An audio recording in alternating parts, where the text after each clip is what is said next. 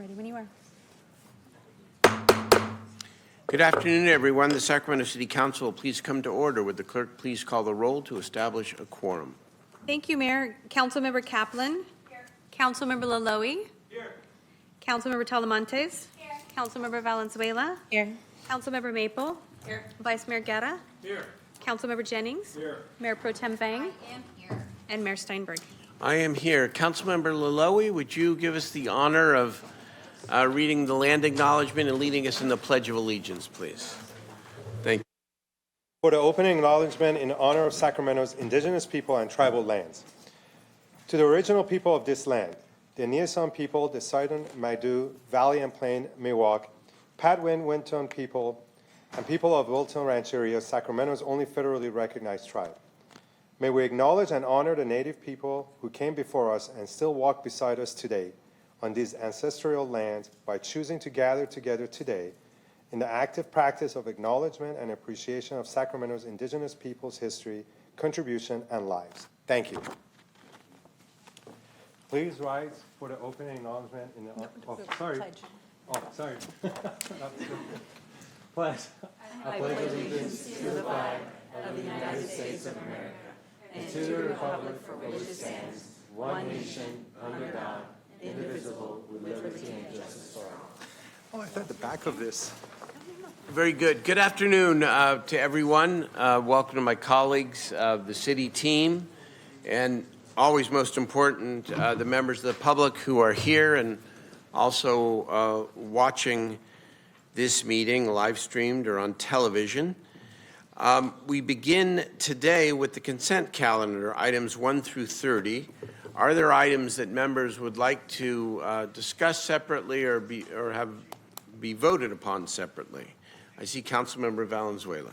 Thank you. I'd like to make comments on item 4 and 29, and then I'd like to pull item 18 for a separate discussion and vote. Hold on. Which one, 18 did you say? Yeah, for a separate discussion and vote. Separate, KV, separate vote. Okay, Councilmember Kaplan.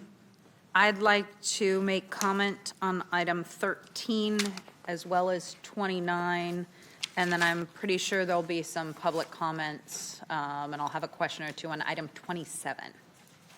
Sorry, on item 27 you want? 27. Okay. All right, very good. Anybody else? Mayor Pro Tem. Just wanted to comment on item number 12. Okay, let's go in item order and begin with Councilmember Valenzuela on item 4. Thank you.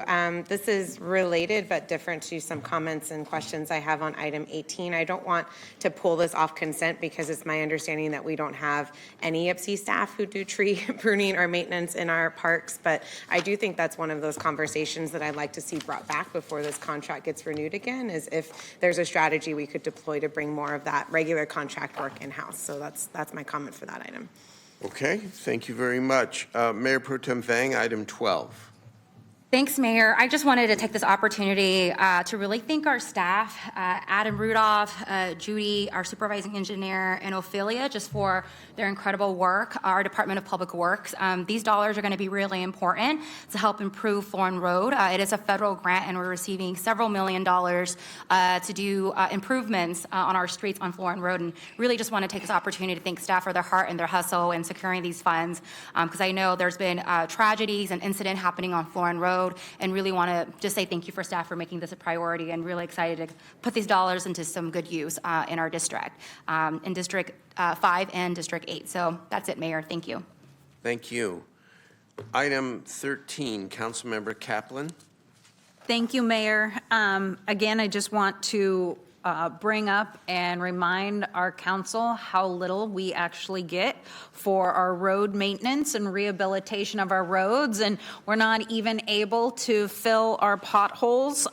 This is an item that we have to adopt that only gets us $12.5 million in Road Maintenance and Rehabilitation Act funding from the state, which I want to put it in perspective. The citywide deferred maintenance backlog is estimated at $298 million in needed repairs, just so our streets and our roads are fair. Not even good, but fair. And this is an increase of 30% since 2020. So the 12.5 doesn't even really hit 15% of what we need in our city. And I appreciate staff putting that forward, but I think it's important to call out that we have to find ways to address our deferred maintenance, because when people call about potholes, we actually don't have the money to fill them. You're right.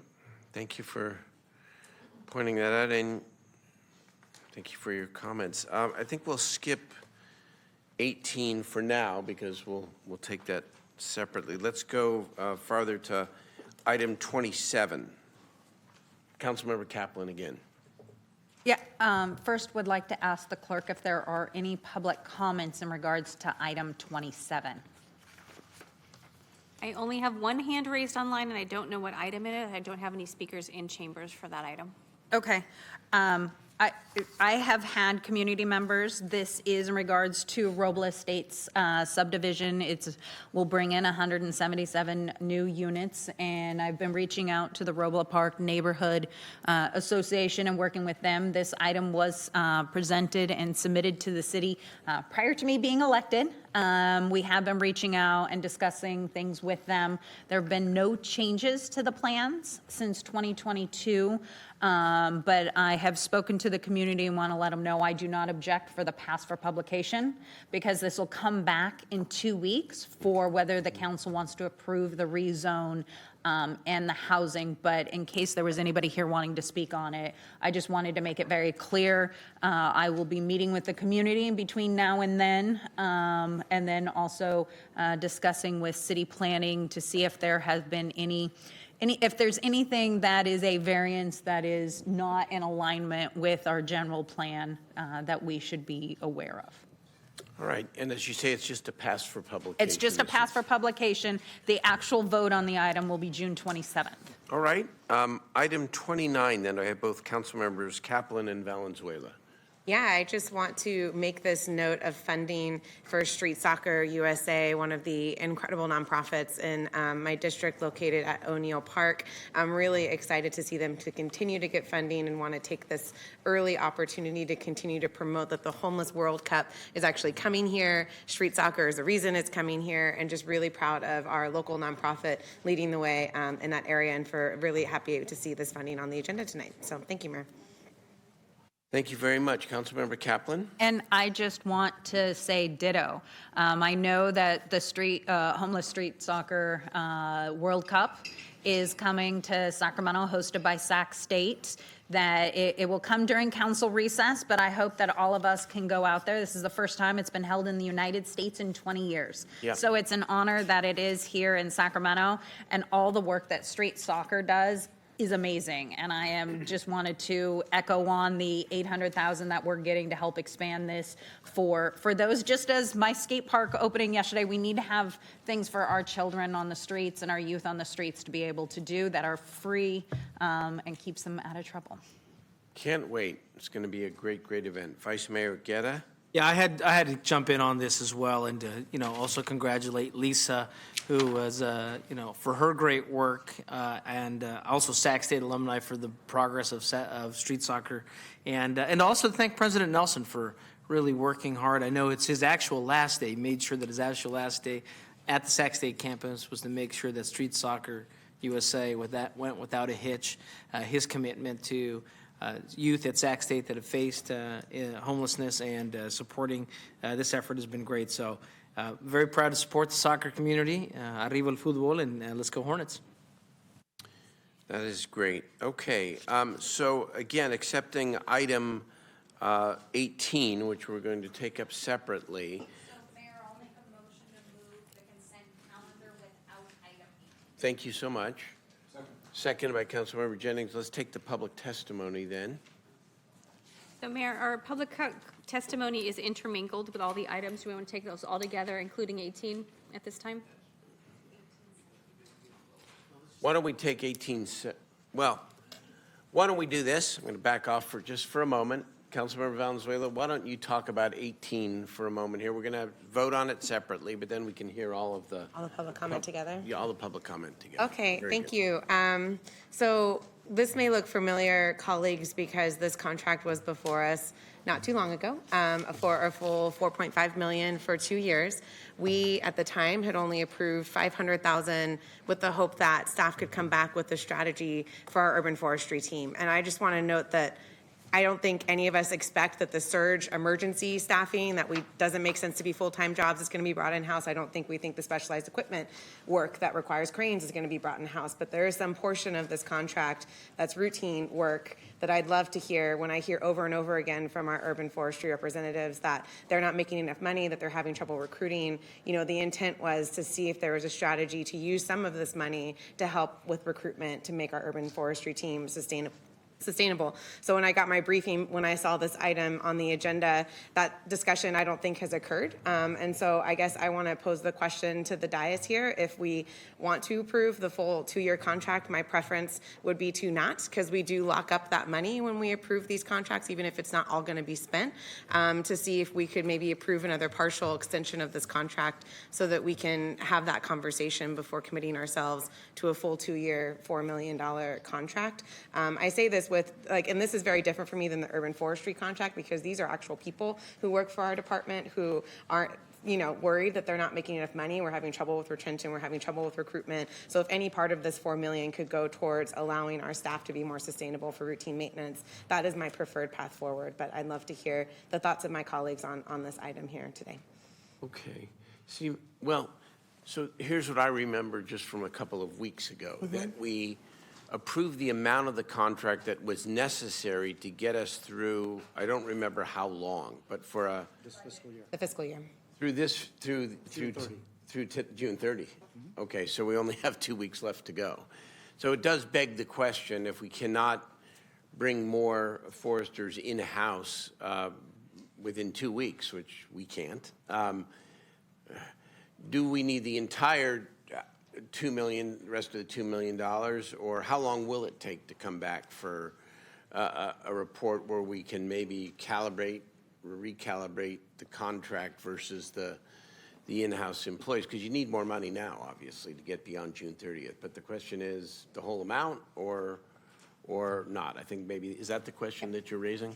Okay. Yeah, you know, so as a kind of refresher here, when we talked about doing this $500,000 the last go around when we heard it, $500,000 was never going to get us to a place where we could come up with a plan, because it requires working with the unions we're in active negotiations with. In fact, I don't know if Local 39 is here. We've had this conversation about embedding into our negotiations the ability to pull some of this work in-house. Realistically, I don't think a year or even $2 million is going to get us there, because it gets to the point of recruitment and, you know, creating potentially new classifications, because we don't have those. Those don't exist. They need to be bargained with Local 39. But I'm good with doing a two-step. We have a $2 million with a $2 million option. Maybe that's a way to half-step it. So it's $4 million total on the table, I believe, Correct. Mayor, for the next 2 years. Correct. Okay, so you're saying through the end of the year, basically, or? To the end of the next fiscal year, and then we have an option to renew. But we come back and have an update in terms of where we are with negotiations. And that's a key, let me reiterate, I think one of the key messages here, not to talk about bargaining from the dais, but in terms of the conversation with Local 39, the contract that is currently being negotiated, that the city manager has indicated to their exclusive representative that he's willing to consider, is that's the right word, embedding in the contract, some process for how we bring more people inside? Yeah, we'd have to have the conversation at the table, and it's, you know, I toyed around with how much we talk about that here, but I'm comfortable saying absolutely. Okay. So 2 and 2, but with a commitment probably reflected in the contract to... I'd love to hear from my colleagues on this. I mean, that seems like a workable solution to me, as long as we hear maybe an update on that before the fiscal year, because I'd hate to end up in the same situation where it's June and we're looking at the end of the contract funding and we're saying, well, we got to re-extend. So like if we can maybe get an update at mid-year, That would be You'd really actually get helpful. an update probably sooner than that, just because it's going to be the basis for the negotiations, and you have to approve the contract here. Okay. So if we haven't talked about urban forestry in this contract before mid-year, we'll do it then. Can that work? Okay. I'd love to hear from my colleagues on this. I'm good with that. So, I do have some questions. oh, Go ahead, Councilmember Lilloye. You know, when I was briefed on this, it's my understanding that bringing this third party will not affect any of our own crew's hours or positions whatsoever, correct, Mr. City Manager? Well, I'm going to ask Ryan Moore to come up and talk about this. He has some of the finer grain details, but yeah, we have a shortage of staff, and so having this contract come in will not displace any of our current employees. Good evening, Mayor and Council. Ryan Moore, your Assistant City Manager. That's correct. So renewal of this contract would be strictly for the routine grid pruning throughout the city. It would not affect the staff that we currently have that does the emergency work, the on-call work, and the near-term work. Great.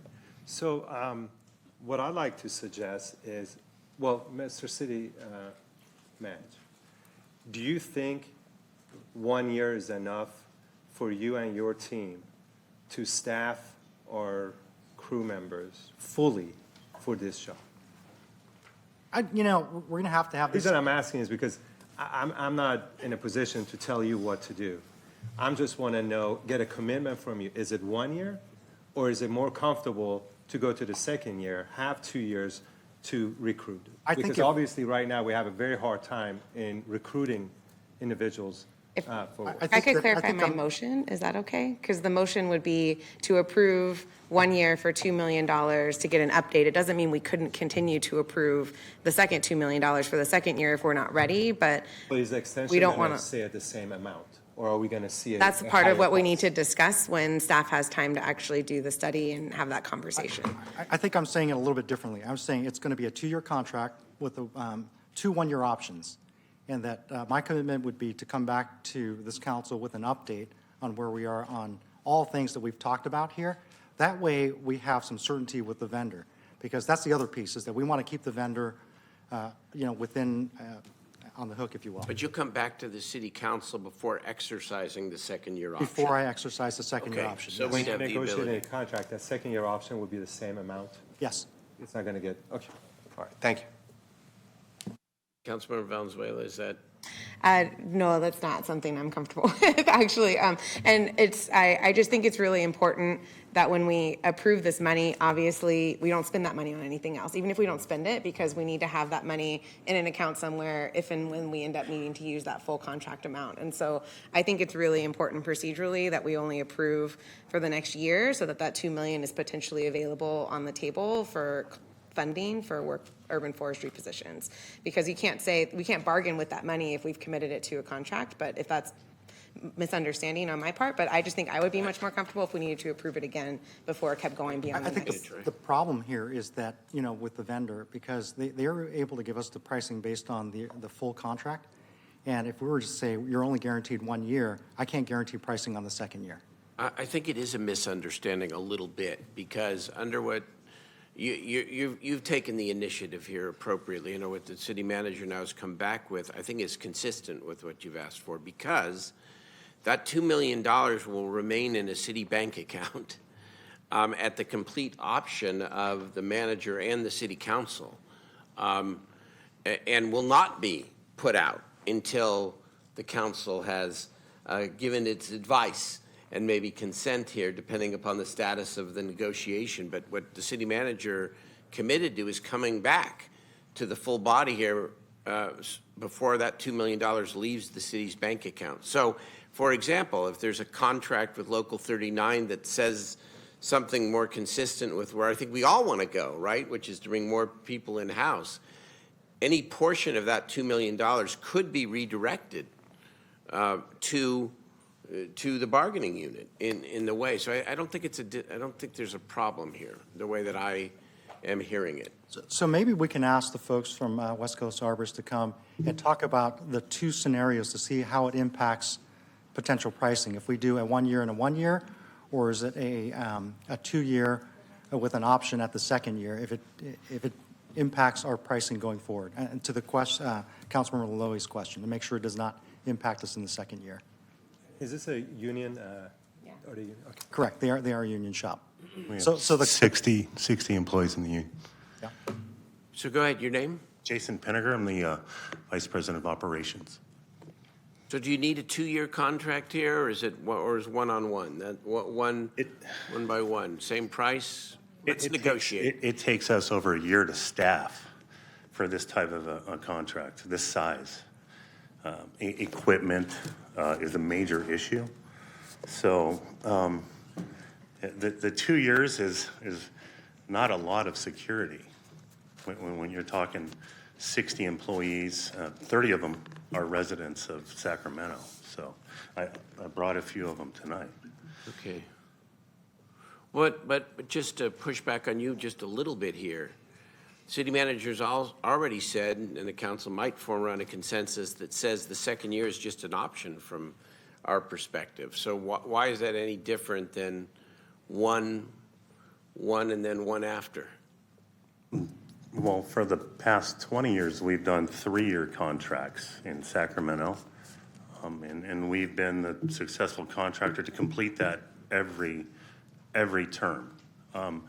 This year was a little different because of the storms, and we went through the entire contract amount in less than 3 months.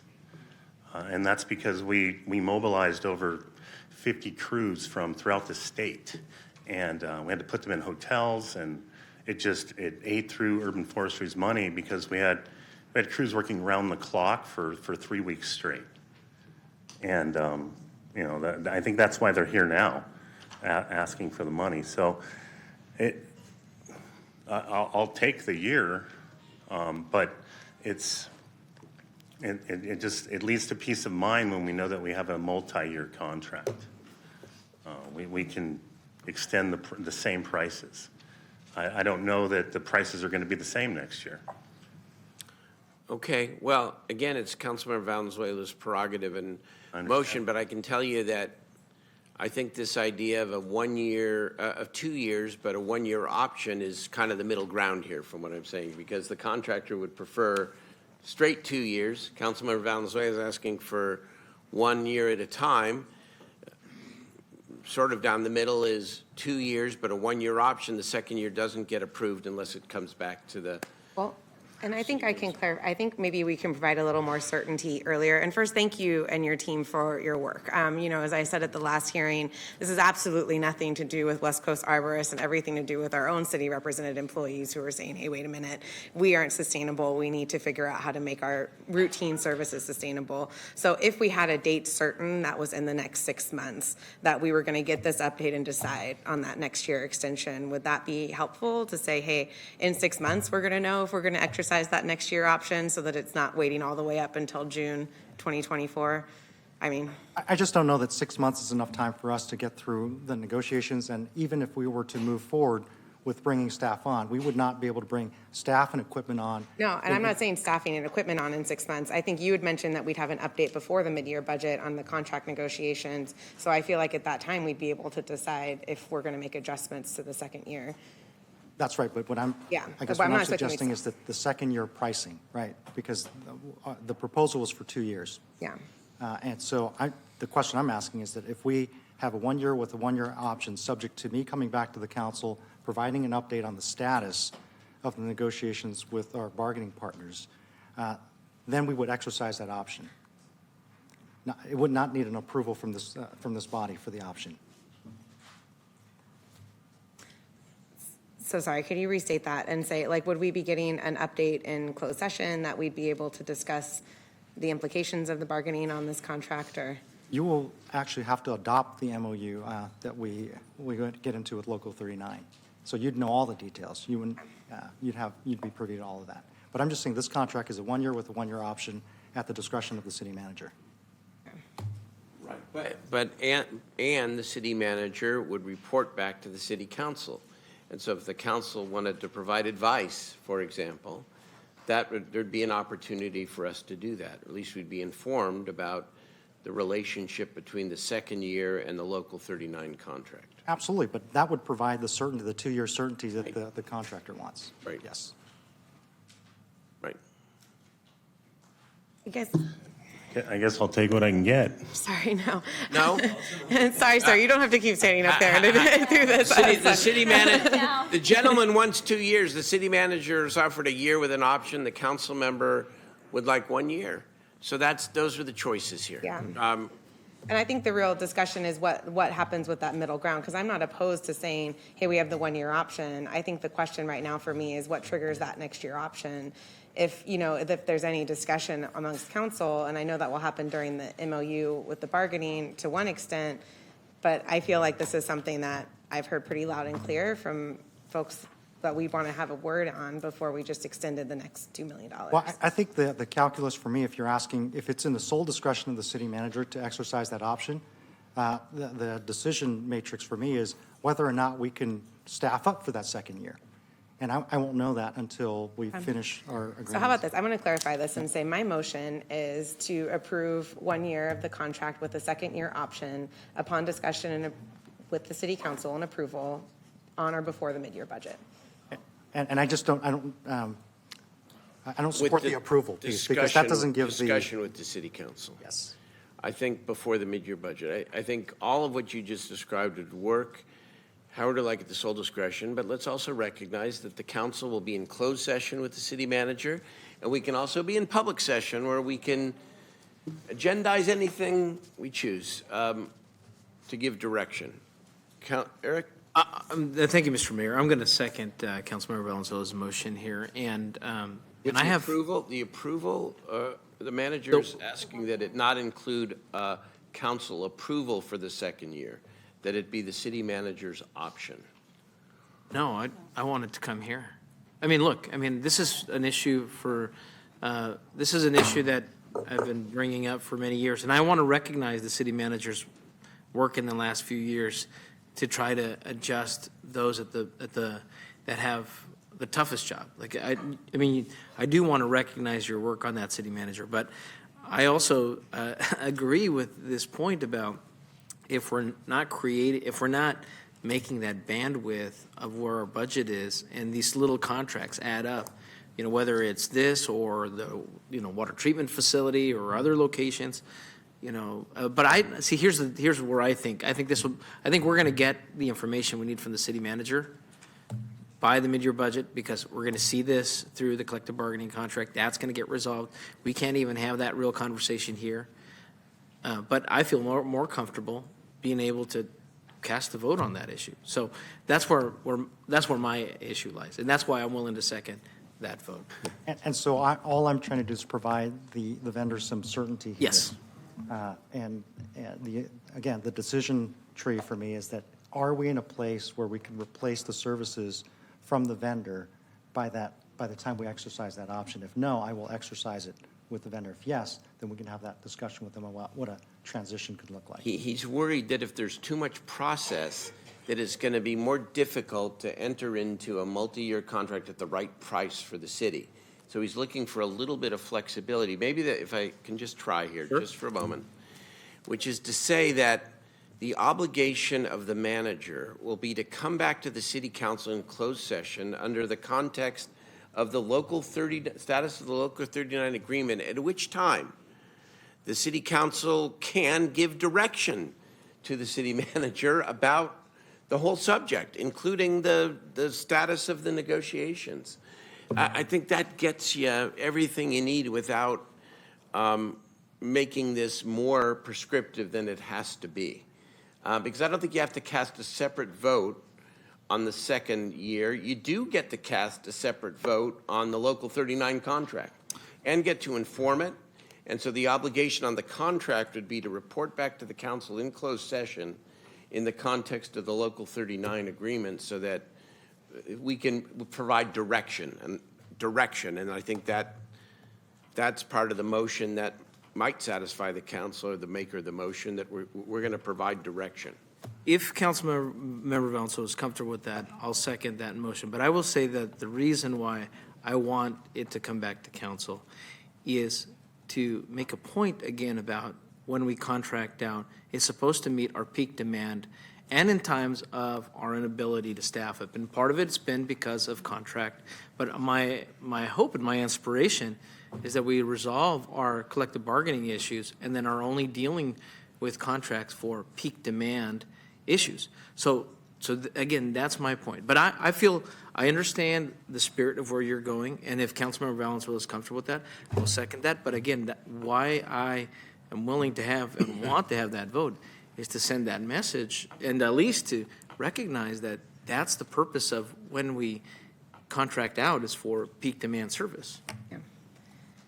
Councilmember, you heard my suggestion, which is to try to finesse this a little bit to make sure that the council has the opportunity to give clear direction to the manager in the context of the 39 contract about this issue and all related. I mean, I guess I just don't understand the operational difference, bringing it to us for discussion versus bringing it to us for a vote.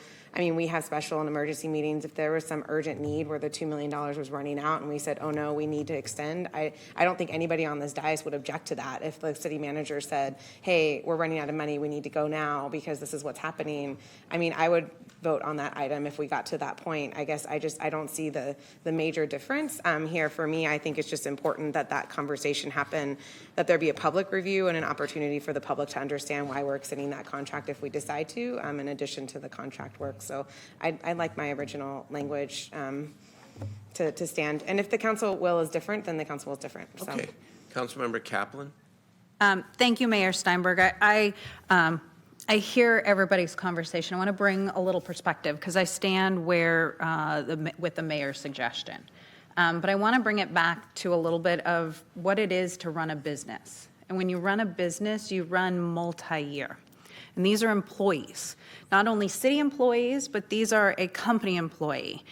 And there is shortage year-round in every company. And so he has employees that are here tonight that see that we might not do a 2-year contract and start looking for certainty with other companies.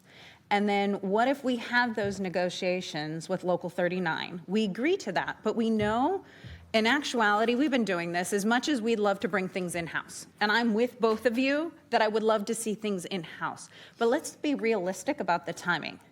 Negotiations, getting the classification, making sure it's done right, bringing people on, training them appropriately. It may take 6, 8, 9 months to do the language and the training, then to go out and when we have to post it, then we have to do the interviews, we have to bring them on. So it's a really quick process if we were to do this even in 18 months, which I hope that we can be able to do this, but you have to understand the balance of a business, because if I was a business and it was a one and another option, I'd come back to the city and say, hey, that second year option, you're not giving me a guaranteed, it's going to cost more. I don't have certainty. I need to give my employee raises. It's going to cost more. So we're actually shooting ourselves in the foot by trying to do good, because I'm with Local 39 and bringing it in-house and how we do that. But it's going to take time. And we have to be realistic, because I don't think there's any of us here on the council who doesn't want to find a way to bring it in-house and pay our arborists so that they actually don't go to a private company. No offense. But it is a business, and where there are holes, there are. So I'm hoping that we can be realistic. I think we all want to have that discussion with Local 39 and bring it in. If it can happen in 6 months and the city manager can say, I can get this staffed in 6 months, but do we really think that's going to happen? Does it work that way? The training and the time, because these are specialized items.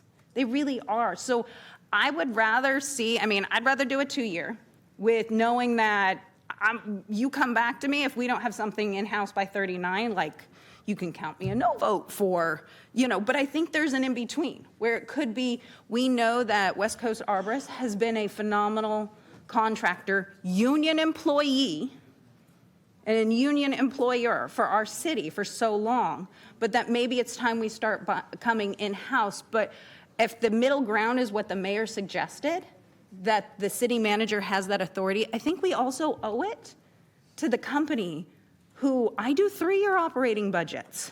So I know how much time and how much it's going to cost, and my clients know when our costs going to go up, so that I can staff appropriately with the items that I need. And I know they have the same level most companies do.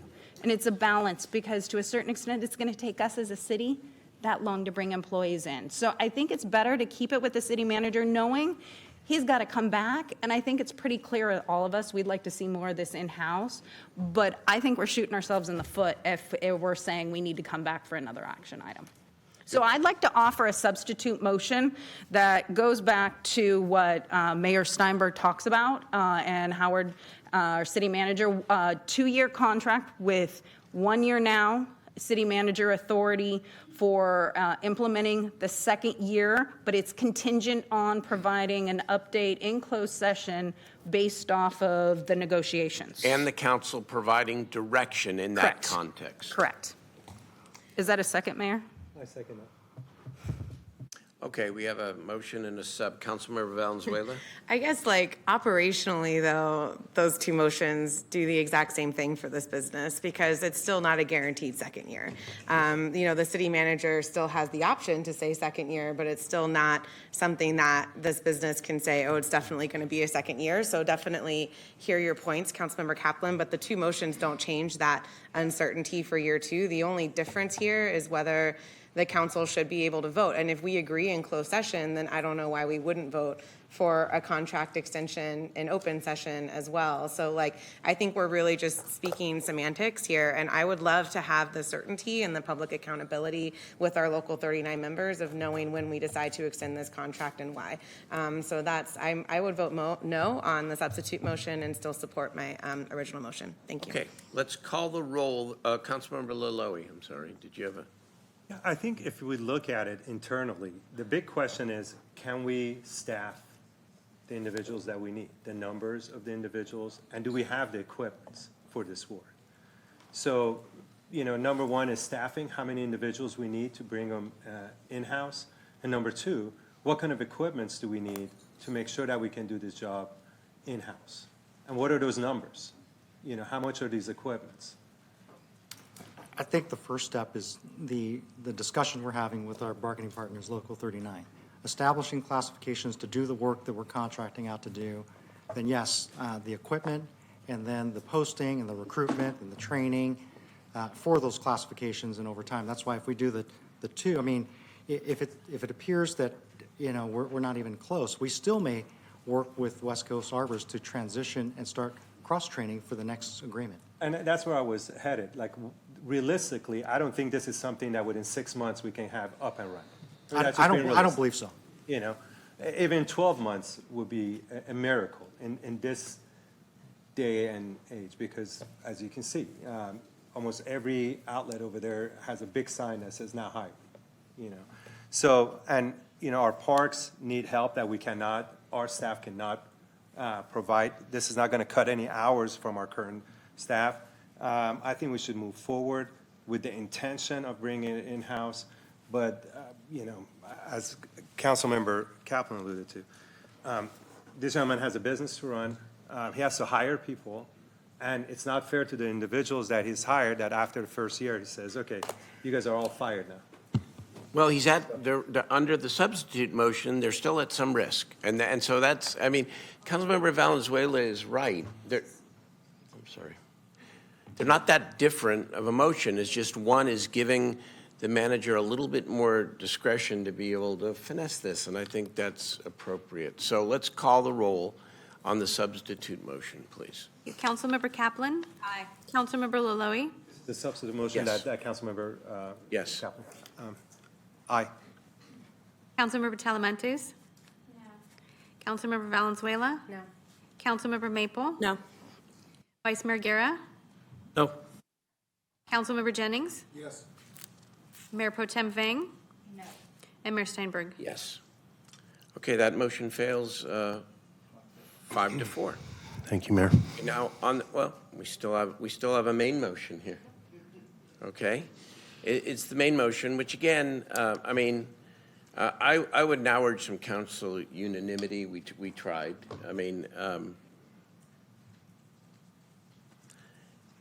Difference in a variation on the same theme. But it's still going to be, the intent is to go as far with you as we need to. And Mayor, I'd just like to put on the record, it's pitting union against union. It's Local 39 versus West Coast Arborist has Local 185 union members. We're for all the union members. Okay, call the roll on the main motion, please. Councilmember Kaplan. Abstain. Councilmember Laloye. What's the main motion? It You guys are like, it is to only require that the second-year option come back to the city council for a vote. no. Councilmember Talamontes. Yes. Councilmember Valenzuela. Yes. Councilmember Maple. Yes. Vice Mayor Guerra. Aye. Councilmember Jennings. Yes. Mayor Pro Tem Vang. Yes. And Mayor Steinberg. Yes. Okay, that motion passes. Okay. Thank you. Hey, that's how We'll be here. that's how the democratic process works here, okay? Thank you so much for stepping up for the city. We appreciate it. Okay. That then is the, Mayor, now we have to vote on consent. Oh, we 'Cause still have where the consent calendar. We have the Sorry. consent calendar. And I have And public public comment. comment. public comment on the remainder of the consent calendar. Go right ahead. Go. Thank you. So members of the public who wish to address the council should complete a speaker slip, which can be found at the back of the room. Speaker slips need to be turned into the clerk prior to the beginning of each item. If you are in chambers, fill out a speaker slip. If you're on Zoom, raise your hand. So that everyone has the opportunity to address the council, members of the public are asked to observe the rules of decorum. Council rules of procedure outline decorum expected in chambers and can be found on our website. The copy is in the back of the room and is summarized on the back of the speaker slip. For instance, use of swear words, yelling from the audience, physically threatening conduct, and displays of disrespect are discouraged. The presiding officer will request that a person cease disruptive conduct, and if not immediately stopped, the presiding officer will direct the person to leave the meeting. Cordless microphone, assisted listening device, and parking validations are also available from the clerk. I have 14 speakers on the consent calendar. The first is Evelina Pita, then Amrit Sandhu. So Evelina Pita on item 4, Amrit Sandhu on item 4. Evelina Pita? Yes. That's on Hi. item 4. Yes. Hi, my name is Evelina. I'm representing the Sacramento Brazilian Center. We are coming here to fight for our center. We need some funds. I want to bow for the... Item 4 is the non-professional services contract regarding tree pruning. no, Is that that's what you're not. speaking on? Thank No. you. So please be seated. Okay, thank you. Amrit Sandhu, I think you were item 4. I am, yes. Thank you. Hello, Mayor, members of the council. I'm Amrit Sandhu. And regarding the tree issue, in the conversation about it, I want to just reiterate that running the city is not a business. This city is a community. And we are not pitting unions against unions. Moving these services in-house, which I'm hearing is the goal, is what's going to provide the most stabilities to workers. Workers like my dad, who was a tree trimmer for SMUD, back in a time when that was a union job, and that's how he was able to not be a farm worker, move out of the new Helvetia housing projects, raise a family, and send me to college and then law school. In law school, that's called an unskilled worker. I think all workers have skill. And I think it's worth the time investing in the process that's going to bring them in-house. Being aware of time, I just want to say also that this council, maybe not all of the members on it now, but several of them took disastrous steps for the city of Sacramento in repealing 5 sections of the city's tree ordinance that removed protection for heritage trees and removed the ability for the city to care for those trees. And then you saw that in these storms. Not only were protections removed, but a penalty was enforced up to $500 for people who are not caring for their trees. They might not even know that they must. I have 37 seconds left, and I could go on. But I want to say climate chaos is an emergency.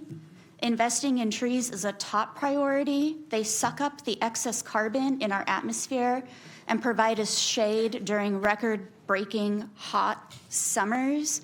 Please invest in your city arborists, and please protect our trees. Thank you.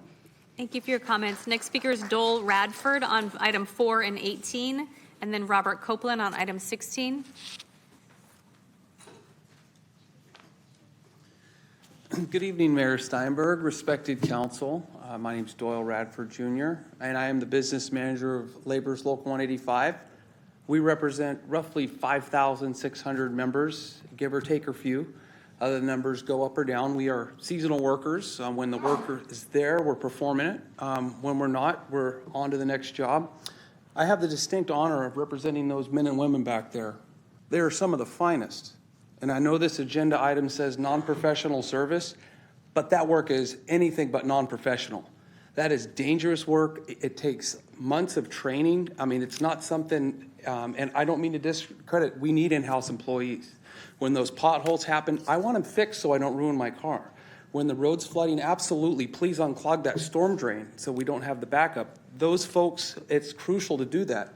But when it comes to the services like trimming the trees and keeping the power lines safe, or cutting a tree down that maybe fell on my neighbor's house so it doesn't do any more damage, that's who I want doing it. Those folks that do it day in, day out.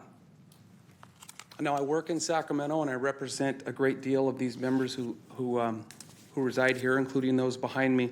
But I live in Roseville, and I've had the honor to serve on some commissions, including our parks and our transportation.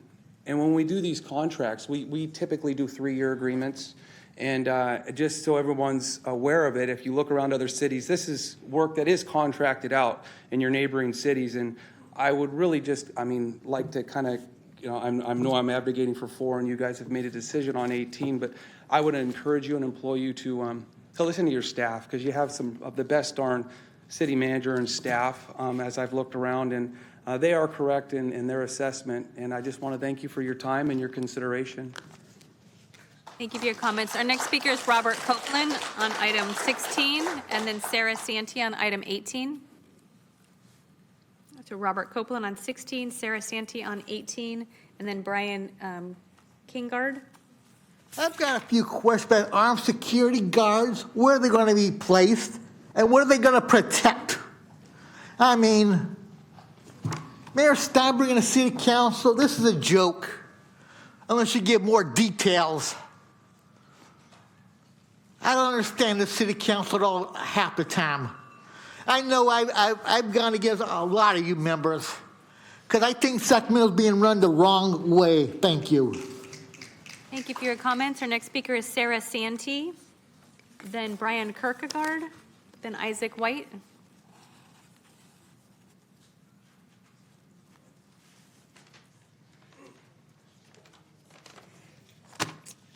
Good evening, council members and Mayor Steinberg. My name is Sarah Santee. I am one of the employees at West Coast Arborist.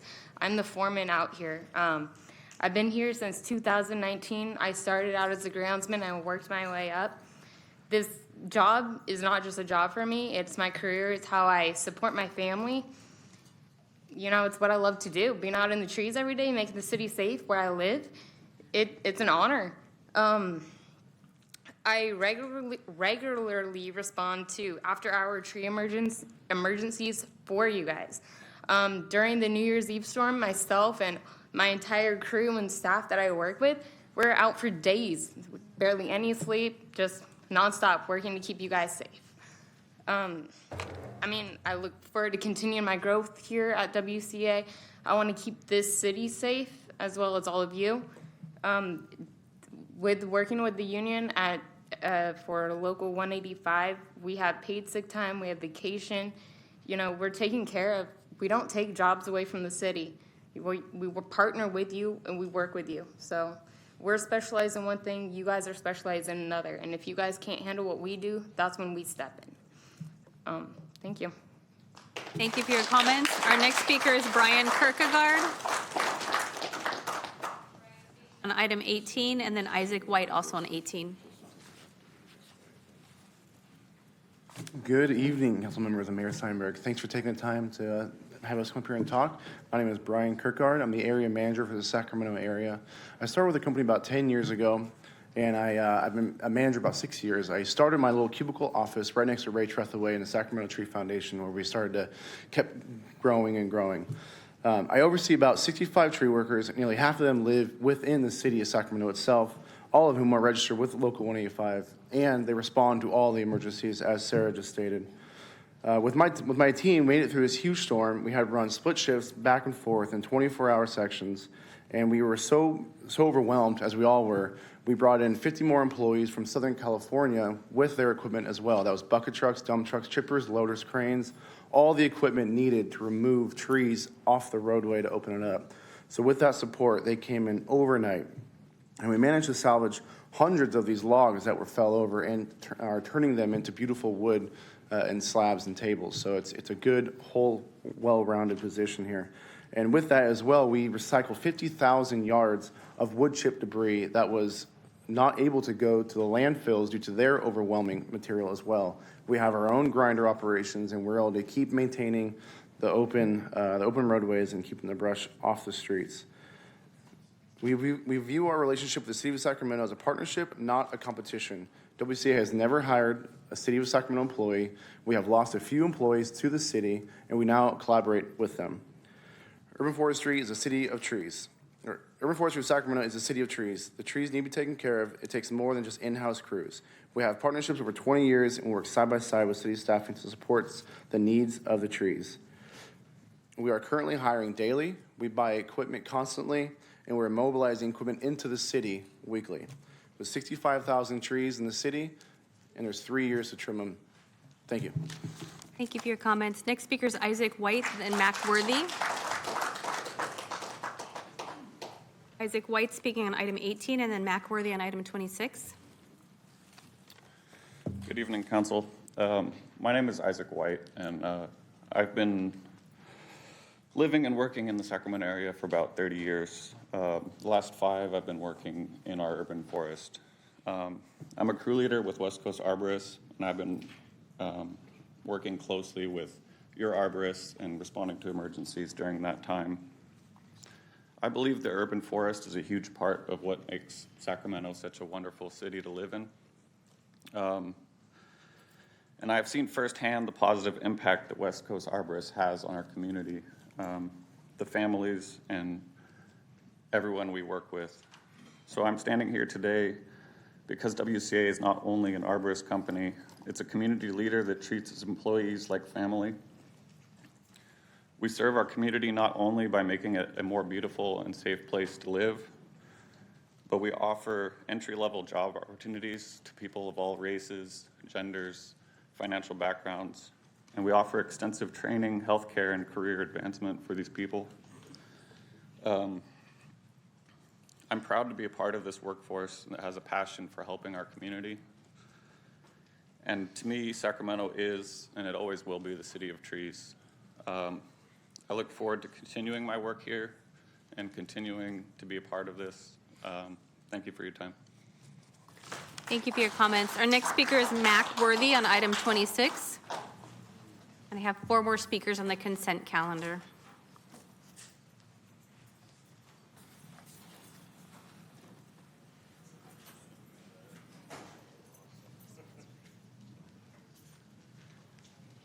You have to wonder sometimes, what are you trying to tell the public? You say suspend competition. That's what 26 is saying. Suspend competition on what? You spend enough time on a damn union, and these kids ain't making no big money on no union, but that's a vote for you. Or that's a vote to raise money for you. That's all it is. Tell them the truth. Tell them the truth. I cut trees down. I can show you pictures of cutting the tree down 30-something foot high right there in the park. Rent the equipment and cut it down. It's the idea is pruning the tree is the technique, is the technical part, is balancing because you are on a hot pan. You don't have a tap root. They will blow down. When it gets dry, it will blow down. So if you don't trim it right, more limbs hanging over there, it's gone. The same thing I told you the other day about the public works. Now, that could have been on call instead of a union to young boys that learn to run a chainsaw, sell the wood for fireplaces. The tree that trim the small stuff, they take it to the shipyard for pounding. Tell them what's going on here. You are playing Russian roulette with this city labor. People, I never was in a union, and I'm anti-union because the people are blind. pay somebody else for your income, you have a problem. I've been at my work for 50 years, right here. Made money. You can't make no money when somebody else taking out of your check plus the government. Can you go and buy an $800,000 house out of that check? No. People tell them the truth. Thank you for your comments. Our next speaker is Dylan Hoy Bianchi. We have 3 more speakers online. Yeah, can you hear me? We can. Excellent. Yeah, I'm calling in on item 18. Sorry, my voice is a little hoarse. Been sick this week. But actually, sort of unusually want to praise the council for something they did, which is not something I do often. But I actually really want to commend you for the way you voted on this item. Because as Councilmember Valenzuela pointed out, the uncertainty really was the same with either motion. And uncertainty, frankly, is just sometimes a part of doing business. Obviously, if you're a business, you prefer not to have it, but sometimes it's there. And if the city's planning on moving towards in-house tree removal, there's going to be uncertainty. But I don't really want to comment on the specifics of, whether it's right to go in-house or keep with WCA or anything like that. But specifically, what I want to praise y'all for is the actual issue at hand here between Katie Valenzuela's motion and the substitute motion that was introduced. The difference between the two was whether or not the city manager got sole discretion over the issue. And I would like to praise the city council for refusing to give the city manager sole discretion over that issue and recognizing that you as a city council do actually have power in this city. Howard Chan doesn't run this city. I would just like to encourage you to do this more often in other areas because it seems like very frequently y'all are all too willing to just do what the city manager would like you to do, do and not push back and leave him with discretion to do things. And I think that's a mistake because I think that a lot of the decisions he's made as city manager have been quite bad. So I think I would encourage the city council to push back more against Howard Chan in some areas. Notably, one that came up recently was his seeming refusal to hire I'm sorry, I'm having trouble thinking of the right words, the chairperson for the DC Department of Community Response. I'm running out of time, but anyway, just wanted to thank you all for that vote. Thank you for your comments. Next speaker is call-in user 2. Yes, this is Lambert, and I'm glad I followed the person who just spoke because I really don't. I do not believe the city manager should have sole discretion. That's too much power, and the mayor and city council do have 2/3 vote. Now, I did want to say that I have mentioned these 2 words, and I heard this tonight. It's called bid rigging and bid peddling. And literally, I heard bid rigging and bid peddling during this council, going back and forth about what I run a business too. And if you go into the business world, you take your lumps and your chances. Number one, I'm a native, and I know for a fact that I have never seen a storm like the one I just saw this past winter. I'm talking about I've never seen that, which tells me that they don't happen very often. So each contract should be justified to renew because there's not big storms in Sacramento all the time like that. So there shouldn't be that. I heard illegal activity tonight, talking about it's going to make them uncomfortable and all that. That's the way it goes in business. And this is our taxpayer dollars, not up to the discretion of somebody who's loyal to the unions. So I'm with the last speaker. Shout out to Katie Valenzuela and Vice Mayor Guerra for putting that foot down and saying we need to go this way. And I agree with that. Thank you. Thank you for your comments. Jeffrey P. is our final speaker on the consent calendar. Yeah, I would like to comment. I think it's a pretty good idea that you guys didn't allow for the city manager to have control of the one decision. I do agree with a lot of the people that have called in today, as well as some of the speakers. I would like to see the city of Sacramento protect the infrastructure, being as we do have a lot of trees falling down. I don't find it unreasonable to give the man 2 years, being as he does normally do 3 years on the contract. But I do agree with the fact that the city manager shouldn't be the lone person to have control of the decision. Another comment that I'd like to say is it's crazy that you guys promote love, not hate, but at the same time promote hate. It really bothers me as a citizen in this community that you've allowed domestic terrorists to infiltrate your city council, and you allow people that promote Brown Beret and La Raza to have a voice, and at the same time call other people racist and Nazis and bigots.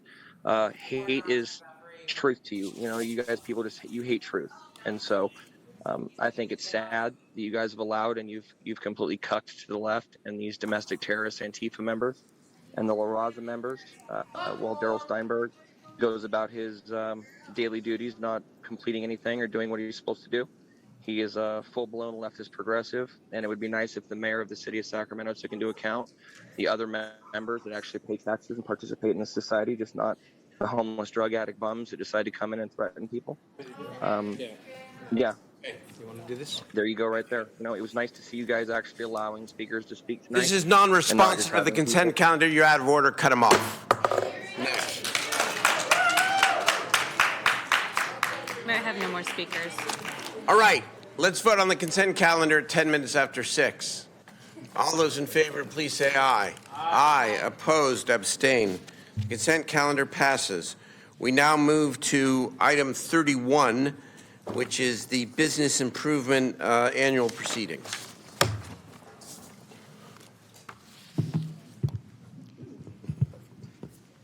Good evening, Mayor and Council. I am Suzanne Tan with the Finance Department. I'll give a quick overview of this item.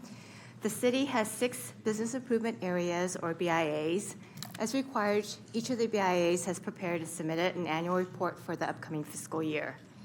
The annual reports specify the expenditures for the various programs within the BIAs, the rate of assessments, and the types of programs the assessments will be used for. There are no changes to the BIA boundaries or the method of levying the assessments. That concludes my overview of the item. Staff is available if you have any questions. Okay, we do have the Vice Mayor. Do we have public testimony on this item, Madam Clerk? I have no speakers for Okay. item Mr. 31. Mayor, I want to Vice just Mayor. thank all the Business Improvement District board members and folks who volunteer for them and participate in it, and all the businesses who are involved with it. I'll open and close the public hearing and move the item. Okay, all in favor, please say aye.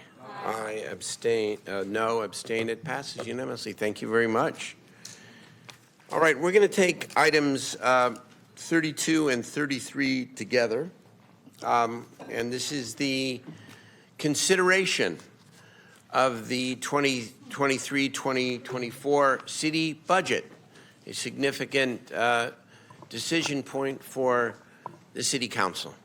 I want to thank you all again for your hard work over, for many months, you especially, for your incredible work and for bringing all this together and what it takes to get to this night. And no matter what the outcome is, your work and the work of your team has been very sound, and we want to thank you.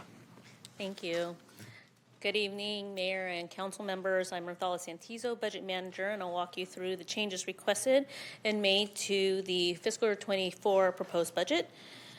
Okay.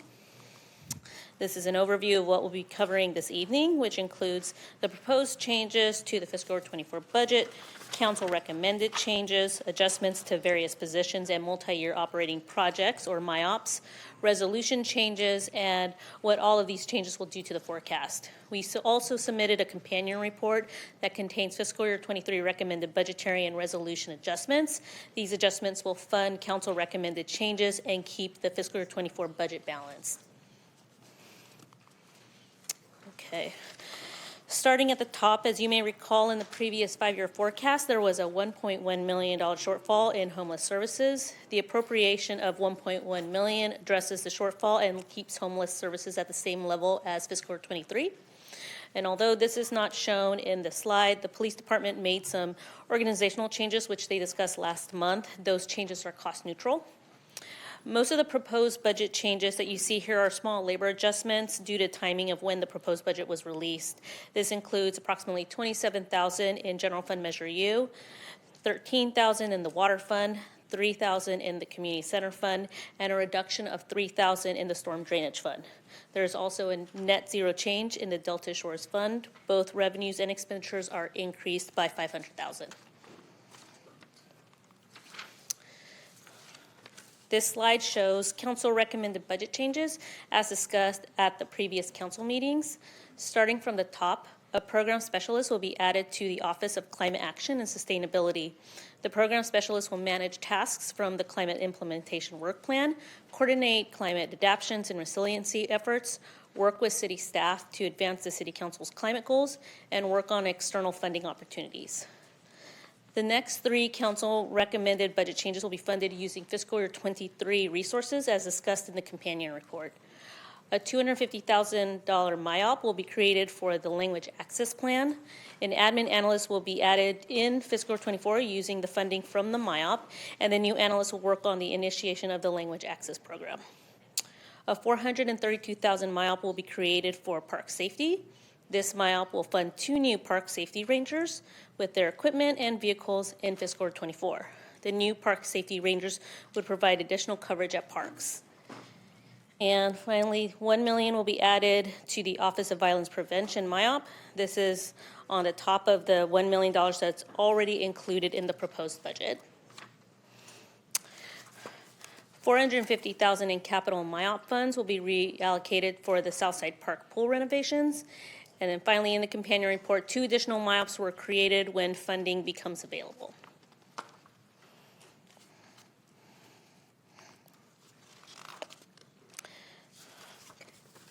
There are several position and MIOP adjustments conducted in the fiscal year 24 budget. Positions and MIOPs from the Office of Youth Development and Climate Action and Sustainability were moved from the City Manager's Office to YPC and Public Works. Public Works is also moving another position into the Office of Climate Action and Sustainability from their Business Operations Division to increase staffing levels in that division. And then finally, one position from Finance will move to IT in fiscal year 24.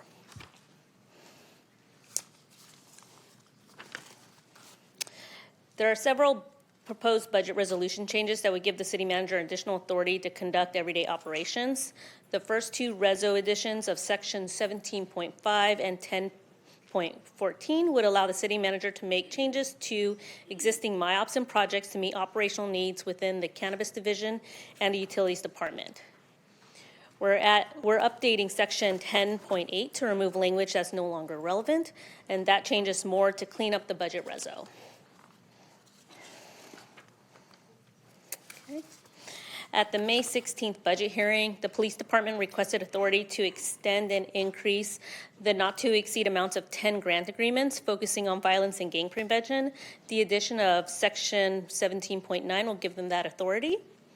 And then in the companion report, there are 2 resolution requests. The first one would establish MIOPs and funding for council recommended programs and projects in fiscal year 24. The second would allow carryover authority to provide resources specifically for youth field maintenance in fiscal year 23. We are also recommending that this language be added to the fiscal year 24 budget reso, which will allow the carryover to be conducted every fiscal year. And this carryover would address the large backlog of deferred maintenance for sports fields. And finally, as recommended by the Budget and Audit Committee on May 30th, language is added to the budget reso to allow the city manager to fund a new $500,000 contract for the field network with fiscal year 24 funding. This funding is contingent on an audit being completed, compliance of audit fundings, and the council's approval of the contract.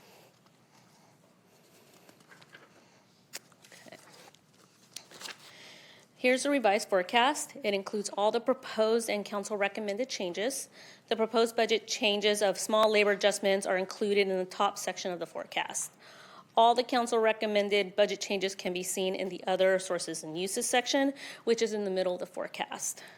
The $500,000 for field network is added to the bottom row.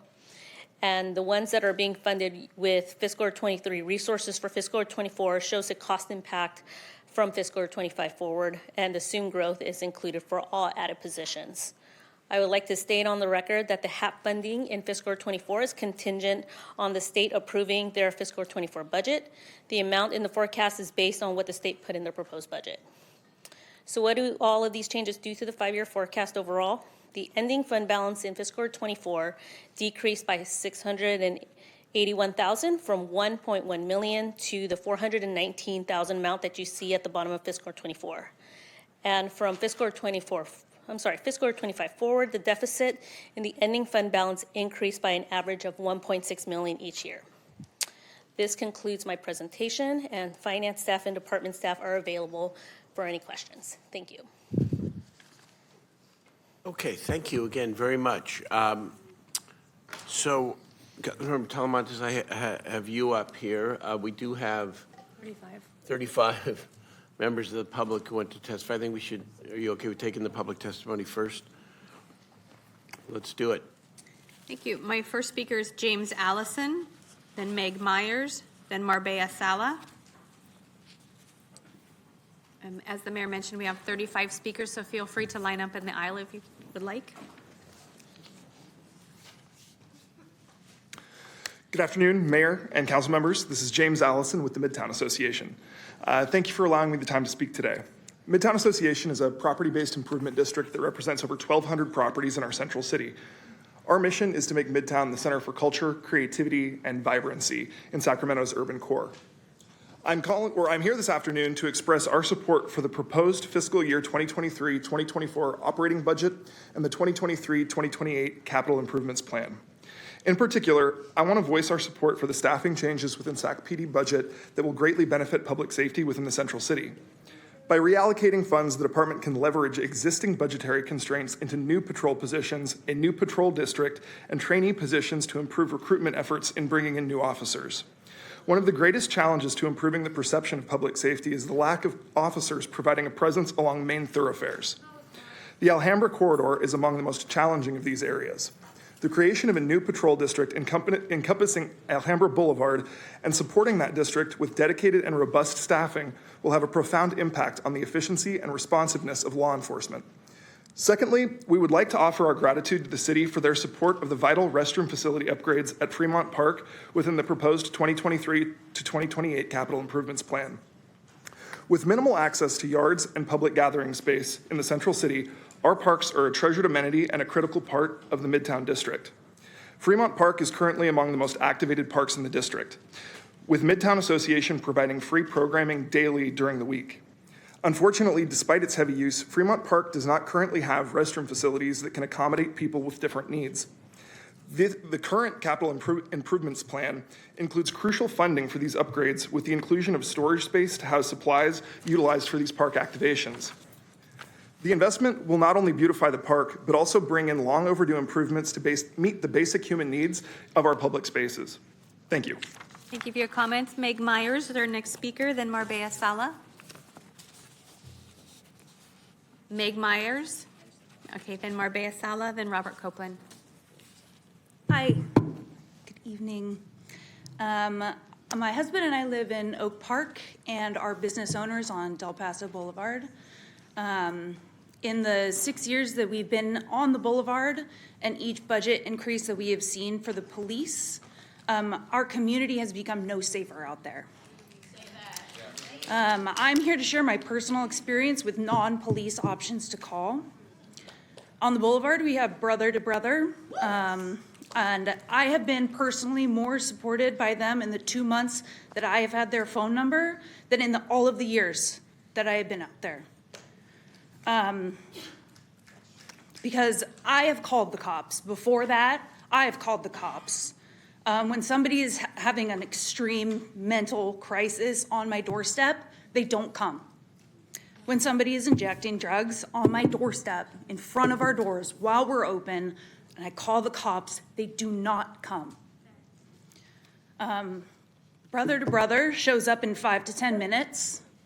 They help me disperse without any force or any weapons a threatening group of men that is congregating in front of our door, threatening our customers. They help us do that, and then they come back and they check back in with us afterwards. It's incredible.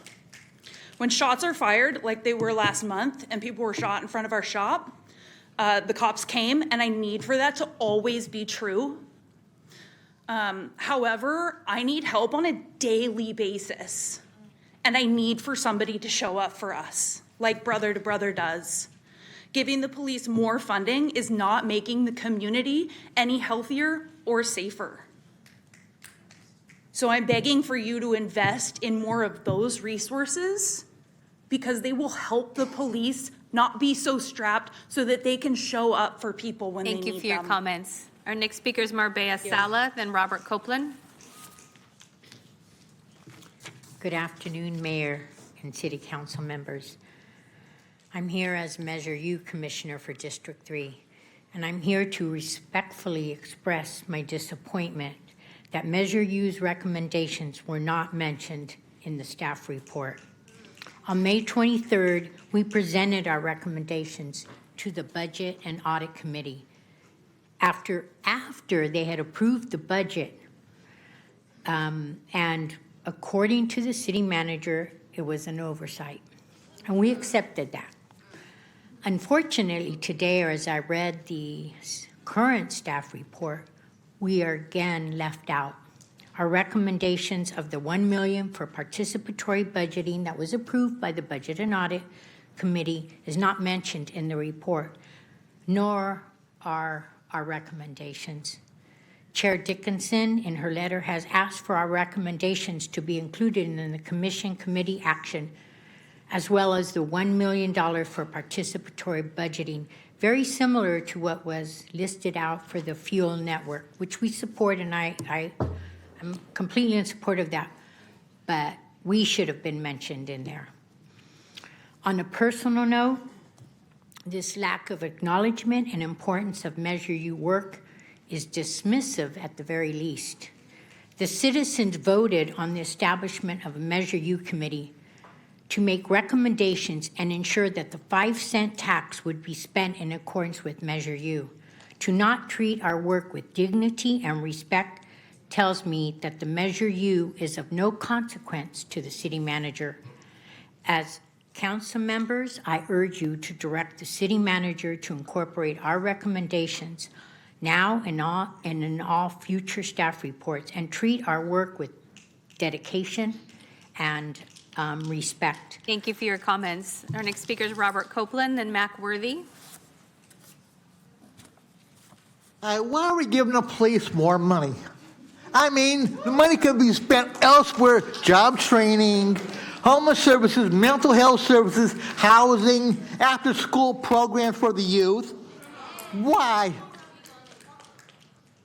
Are they making us any safer? I live in Midtown, Sacramento. Kitty Valenzuela did. I'm going to vote for it next year. I mean, really?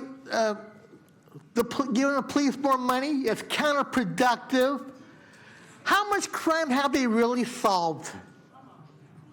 I'm talking about violent crime, like home invasion, rape, murder. How much have they really solved in Sacramento? You've got to give up people the reason to go out on the streets, and the police are not it. I mean, they're good at homeless sweeps, which I disagree with. I don't know how much time I have left here, because I'm not on the clock. You have 8 more seconds. I mean, really, Sacramento, you can do better at making the public safer. I don't think the police department's doing a good job. Our next speaker is Mac Worthy, then Michael Swenson.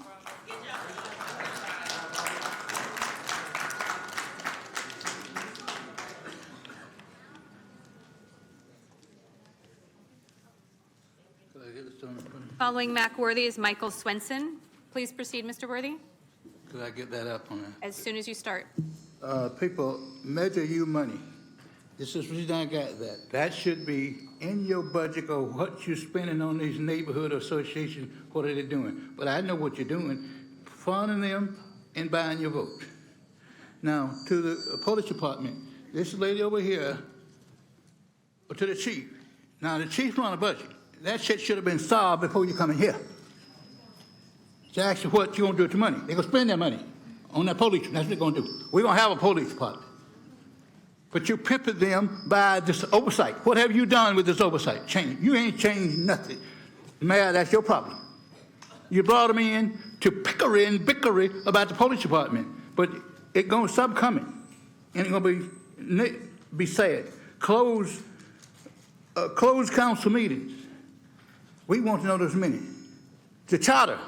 This here going to give me that charter. Just going to give me, and I'm going to file it. 8,000 nonprofit organizations, just the city. That's how you buy your vote. Fund them and get your vote. We want the police department to have as much money as they can have. We want the fire department, instead of you riding on a damn fire truck, did you learn how to put the brace down to go up the ladder or hook up to a hole? Hell no. We ain't no garbage like that. So wake up, people, because the train is coming. And I'm going to be part of that train. It's to expose you of abusing taxpayers' money. Thank you for your comments. Our next speaker is Michael Swenson, then Jay Franco, then Jared Johnson.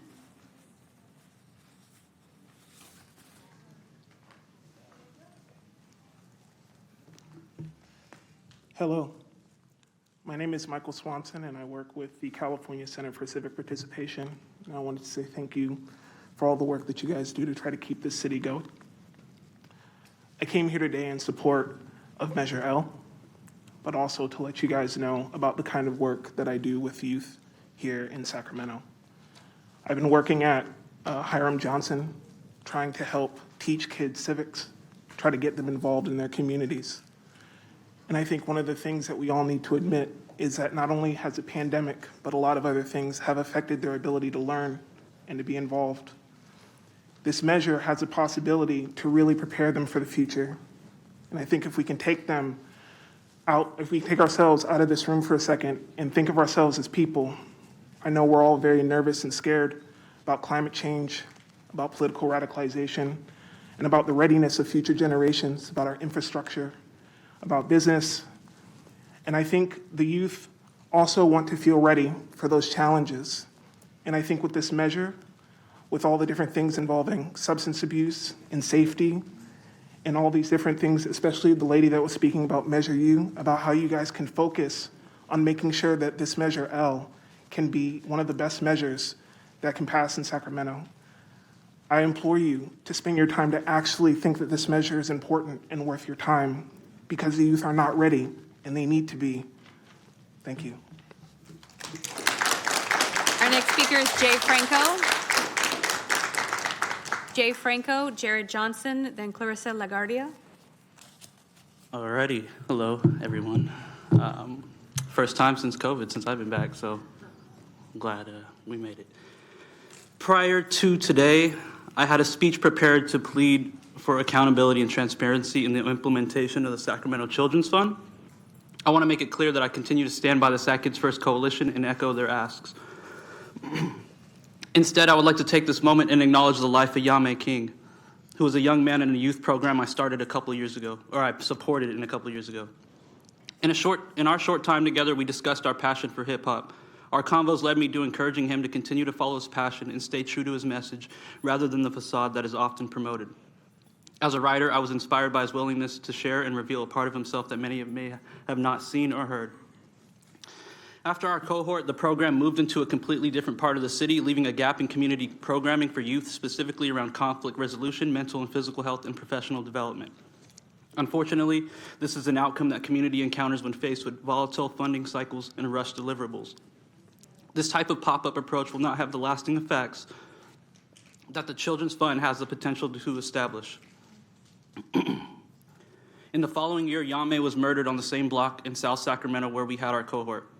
I know I would have found pride knowing Yame accomplished anything after our cohort. Therefore, I feel a sort of compunction for not advocating harder for the program to stay.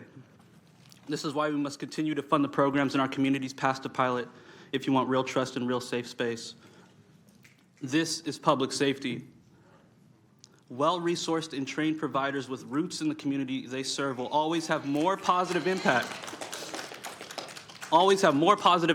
than traditional unaccountable reactionary services we are used to. Please implement the Children's Fund with the original 5 focus intent. I want to say RIP Yame King and peace and love to his family, And RIP to all those left behind, forgotten, and ignored by the funders that be. Thank you for your comments. Our next speaker is Jared Johnson. Our next speaker is Jared Johnson, Clarissa LaGuardia, and then Razel Ramel. Hello, City Council. I'm kind of here in two parts. One, to support the Sacramento Children's Fund, and two, to urge you to not continue to fund the police that I think is eating up a huge part of our budget, as well as making this community unsafe. In Sacramento County, there's a foster care facility that houses about 15 youths, and it's been under a tremendous amount of scrutiny. I'm sure you all have heard about it, but it's a facility that has been deemed unsuitable for taking care of children. It was a detention center. The children are in rooms with beds with toilets in the rooms, and the county is calling it a crisis, but they don't have anywhere to put 15 youth. In turn, they decided to give the sheriff of the county $5 million to police this detention center for foster youth who have done nothing to be there. This is a county issue, but these kids are in our area and they need a place to go. Why don't we create more spaces for foster youth? We do not need more cops, badges, cages. We need to have more places for our community to thrive. Thank you. Thank you for your comments. Next speaker is Clarissa LaGuardia, then Raziel Ramel. Good evening. My name is Clarissa LaGuardia. Many of you already know me. I wear many hats, so I'll skip that. I've been a resident of Sacramento for the last 20 years, and I want to express my sincere gratitude to Vice Mayor Guerra, who walked away, I don't know where he's at, for engaging with community leaders over the course of many years on the issue of language access, and to Mayor Pro Tem Mai Vang for also working collaboratively to ensure our city moves forward on this issue. I'm happy to, and for all of you for adding your voices to this issue and backing it. I was happy to see that there's $250,000 approved or allocated for it for an administrative analyst. So I'm here to ask you for the following. Please involve and engage and listen to community stakeholders as you draft the language access ordinance and policy. I've been working with the LEAP group, so on the ordinance, but I have yet to see a draft of the policy from the city manager's office. This document should not be developed behind closed doors. I also want to ask that the person be housed under the city manager's office so that they have the authority and resources to enforce, implement language access measures citywide. I don't want this person to be busy doing clerical work, so if they need support staff, they need to have their resources also to pay for more of the services that need to be increased. I also want to urge you explicitly to avoid doing the bare minimum. Spanish would be the bare minimum. So I want to ask you to please allow me to help you to develop the formula for the methodology for thresholds. Sacramento deserves better. We're the state's capital, so I want to ask you to do that. Also make sure that the language access is culturally appropriate. So the way to do that is by clearly defining what that means. I'm also here supporting the Sacramento Children's Fund, so please fulfill the will of the voters. And that's that. Buenas noches. Gracias. Thank you for your comments. Raziel Ramel, then Jenilyn Prana. Raziel, then Jenilyn Prana, then Michael Lozano. Hello, and thank you to our mayor, council, city clerk, council, city clerk, and city staff for allowing me to speak. In addition, thank you for your work on the recruitment for the Sacramento Children's Fund Planning and Oversight Commission. My name is Rachel Ramel, and I live in District 1, and I am commenting as a community member and representing the California Center for Civic Participation, as well as Sac Kids First. I work closely with youth in terms of civics, and in my work, I find that youth who are impacted most by poverty, violence, and trauma lack the civic knowledge to be a change maker and be leaders within their own community. We shine light on the idea that youth are the future, however, we never give them the tools to succeed. The youth I work with has continuously mentioned to me that they are lost, jaded, and in need of support, and that is why I want to assure that the city will be transparent to all community members, especially for the folks who have voted yes on Measure L. on how they can intend to spend the funds this fiscal year. With that being said, what specific strategies will go into place to ensure the 5 priorities will serve Sacramento youth are fully met as intended in Measure L? Thank you. Thank you for your comments. Jenilyn Prana, then Michael Lozano. Jenilyn. Good evening, City Council. My name is Jenilyn Pond, pronouns she, her. I am 18. I graduated from Hiram Johnson last year and currently work at Youth Forward supporting youth mental health in SCUSD high schools such as Burbank, Legion, Rosemont, and Hiram Johnson. First, I'd like to thank the City Clerk's Office for their work on the recruitment of the Sacramento Children's Fund Planning and Oversight Commission. I am here today to comment in favor of the Children's Fund and on the fact that there's no indication on how much will be spent from the Children's Fund on staffing and consultants. If there's a number, we would like to know. Also, as a youth experiencing many of the hardships in Sacramento, I'd like to ask the Mayor and City Council to focus on preventing and reducing youth homelessness, including foster youth transitioning into adulthood. I care about this priority because I've seen and experienced youth homelessness. I didn't have a present mom, dad, or even a family. From 8th grade to senior year, 13 to 17 years old, there were times where I had to sleep at train stations, in cars, or at a friend's house, and no one came to get me. There are too many youth that are homeless, hungry, and hurt. I continue the work that I do today to give back to my community. I want to uplift. This is very important to me and my community. I don't care about my story. I care about the next young leader not becoming a statistic.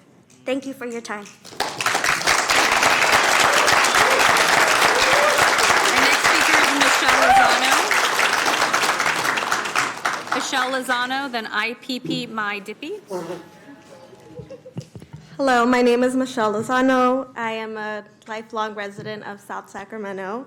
I would like to thank the City Clerk's Office for their work on the recruitment of the Sacramento Children's Fund Planning and Oversight Commission. I ask that there be transparency on how much Measure L funds will be spent this year on staffing and consultants.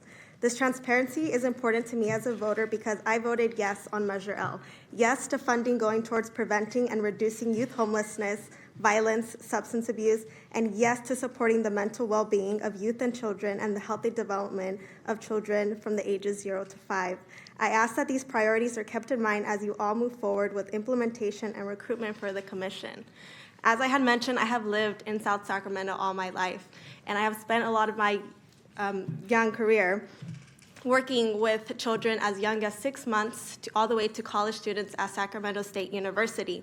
Mental health is a very concerning topic that touches the hearts of many of the people here. I also like to mention Katie Maple. Thank you, my representative. I appreciate the fact that we are keeping in mind that the youth are our future voters. They are the people that are one day going to have to deal with the repercussions of the actions that we take today. I, like many of others that are here alongside me, want to make sure that our youth are not battling the same issues that we are having to overcome today. Our goal is to make sure that they have access to adequate mental health services that are culturally relevant to them, accessible, and are going to no longer have them carry the burden of the issues that we are trying to resolve today. Thank you. Thank you for your comments. The next speaker is IPP My Dippy, then Nia Moore Weathers. IPP My Dippy. We'll go to Nia Moore Weathers, then Monica Mayers.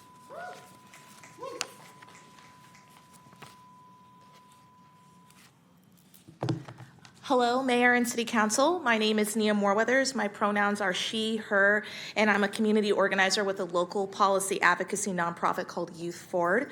I'm also an active participant and member of the Sacramento Kids First Coalition. I grew up in District 6 and now live in District 4.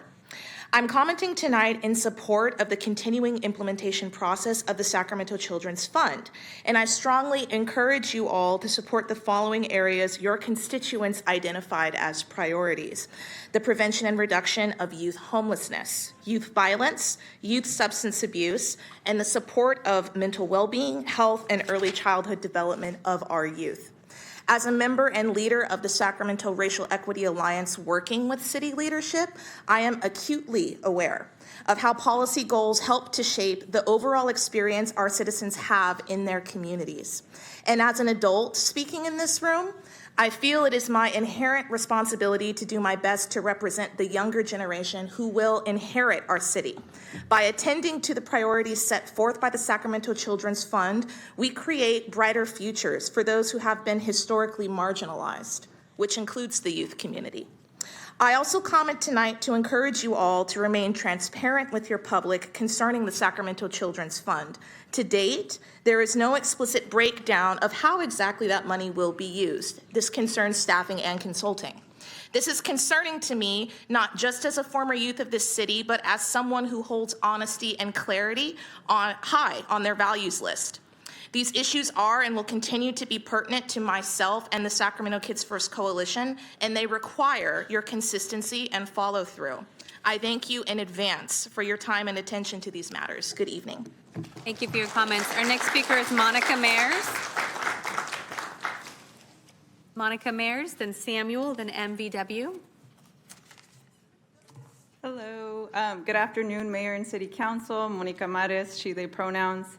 I'm here representing the Sacramento Kids First Coalition and our 35 organizational partners. I'm also a native of District 8 and a current resident in District 4. Today, I'm here before you to celebrate this historic moment for the city of Sacramento, and more importantly, for my nephew Jesse, who turns 7 today, and thousands of other kids here in Sacramento and young people like him who are truly the future of our city.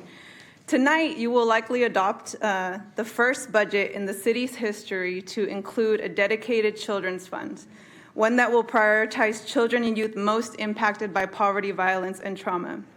A children's fund that shall support the healthy development of children 0 to 5, prioritize prevention and overall well-being of children and youth in Sacramento. This is no easy task, totally understand that, and I think the city manager, the city clerk and your office and everyone who's played a part in working on the administrative side up to today. I'm gonna go off script a little bit because there are some folks in the room who aren't gonna get the opportunity to come up and make a public comment, but I would just like for those of you who serve young people and are here on behalf of Sac Kids First to stand up, if you will, just to show you that we are not here on a defensive. We are not here to, continue some adversary relationship. We actually want to work with the city. We're super happy that voters supported this measure and passed it in November. And we're so excited to work in partnership with the city moving forward. I know there's an event that's going to happen sometime in the summer, but working together, I think we can really make a positive impact on kids. And I know you all believe that, even though you're not looking at me. But those of you who are, I appreciate it. And thank you so much. Thank you for your comments. Next speaker is Samuel, and then MVW.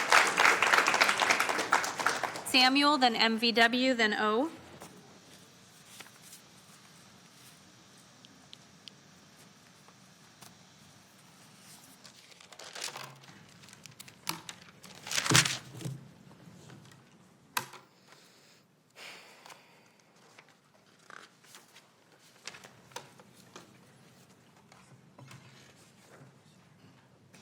Please proceed.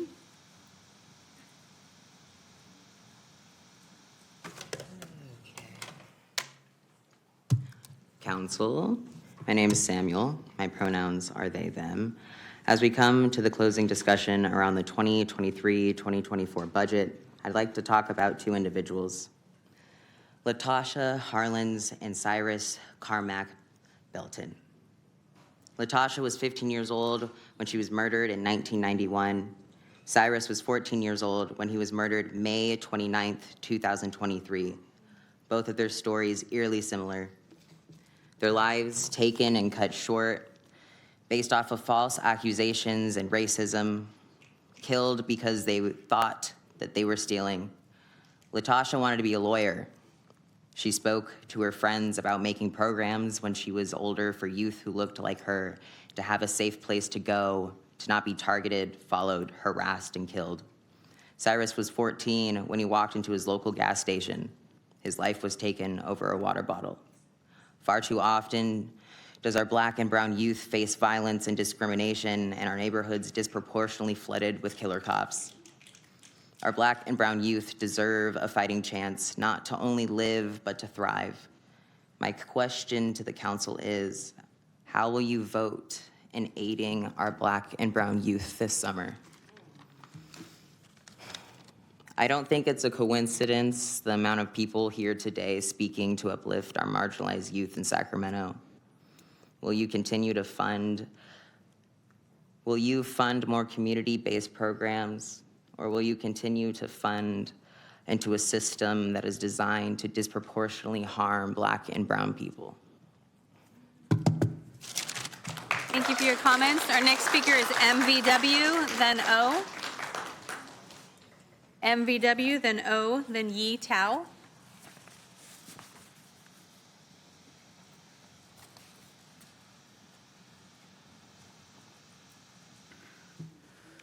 A budget is a moral decision, or moral document, a moral decree.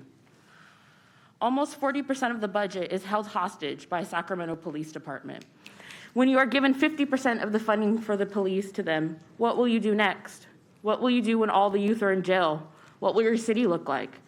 When 1 in 6 SAC Unified students and 1 in 11 Twin Rivers Unified students are unhoused, are we really far from this reality? Who will feed your children? Who will work at the schools, the hospitals, the daycare centers, the mental health facilities? When you finally give the police 100% of the budget, what will you do then? When everyone is in prison for crimes of survival, what will you do then? You continue to make excuses about maybe next year, maybe next time we can do more, but you always fund and find the time, the resources, and the necessity to give yourself raises. I read this a couple of weeks ago. We've been in this room for 15 weeks straight, advocating so that another death in our city doesn't happen. It continues to happen. When we say no to police, we say yes to real-time and real mental health programs for all ages with a culture of no enforcement, stable housing regardless of income, food security with fresh food directly from farms, better parks and healthier trees, public restrooms open 24/7 with easy, accessible, harm reduction products, roads free of fucking potholes, services for the elderly like arts, universal health care, free child care for before and after school, equal wagely income for all, funding EMT programs, immediate crisis support led by nurses, psychiatrists, local healers, a civilian-led traffic stop managed by the police, for the police, expungement for all crimes, 24-hour, 365-day a year warming and cooling centers, community centers with pools, sports centers and open weekly events, public transportation such as light rails, animal care services that are free, the end of all prisons. Comments. Our next speaker is O, then Yi Tao. Thank you for your comments. Your time is complete. Thank you for your comments. Your time is complete. Our next speaker is O, then Yi Tao.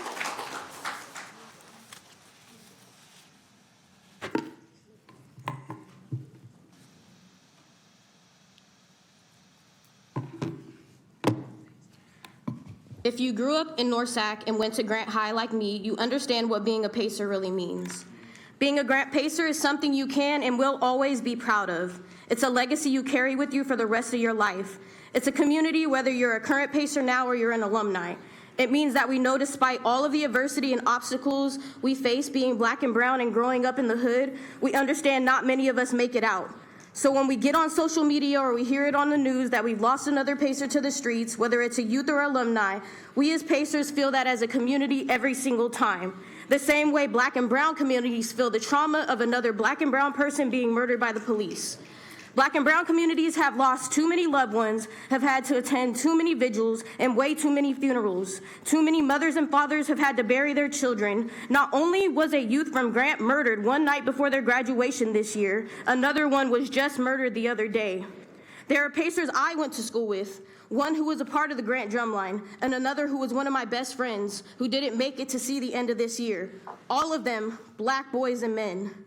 This past weekend at the Tyree Nichols Skate Park opening, Lisa Kaplan said, "This skate park represents hope of a future," she said. "We need to remember our past and make the future better. No mom should ever have to worry about losing their son or daughter over a traffic stop. A hope and a future for our Black and brown youth and communities is really hard to see behind a city budget that overfunds racist-ass police and not struggling BIPOC communities.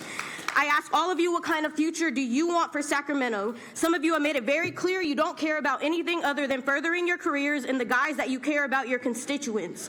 We've been here for 15 weeks for justice. Understand that when we say we want justice for our communities, justice isn't just convicting or holding officers accountable when they take another Black or brown life. Justice isn't just reform, more trainings, defunding the police. That's the bare minimum. True justice is abolishing all racist systems built on white supremacy. Stop killing us with your police, your policies, and your budget." Thank you for your comments. Our next speaker is Yi Tao. Yi Tao, then Kano Vang, then Felicia Chan. Hi, my name is Kao Yi Tao, and I live in District 2. I grew up in District 4. I work with an organization called Hmong Innovating Politics, and I also work with the Racial Equity Alliance, making sure that our government is accountable to the racial equity that y'all talk a lot about. I want to call and, well, actually, I am feeling emotional, and I want to just give a moment of silence to all the youth, all the people that have been harmed, who have been killed through state-sanctioned violence. And that's not just through the police, but that's through the policies of disinvestment that continues to leave our communities behind. Every moment that we take to not move this implementation of youth funding forward is every minute that our youth continue to suffer. Our families are suffering. And so I just want to remind you all today that every minute counts, and to please stop delaying this implementation. We need funding now. The voters here have voted for this. We need to move forward now. What is taking so long? What is stopping us from doing this? We need this. And like one of the comrades said, as you look at the budget today, I just want you to think about, are we giving resources for our community to thrive? Are we giving them the tools to succeed? Because that is why Measure L is so important, because it means that we are giving the opportunity for our young people to succeed. And that is why I am also urging for your support and the resources allocated to the Language Access Plan. Because in addition to supporting our youth, we need to support their families, and that is why it's so important that we are able to ensure our parents, folks that have limited English proficiency, can access the resources and services that the city offers. So I urge you, please move forward with the measure. For your comments. Our next speaker is Kano Vang, and then Felicia Chan. Thank you for your comments. Kano Vang.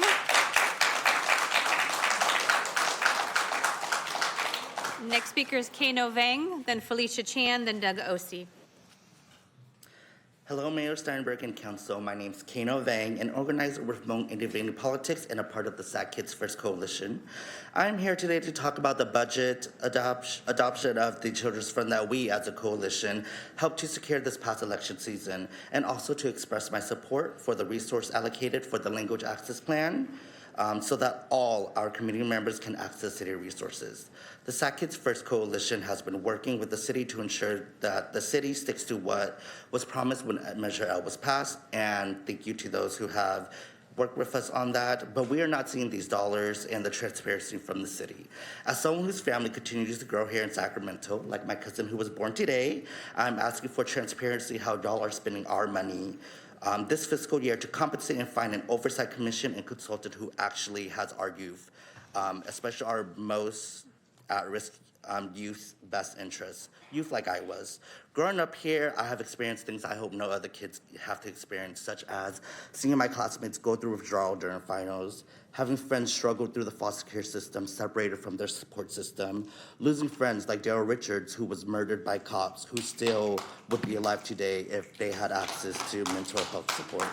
Losing friends that thought the only way they could survive was by joining a gang and then continuing to literally fight to survive.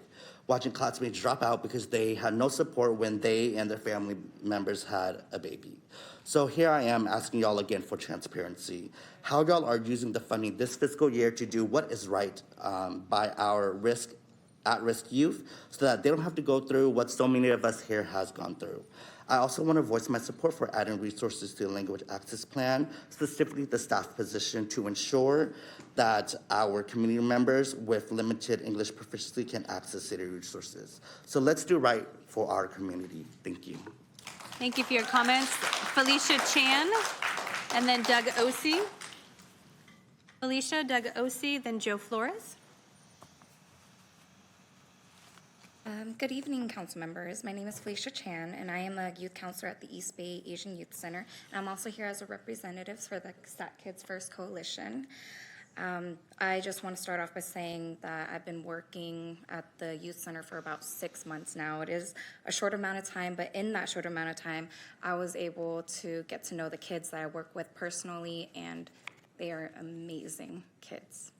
But also in that short amount of time, I found out just what these kids go through. If not all of them, most of them struggle with mental health, and they've been pretty open to me about it, as well as their struggles with substance abuse. So I genuinely live with the fear that I'm going to lose one of these kids to those struggles one of these days. So if we can do anything about that, don't we have the responsibility to do so? And so while you guys are deliberating the implementation of the Children's Fund, I urge you to take this into consideration and to ensure that the concerns of mental health and substance abuse are going to be addressed with that. And with that said, just like everyone else, I think transparency is also super important in this as well. So that's all I have today. Thank you so much. Thank you for your comments. Our next speaker is Doug Osee, then Joe Flores.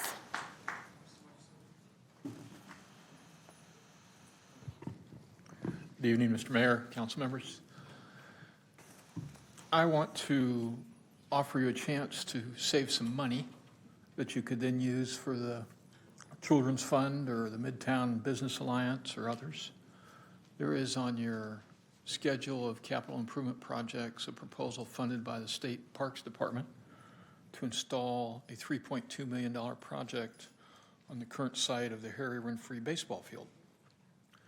And while I don't object necessarily to the project, the consequence of that project is that each month after its completion, you're going to have a maintenance expense of $10,000 to $15,000 a month, each month. That's money that could be used to help the Children's Fund. That's money that could be used to help the parks in your neighborhood. I was here when Ms. Beecham testified to you, I think on May 23rd, about the difficulties that the department's already having in meeting the $100 million plus deferred maintenance that the department already is faced with.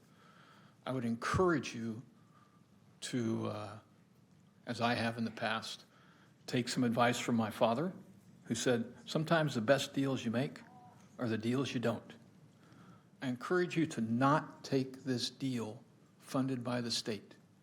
It means you will have less resources to meet the needs of the parks in your districts and the needs you've heard articulated here by others. I'd be happy to answer any questions you may have. Thank you, Mr. Mayor. Our next speaker is Joe Flores, then Keon Bliss.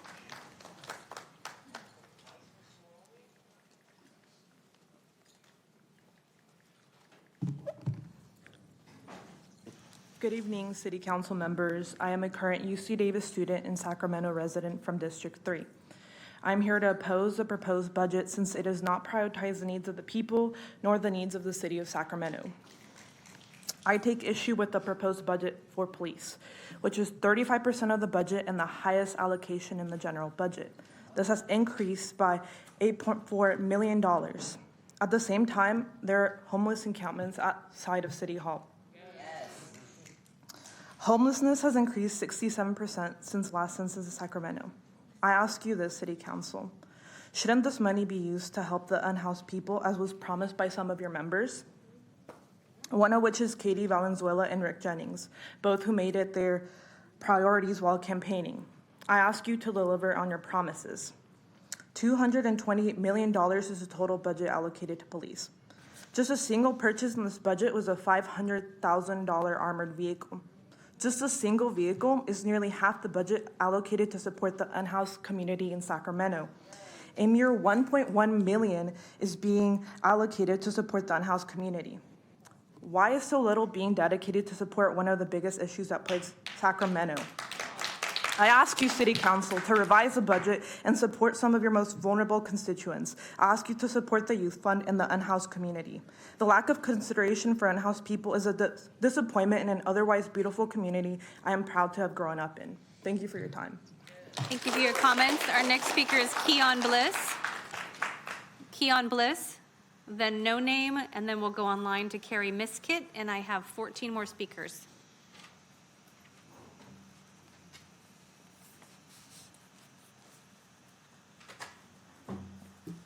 As you are hearing from your constituents, there is an outsized need to really invest, not just in just any human care needs, but particularly youth needs in particular.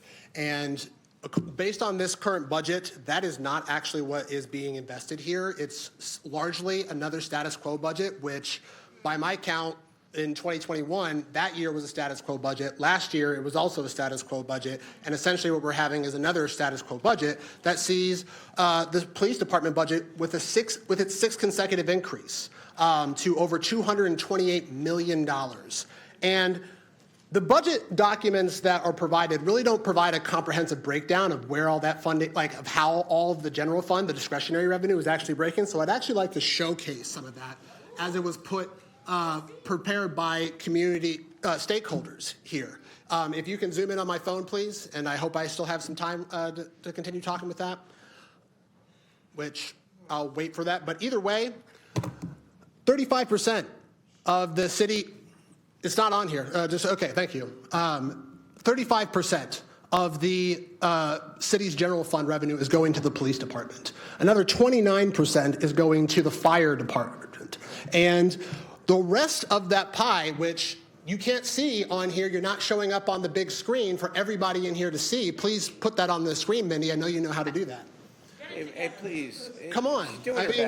How long have we been here? Just explain it, okay? So you're not putting it on here, but this is something that everybody in the community actually needs to know about, because by this count, more than almost over 60% of our general fund revenue is going to two major departments. And the rest of it, 3%, is going to youth, parks, and recreation, when it could actually be going to Measure L funds. It could be going to libraries. It could be going to funding. Your time is complete. Our next speaker is No Name, and then Carrie Miskit. No Name is in chambers. Thank you for your comments. Your time is complete. Please take a seat. Is there No Name in chambers? Is there No Name in chambers? Please take your seat. No Name? That's right. Good job, Keon.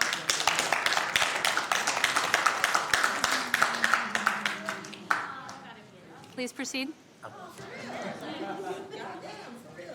I'd like to begin by mentioning that the reason why I feel the need, and many people have felt the need for weeks, to come here with their faces hidden as much as they can, is because you have made this an unsafe council for people to be in, for their faces to be shown, for anyone who wants to speak out to have to hide their faces because you have let Nazis and fascists into here. Oh, my phone closed. Well, moving on. The main thing I'm here today for is to tell you there is only one thing that will help this community, and it's not policing. It is putting that money into this community. This fund gives one thing and one thing only. It gives the cops the position of judge, jury, and fucking executioner. You are not helping this community. The only thing, Mr. Steinberg, Mr. Daryl Steinberg, is doing the same thing he's been doing for weeks. He looks at his phone, he fucking laughs, while black and brown voices, mainly black women, have come up here and talked to him about how people are being murdered in the streets of his city. And I watched you about 2 weeks ago now. I forget which one of them was up here. They were up here. They were talking about how the police were murdering people in your city, and you were looking at your phone at fucking some meme or something and laughing.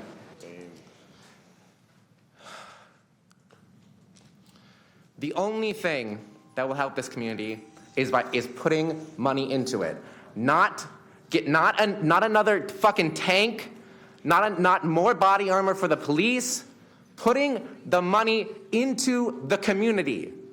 You've been given so many ways to do that today. So many people have come in and told you how. And I'd like to end this by giving one big round of applause for Crystal Chanchez. Thank you for your comments. Your time is complete. Our next speaker is Carrie Miskett.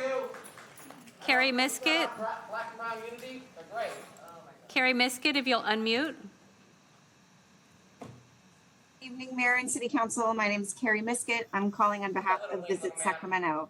We're calling in support of the 23-24 budget and capital improvement plan. As you probably know, Visit Sacramento's job is to drive tourism in the city, which in turn supports our local businesses, creates thousands of jobs, and supports the programs and enhancements that our residents can enjoy. From a tourism standpoint, we were encouraged to see that this budget addresses some clean and safe adjustments, as well as some key capital improvements that will absolutely improve that visitor experience, but that will ultimately help us to drive more tourism here that then benefits the people who actually live here every day. So we would encourage your adoption, and thanks for your time. Thank you for your comments. Next speaker is Dylan Hoy Bianchi. Hey, yeah, can you hear me? We can. Excellent. So I've got things to say about the police budget, but first I just want to say y'all did Keon dirty just now. That was some bullshit, Mindy. Wasted a good 30 seconds of his time failing to get his presentation up on the projector and didn't extend his time, didn't pause the timer. Had no problem giving extra 30 seconds to a Nazi a couple weeks back, but I guess Keon is a member of your police review commission whose recommendations you're ignoring, by the way, doesn't deserve the same courtesy as a Nazi. Interesting. Anyway, my comments on the budget here are going to be the same thing I've been saying for weeks now, which is that if you are not willing to make significant cuts to the police budget, you are not serious about addressing homelessness. A lot of you claim to be serious about addressing homelessness, but the time comes to get the money to do something about it, and you chicken out. I was reading through the city's budget documents earlier today, and I noticed there's some budget guidelines that include the following things. One of which is that the mayor's and council's priorities based on community input should drive the budget creation. And the next is that you should continue a community-based budget process where city residents are engaged and educated on budget processes and provide feedback on budget priorities. That's very clearly not happening this go around. The public has consistently over and over again, multiple surveys said that homelessness is the most important issue.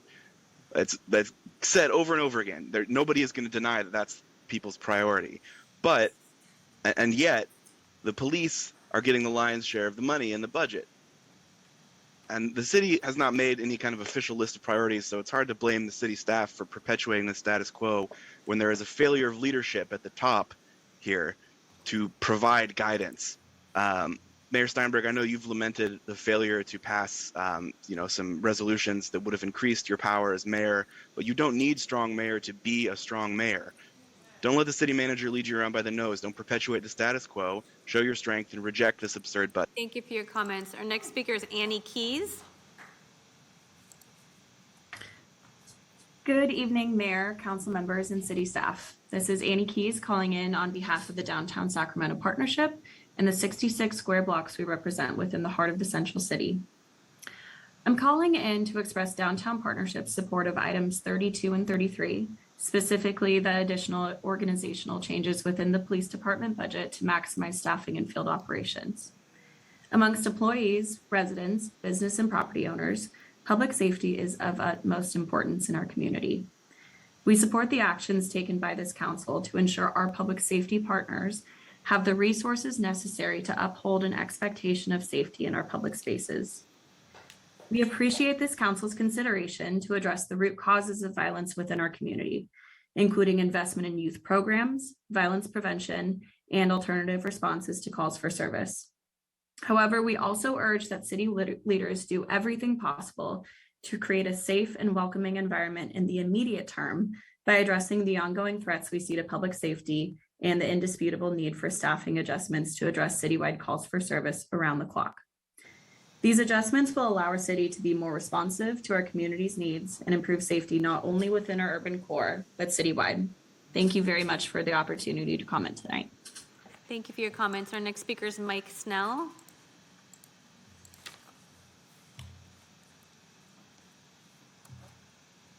Hi, can you hear me? We can. All right, thanks. Okay, I'm calling just in question and opposed to the growing police budget as it's inconsistent with the city's overall future plans for sustainability. As we've already mentioned, the deferred maintenance, not to mention the essentially divestment in youth and homeless issues, with the investment, the plan to further invest in the police budget. We're approaching tomorrow's issue with previous generations of thinking, and that's not going to work. Mayor, I get it, you're on your way out the door. We had a saying in the military after each deployment, on our way out, finish strong.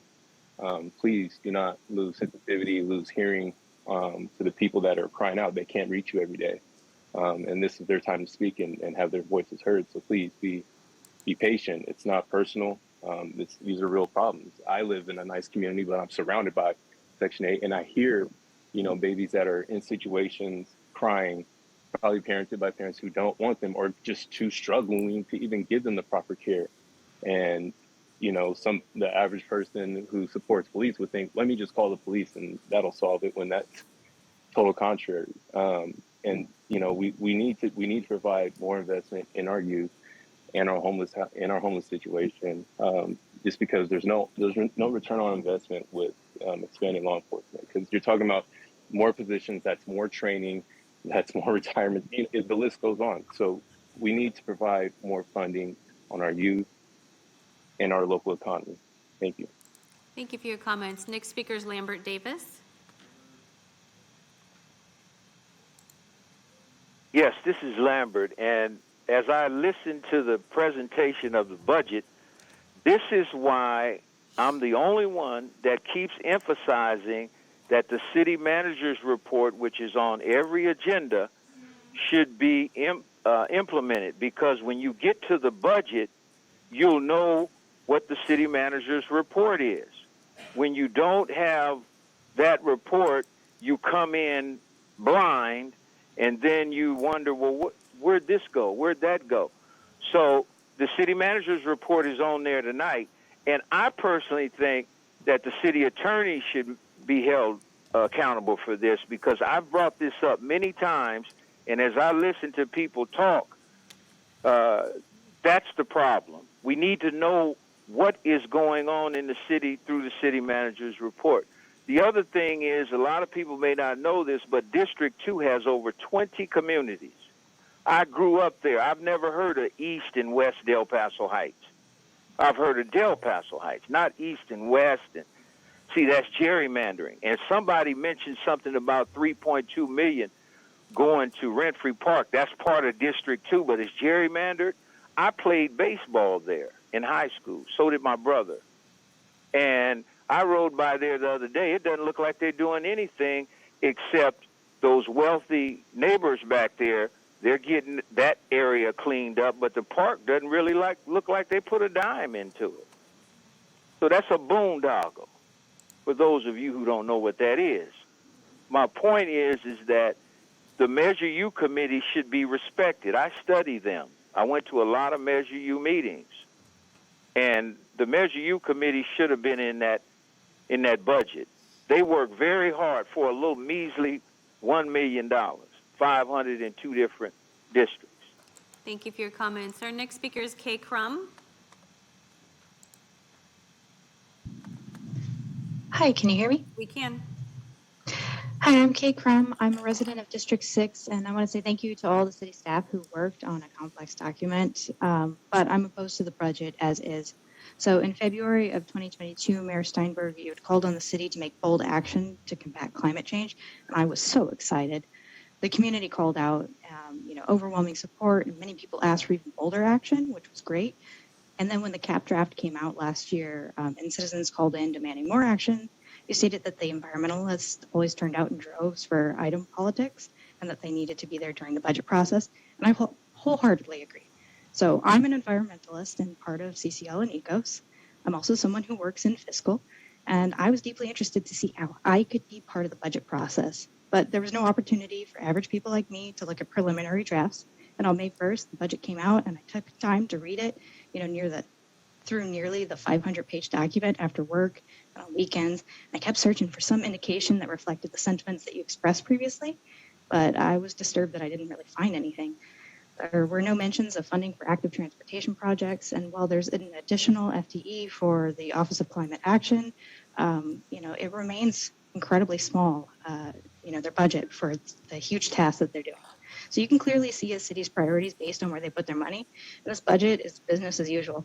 All the taxpayer money and all the hours that Jennifer's team has spent working on the CAP and projects and actions within it are going to be wasted if we let that document just sit on the shelf or have no clear funding for the bold action that you were calling for. The lost jobs, lost homes, economic hardship due to climate crisis, it's all real. Failing agriculture in a city that's too hot to live in, these are real threats to our future balanced budgets. And I won't sit quietly about wasted time, money, resources, just to see the status quo budget pass. You shouldn't either. So please revise this budget to support bold action to address the climate crisis. Thank you for your time. Thank you for your comments. Manuel Buenrostro is our next speaker. I have 6 more speakers on this item. Hi, good evening. Hello? We can hear you. Please proceed.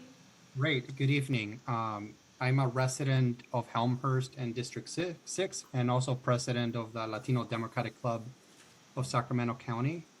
And I am calling in support of the city's efforts towards language access, and in the hopes that there's future more expansive efforts towards these endeavors. I want to thank the longstanding efforts of Councilmember Guerra and the efforts of Councilmember Vang for their leadership on this issue. And we fully support the additional funding for 1 FTE towards language access. And something that I want to reiterate is that this is not just for the families with limited English proficiency, but it's an investment for all of you in the city council, for all of the city staff, and for all of the people that live in the city of Sacramento. It is a recognition that we value the languages and cultures of our residents. It is a recognition that we want them to engage in our city's process. And it's a recognition that we want to uplift their voices. And I just want to elevate that because we are a beautiful multilingual city with so many cultures. And if we don't value that, the children that go to school are not going to see that as a value. And we want our children to be able to see their parents, their families engaging in city conversations and feel proud of their family's advocacy. We also support funding for the fuel network and in ensuring that there is more immediate follow-up to ensure that the fuel network gets funding so that they can continue to invest in services that help our neighbors in the city of Sacramento. And lastly, I just want to say that there's so much inequity, historic inequity in the city, and it's okay to feel discomfort, but to lead into that discomfort. Thank you for your comments. Our next speaker is Taylor, then Grove. Taylor? Hi, can you hear me? We can. I would just invite you all, please, to notice what happens in your body as you're listening to all of these speakers today. I invite you to imagine a river that nourishes you and your community, and then one day is toxic. You spend so much to clean the water. Why do you never go upstream to see what's polluting it? It's the thing that you're not spending any money on. You're spending so much money, as much money protecting the resources that you're investing in. I just invite you, what part of you is actually showing up as you make the decisions on these budgets? Really think about it. because all the statistics are there. Everything makes fiscal sense to not invest in police, to invest in the community, because when you put the money into the people, suddenly the need for the police will decrease. And you see that, you see all of the data that supports that, yet these increases continue. And it just baffles me. It is just baffling to all of us. Every single person unpaid today, taking the time to share their comments about the paid work, which is hard that you are doing. It is hard, and I understand that. But where is your imagination? Where is your heart? Where is your mind? Because again, it's not just feel good ideas. They make fiscal sense. It makes fiscal sense to put the money into the people, into the youth, into the parks. And I would just invite you to try and find more space to remember that as you do your work. Thank you for your comments. Our next speaker is Grove, then Courtney.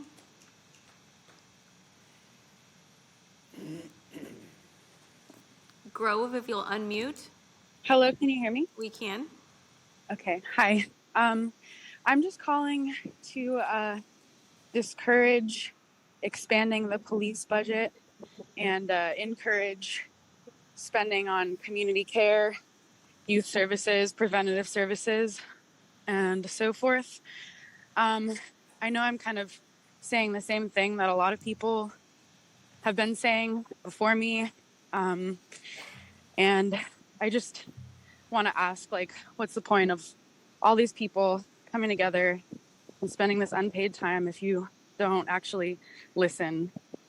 For the first time, I attended the Police Review Commission yesterday, and I was one of 5 members in the audience because it wasn't actually like, you know, what's the word, broadcasted? Can't think of the word right now. It wasn't put out on social media. It wasn't pushed. And there were no actual police officers there. No one was there. It was just Mario. It feels like the cops, y'all just sent out Mario to deal with stuff that you don't actually want to deal with and hear about. So I don't know, I'm feeling kind of discouraged about public comment and your ability to actually listen to your constituents, because it seems like people are just really sick and tired of the police budget expanding. It's a system that's not working. It's white supremacist. It's violent.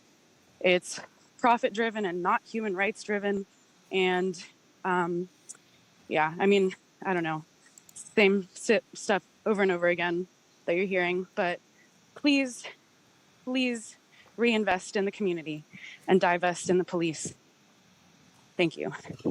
Thank you for your comments. Next speaker is Courtney, then Nikki Paschal. Can you hear me? We can. Hi, my name is Courtney Poole, and I'm calling to kind of reiterate what a lot of people have said. Number one, I'm in support of more transparency around how Measure L funds are being spent, and to make sure that SAC Children's Fund is being spent to directly support our youth. I work in a school as a social worker, and I see that youth prevention of homelessness, youth violence prevention, youth substance abuse prevention, and youth mental health are huge priorities that need to be focused on with that funding. And I'm also calling on the City Council to reject all new funding for SAC PD and cut the police budget by at least $50 million so it can be reinvested to other departments providing programming and service-based basic human needs, including housing, mental health, and climate change.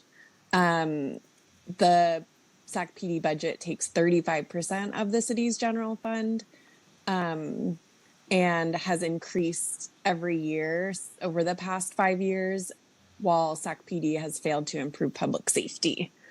So I, again, just like a lot of other commenters are, I'm here to just reiterate that we really need a different approach, and please consider divesting up to $50 million from law enforcement to reinvest in housing as a human right, reimagining public safety, restoring and reinvesting in public services, and government transparency. Thank you. Thank you for your comments. Next speaker is Nikki Paschal, and then John Smith will be our final speaker. Thank you, Mayor and Council. I am Nikki Paschal, a business owner in the city and a Measure U commissioner, and my pronouns are she, her. I want to echo the comments of my fellow commissioner, Ms. Sala, and my disappointment that our recommendations from the Measure U Commission were not presented to the council or included in the staff report. Particularly, we're concerned that our recommendation to continue the participatory budgeting program and the commitment of the Budget and Audit Committee to move that forward later in the year as funds are available was not included in the materials or presentation to you. I also want to flag our request for the data and information we need to do our jobs as established by the voters, which is to review and report on the expenditure of Measure U funds. On a personal note, I wanted to lift up the comments from the young people from Youth Forward and their focus on the alleviation of youth homelessness. You heard their voices, they're really so compelling. And I hope that as we get the Measure L Citizens Committee going, that the community voices will be given the respect in the budget process the voters intended. Thank you. Thank you for your comments. John Smith. Can you hear me? We can. Oh, good evening. I don't usually participate in these meetings. I usually just listen so we can stay informed. However, the lack of respect and decorum enforcement that we all witnessed the past two meetings has encouraged me to call in and speak out. I'm calling in actually rather than show up in person because I wouldn't feel safe due to the council's lack of holding a professional and proper decorum. I witnessed Antifa thugs physically assault a member of the crowd, and the police and the council did nothing to protect their safety. It looked like they were hired. Excuse me, your testimony is not responsive to the budget. If you want to talk about the budget, you're welcome to. Otherwise, I'm going to cut you off. Okay, I'll just get back in line then. Okay, you're done. I didn't Thank you. understand. I've never called in before. I didn't understand. You're done. It's about the budget, not about. I'll come back at general comment. You can call back in general understand. comment. My apologies. Yeah, cut the speaker off, please. Mayor, I have no more speakers. Okay. Thank you all for the public testimony.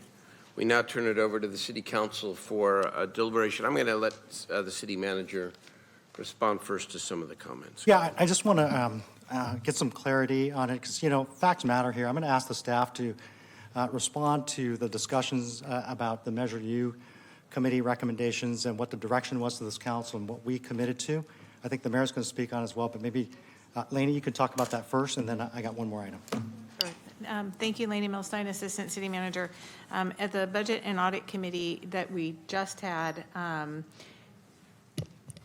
the committee members committed to the Measure U committee to hear their information and the outcomes of participatory budgeting and then consider future funding. And while we certainly could have and should have included that, this was a new process for us and a very fast turnaround to get this item agendized. And so, as I think it was mentioned earlier, for us, it really was an oversight. We could have put that in the committee commission action and attached the item. But the direction wouldn't have been included because it's for consideration in the future, not with this budget. Thanks, Lainey. And do you want to follow up on that before I say my second item? Right. So on the participatory budgeting, first of all, I'm a big supporter of participatory budgeting. This is a timing issue. The first $1 million has not been presented or evaluated to the City Council. And so what we're doing is scheduling a workshop on participatory budgeting on September the 5th. At that meeting, we will hear essentially an evaluation or the results of that first $1 million. I expect it's going to be good and impressive, for what I've heard anecdotally. And then I'm going to ask for a re-upping of the money, and the first opportunity to do that would be potentially mid-year, right? And so there's no prejudice here. It's just a question of timing. But I stand fully behind not only participatory budgeting in the way it was done in the first year, but as I said earlier, I would like a broader participatory budgeting project where the Measure U committee takes the lead to go out into the community and seeks more extensive input. Excuse me, if somebody could turn off their phone, I'm sure would appreciate it. We're still in a public meeting here. And so I will meet with the Measure U leadership. I invite any of my colleagues to do the same. We'll tee this up for September the 5th. We'll get the results. I'm sure they will be impressive. And then we will move forward together. And then one other thing, and I'll turn it back to you, Mayor, is under the Measure L discussion, there's been some talk about transparency and updates. And, you know, the fact of the matter is this budget includes $8.8 million to be spent on the measures under Measure L. And we have the ability to spend up to 20% on administrative fees. And, you know, our Parks Director or YPC Director, Jackie Beecham here, is releasing an RFP so that we can have a consultant on board to help inform this 5-year strategic plan as called out for in the measure language. As you know, we're in the process of seating this commission, and we're going to support them both with the consultant and with the staff within YPC. So I just, you know, there might be some confusion. I'm not sure where that's at, because we cannot spend a penny of the dollars until July 2024. So the discussion about why is it not included in this budget, it's not accurate, because there's $8.8 million set aside for the effective date of this measure. Thank you, Mayor. Okay, thank you. I was going to speak to that in a minute as well. All right, members. Councilmember Talamantes, you've been up in the queue for a while. I can start, or you can start, whatever you would like. Well, do you need me to close the public hearing for item number 32? Open and close the public hearing item, Okay. and then move on to 33? No, wait, we took 32 and 33 together. Okay, sounds good. Okay? They were presented together. All right, well then, I guess I'll just go up first then. I just want to thank all the callers for your input. The Measure L Commission is well underway, like the city manager said. The applications are open, so we encourage anyone that's interested to go ahead and apply. And we hope to have this commission set by September. The projected $8.8 million is locked into fiscal year 2024, and it can't be used for anything aside from administration. And I promise you that there'll be many, many more conversations to have, especially once we have our commission established. And I do agree with my Commissioner Sala on the input of Measure U being looked at before we adopt the budget at the committee level, since they put so much hard work into it. And we got to engage with our commissioners at it early on. And with that being said, I'd like to make a motion to approve the budget as is. Second. Okay, we've got, do we have others? We have Councilmember Maple, Mayor Pro Tem Vang. Thank you, Mayor. So I just wanted to first thank our city staff again. I think that there's so much work that went into this, months and months and months, and a lot of conversations between all of our departments. And so that's not lost on me or anyone here, the work that you put into this. So I wanted to start by thanking you. I also wanted to elevate a speaker earlier, Ms. Myers, who's a District 5 resident and a District 2 business owner, who spoke earlier. And the thing that really stuck out to me is that community-driven solutions to prevent violence and crime can and do work. I'm going to reiterate some of the comments I made at the last budget hearing, because I think it's really important that I continue to advocate for these changes to make sure that we have a city that's safe for everyone. I believe that budgets reflect our priorities. As a representative of several neighborhoods that suffer from high rates of gun violence and other violent crime, I hear loud and clear from my residents that they not only want to feel safe, but believe it is vitally important to address the root causes of crime in our city. So research shows economic conditions, including median income, poverty levels, and job availability are some of the major factors in our crime rates. So to me, this means that our level of investment into our neighborhoods and our residents. Our police department budget has increased significantly over the last 6 years, while our city continues to struggle with crime. We spend an incredible amount of money responding to crime, but what would it look like if we invested significantly more preventing it? Considering that there have been consistent open vacancies in our police department, there's a prime opportunity to ask the question. I believe that we will only start to see the real change when our budget is aligned with addressing root causes of poverty and our housing crisis. But I do want to also acknowledge that our city does prioritize community investment in some of our other departments, as well as in PD. And I'm really glad to see the additional $1 million allocated for the Office of Violence Prevention. I think that is a great move. Additionally, I don't think there's any doubt that the humanitarian and public health crisis of unsheltered homelessness is the most important issue facing our city. And there were several callers that made that point as well. I believe that if we polled our residents, many would agree that a real-time response to this crisis is needed.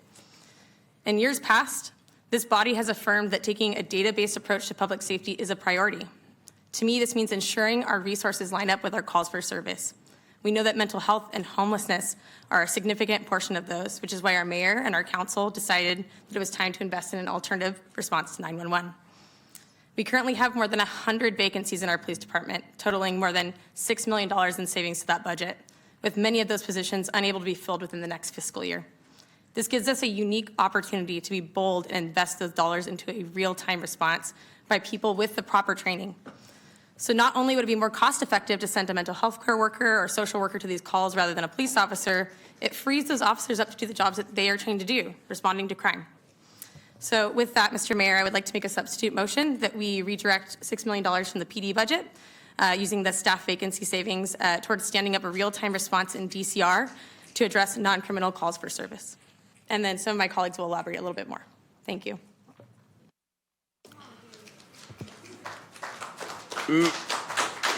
Mayor Pro Tem Vang. Thank you, Mayor. I just have some comments and some question. First, let me just say thank you to all our young people who came out today, residents and community members who came out to speak on our budget. Your voice and your involvement is so critical to this process, and I just want to say thank you for making time, because there are, dinners happening right now, children at home, but you are making, you're taking this time to be out here so that this council can hear your voice. And so I just want to say that your voice absolutely matters. I can't speak for the full council, but I know for me it absolutely does. Secondly, I also want to take this opportunity to thank city staff, just Marthella, Laney, and just our finance team, just for your hard work to bring us the final proposed budget. I know it was many weeks of working really hard, and so just want to say thank you. And as I've shared in previous budget and audit meeting and previous council meetings as well, it's so important that this budget, really center our employees, our city services, but most importantly, really investing in our most vulnerable neighborhoods, families, and our youth that need that support. Because, we are just coming out of this pandemic, and many of our families are still feeling the residual impacts of the pandemic. There are a few items in this budget that I like to take a few moments just to uplift, and then I do have comments regarding council members Maple's counter motion on the table. So first, I want to just talk a little bit about the language access piece. As many of you know, last year our city auditor did conduct a gap analysis of our language access services, and they found many gaps in the city with 16 key recommendations that we need to implement. The Vice Mayor Guerra and I have been working really hard on developing a citywide ordinance to address these gaps. And I know that's coming to law and ledge soon. But it's something that I often share is that, as policymakers, we could create policies, but if we don't have the dollars to support the implementation, then we can't address the audit recommendation that the auditor presented. And so I just want to say thank you really to Amy Williams in the city manager's office. I also want to thank all the community members that called in, especially if you are part of our LEAP work group, our language equity access work group that's been meeting over this past year. I really want to hold us accountable, but also be part of the process to let us know how we can do this right, and really with community involvement. And so really grateful to see that in the budget. The other piece is on climate. As I share, building capacity of staff is so important for us to implement some of our key initiative. I want to give a shout out to Jennifer Venema, who has been the point on all the climate issues that we've been addressing, but we know that one staff is simply not enough. Really great to see that we're going to be adding an additional FTE, but that's just the minimal, right? I know that this office in particular needs more staffing, and just want to make sure I acknowledge that. On the youth piece, many of you know summer is already here. Summer is not just around the corner, but it is here. And we've seen recent shootings in our neighborhoods. And I think we've heard it from folks who know best, who are on the ground working with our babies and our youth. And I think many of my colleagues on here would agree with me that we know one of the best way to prevent shooting and violence is really to make sure that we invest in violence interruption and prevention. And so thank you for the additional $1 million to the Office of Violence Prevention for the multi-year operating budget. I think that's really important so that we can begin to continue to really interrupt the violence. But that additional $1 million is simply not enough. And I think it's really important to acknowledge that. It's great that we were able to add additional $1 million, but if we could add more, I would love to see that in our budget. I do want to say thank you. I know this is the $1 million on top of the $1 million. I put forward. Yeah, on top of the additional $1 million that was already in the PD budget for Dr. Clavo and all our amazing CBOs on the ground. And so I really want to say thank you for that. And then just to our young people, since I'm on the topic of youth in our city, I know many of y'all in the audience and those who are listening right now, y'all worked really hard to actually get us to this moment. I remember knocking on doors with all of you to make sure that Measure L passed, so that we just don't have one-time funding, but that we actually have a steady source of revenue, because oftentimes young people are the last priority, right? And we get one-time funding and it's just not sustainable. And I just want to reiterate to this council that the Measure L dollars are not meant to supplant, but to be supplemental to the youth programs that we currently have now. So that's really important, and I'm going to do everything I can to make sure that it's not supplanting, but it's supplementing the youth programs that we're having now. As our city manager did share, I know some of y'all asked, how come we can't access these funds now? But according to the measure and the language, we can't touch these funds until the commission is seated and also until we have a strategic plan. I actually think that's a really smart move, because what we don't want happening is just allocating these dollars without a strategic plan, because we want to make sure that we have outcomes. And so I just want to share that with community members. If you're not aware, that language was specifically written in the measure to ensure that we hold ourselves accountable to outcomes for our babies that need it the most. And so again, the commission application is open. So if you're watching this, every council member and the mayor gets one appointee. So if you're interested in being on that commission, please apply.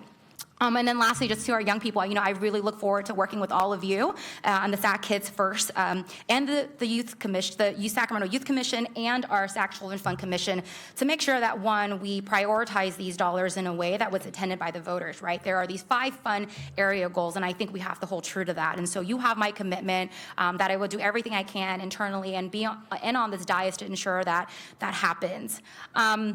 The other one question that I did have for city manager and our director of YPC, Howard, I know you touched on this a little bit. We did mention that 20% of the Measure L funds for this year can be used to gear up for implementation. If you can just provide a little bit more information. I know you share that the RFP is going out, but I think what the community wants to hear is how much is that RFP, and are we planning to use any of that 20% to actually hire staff to gear up for the implementation? And so if we can answer that, I think that would help clarify some of the questions and concerns that the community has.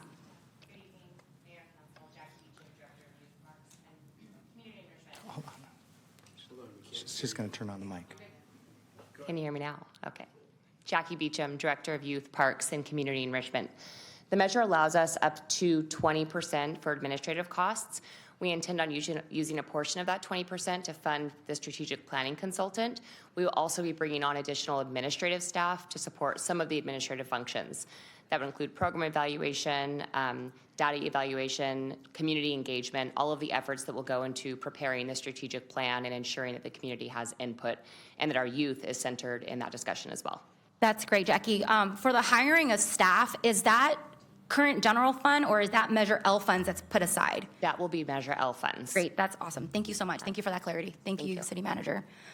And then the last piece I want to touch on is really discussing the largest portion of our budget, which is the police budget. The reality is that most of our dollars are tied up in PD, and they make up the largest costs. Something that I have reminded this council in our budget and audit meeting and over again as we're engaging these conversations is that, again, this city council did pass a resolution to redefine public safety to move beyond traditional services. And so I'm going to reiterate again, that resolution formally defines and broadens the delivery of public safety to include not only police and fire, but specifically youth center prevention services offered by both the city and in partnership with community-based organization. And I think it's important for me to bring this up because this council did vote on this resolution, and it is something that is standing, and it is something that defines how we see public safety. And I bring that up because I want to touch on the points that Councilmember Maple brought up regarding the vacancy. I know that in our last council meeting, we discussed the 101 vacancy. And Chief, thank you so much for your follow-up email clarity to both Councilwoman Valenzuela and Councilwoman Maple and I. And you did share with us that after taking into account the academy slots slated to graduate this month and some of the adjustment for CSO, that for FY 2023 and 2024, that would leave, I think, Councilmember Maple shared 45 positions left on the table, which approximately is about 6.6 million. Is that accurate? I just want to reconfirm that. Lainey, can you jump in here too? Because I think you have that spreadsheet. You can bring it up so everyone can see. Actually, yeah, Mindy, if you can bring up my screen. And what I actually have is not that spreadsheet. Councilmember Vang is correct. The analysis that the police department did, accounting for when we fill positions, have folks coming out, have CSOs graduating, would leave about 45 vacancies. But what we've done here and what council actually received as a direct email in response to this question last time is how the police department uses their dollars annually. And I think the most important part, I mean, we went through this on every single line of expenditure. And so the detail is important, but where we get to the real crux of the matter is the evaluation of the overtime. And I'm going to ask the chief to come up and talk to how they use their hours, but absent a substantive change in response time, that $6 million is going to be required to pay for their overtime needs. You can see that their overtime budget in 2021 was $5 million. They spent 18 responding to the calls for service and workload that is generated by our community. In 2022, their budget was $5.9 million. They spent 17. In each year, they fully eclipsed that $6 million that will be left over. I also want to respond to something one of the other council members said is the increases in the department's budget. Council votes on our contracts, and the majority of the increase in all of our department's budgets have been council-approved labor agreements, and we have an obligation, once those are approved, to fund them and to pay our employees what we've gone through the negotiation process. And I want to remind the council that we don't want to preclude our current labor strategy and make sure that we're not spending money more than one time. And so I'd like to invite the chief up to talk about how they use their overtime or the remaining salary savings to fund their overtime in response to calls. Thank you, Lainey. Actually, that's absolutely correct. It's a big spreadsheet, and I know there's a lot of numbers up there. But as you know, we are woefully understaffed with 101 vacancies. We do not get funded for the academy positions or for our pre-hires that are going to, so it takes up a significant number of those vacancies. It does leave us with about 45, 46 vacancies. However, we also are required to provide core services to the city, and we go out typically below minimum staffing every day on every shift, 7 days a week, unless we have officers that we bring in on overtime. We also, like a lot of cities around us, lost a significant number of our professional staff during the pandemic, and we reduced our comm center staffing by about 30% through attrition. And those are 911 calls that we have mandates for that we need to answer, and we've trained up our CSOs, our officers, reserves to fill in as we continue to try and hire into those positions. We have a number of unfunded mandates as well, which I know was another supplemental budget information request that we provided to council as well. So yes, we do have vacancies, but we also have core services to provide, and we use that salary savings to have officers work on overtime to provide services for our community. If you'd like, I can further have Brenda break down the budget, and we can go into each pot of money if you're curious. Chief, to that end, can you talk about the drastic measure you've taken recently to cancel some of our contracts to get more patrol, just to try and backfill some of the vacancies. Yeah, absolutely. And this is the presentation that we gave when we did our department budget presentation several weeks ago. So we have looked at our contract positions, and as much as I love to partner with our hospitals, with regional transit, because I know we add value to that, our core mission is to provide services to our community and to the city. And so therefore, we move to cancel and eliminate the contracts. We'll be starting with the Sutter and Kaiser contracts, which will give us 6 officers in December. We will work with regional transit to eliminate 8 officer positions. And what that does is that moves officers back into our patrol division.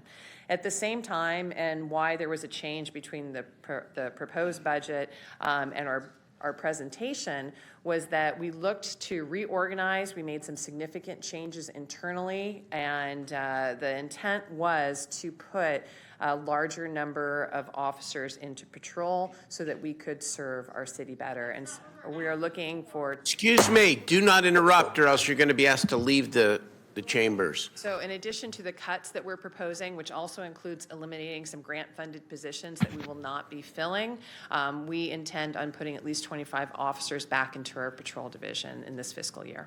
So I want to focus on that for a minute, because I sometimes think, look at everybody comes in with a strong opinion that is philosophical, but I want to understand the import of what you just said, because I don't think it's clear. How many positions are you eliminating from the police? How many vacant positions are you eliminating from the police department as a result of this budget? 17 now, 8 later for a total of 25. 25. Eliminated from the books? Yes. And not coming back unless a future council authorizes to put them back? Correct. Okay. And you're eliminating those positions, and you're taking officers who are working on contract for other entities, and you're adding additional coverage on the streets for what? For traffic, for drugs, for what?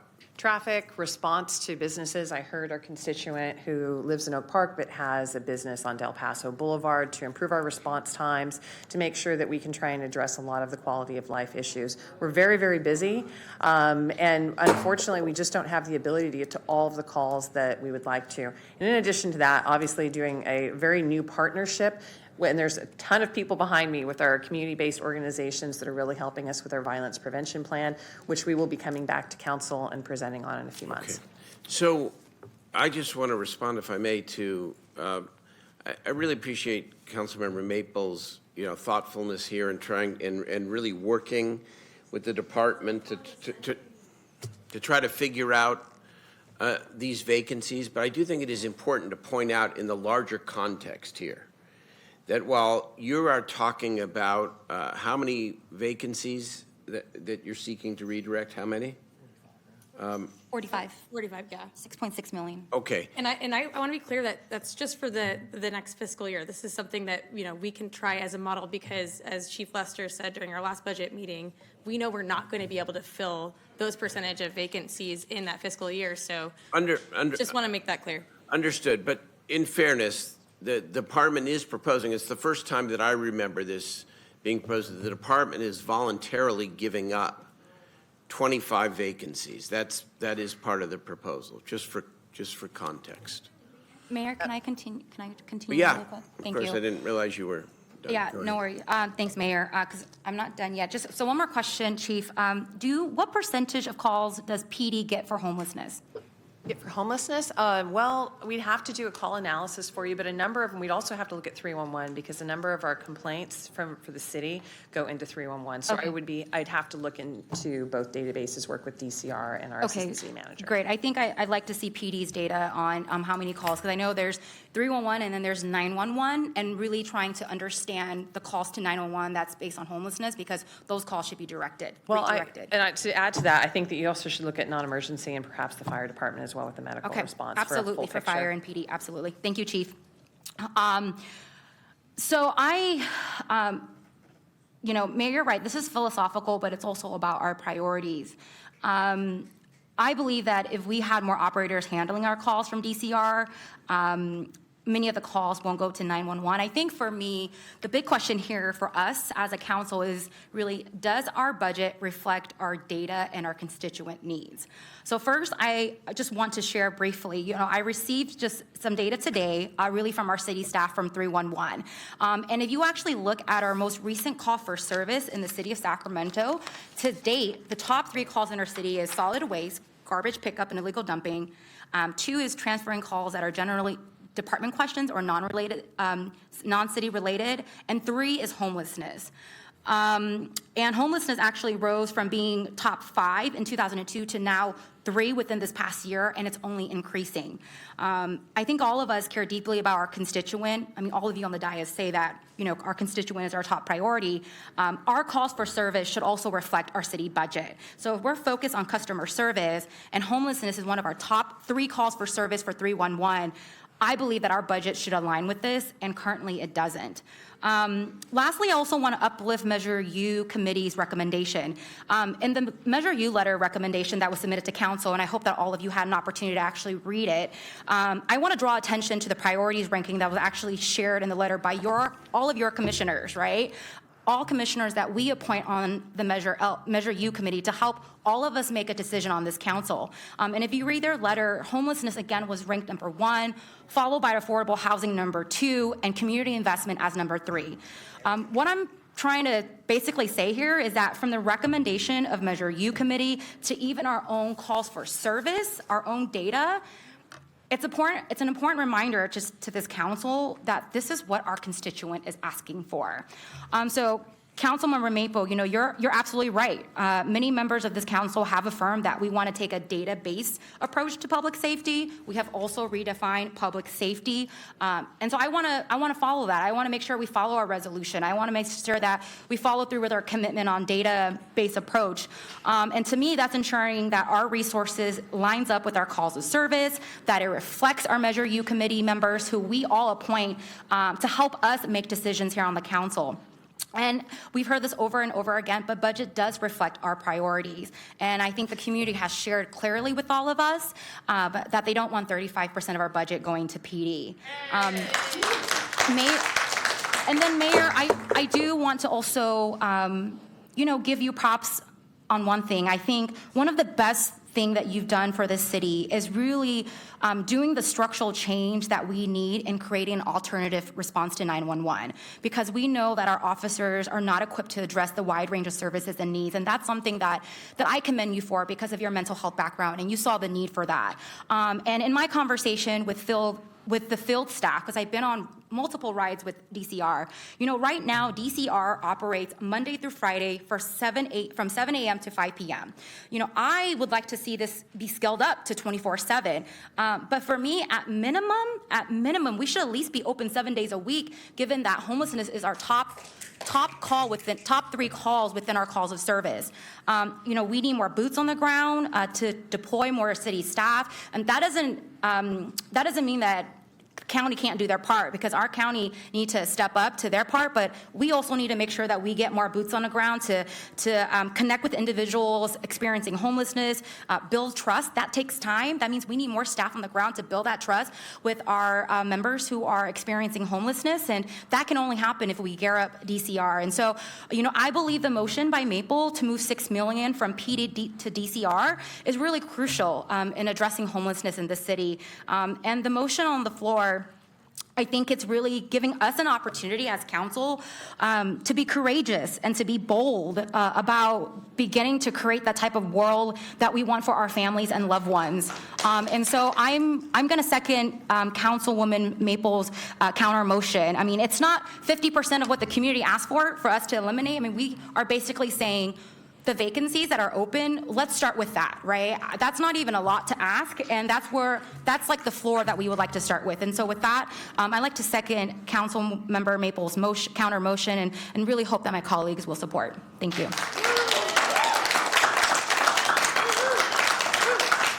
And what point of clarification, Mr. Simeone? Yeah, quick clarification. Lainey, can you clarify the 311 call data that Mayor Pro Tem just shared? That doesn't sound like it's consistent with what we've heard. Sure. You want me to put it up on the? Put it up.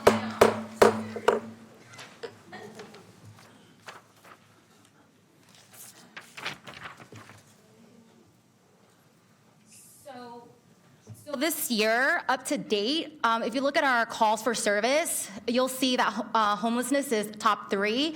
But for the past 5 years combined, homelessness has been our top 5. But this year, it rose to 3. Last year, it was 5. That's for our calls to service for 311. And that doesn't include PD because we don't have data from PD as well. Good. Thank you. Okay. Vice Mayor? Vice Mayor? Thank you. Thank you very much, Mr. Mayor. Appreciate the opportunity. First, let me just thank the staff and for the time it takes to get to this budget document and how long it takes for everyone to circle through and all the challenges that we've had through. And also to thank all of our participants who come who not only came today, but many of those who've come to the budget and audit committee hearings, and also 2 of them which we've had, and then 1 in the mid-year budget, and then the 3 prior budget hearings before we got to this point. And to say that in each time we've created an avenue for members of the council to participate and members of the public to participate to help us build the budget that we have today. And so in each iteration, we add things, we change things, we advance them, and I appreciate that work that's gone in there to get us to a point where we can, hopefully come out of a council on a unified budget that helps us guide us. It's not set in stone. It's a guiding document, as even our budgets are. They change as we face changes throughout the year, and try to get us to give some clarity for our city staff to execute their work for the public, for the people. There was one question that I did have. This is for Jackie Beecham and Yipsy, and it relates to the fund for carryover on the program that we had set aside for nonprofits and some of the, say, the Little Leagues and soccer programs who can't afford the fees for our park programs. Now, my understanding, and I do want to credit Councilmember Chenier for thinking of this and helping some of our our organizations who are trying to pull things together, who don't have as many resources. My understanding is the pool and the allocation was undersubscribed this year, and so the staff recommendation is to move the carryover onto deferred maintenance, and I can see the nexus for that. But my understanding, and I just want to have clarity on this, is that if we do reach the max, and we do have nonprofit entities or organizations in need, that within the authority, that the city manager will make sure that those fees are covered, whether it's through the maintenance fee or not. I want to make sure I get some clarity on that, because that wasn't clear in the budget document. I'm not sure what the utilization rate is on those dollars, but yeah, I believe they were minimal. Yeah, Lainey, do you have the number? Correct. Out of 2 years of funding, we've used $5,000 so far. So the proposal, and we have $200,000 that will go in anew next year. Correct. So we believe that there will be plenty of resources available. The current carryover language in the proposed budget resolution does not provide authority to move money back and forth. So we would need to amend the budget resolution in order to do that. So that we could put money back So into that we the could program. put money back, although we don't. Should we be oversubscribed? Correct. Okay. Well, maybe you can make. So here, no, I look, I don't want to amend the budget document here today, but there's a big enough gap between the amount of money that we have and how undersubscribed it was, and partly, and I'll just say this because many families and parents in these organizations, one, they don't have the time to come out here and look for the application, the grant funding, and everything here. So I know once we get this program going, I'm going to see that there's going to be a higher utilization rate.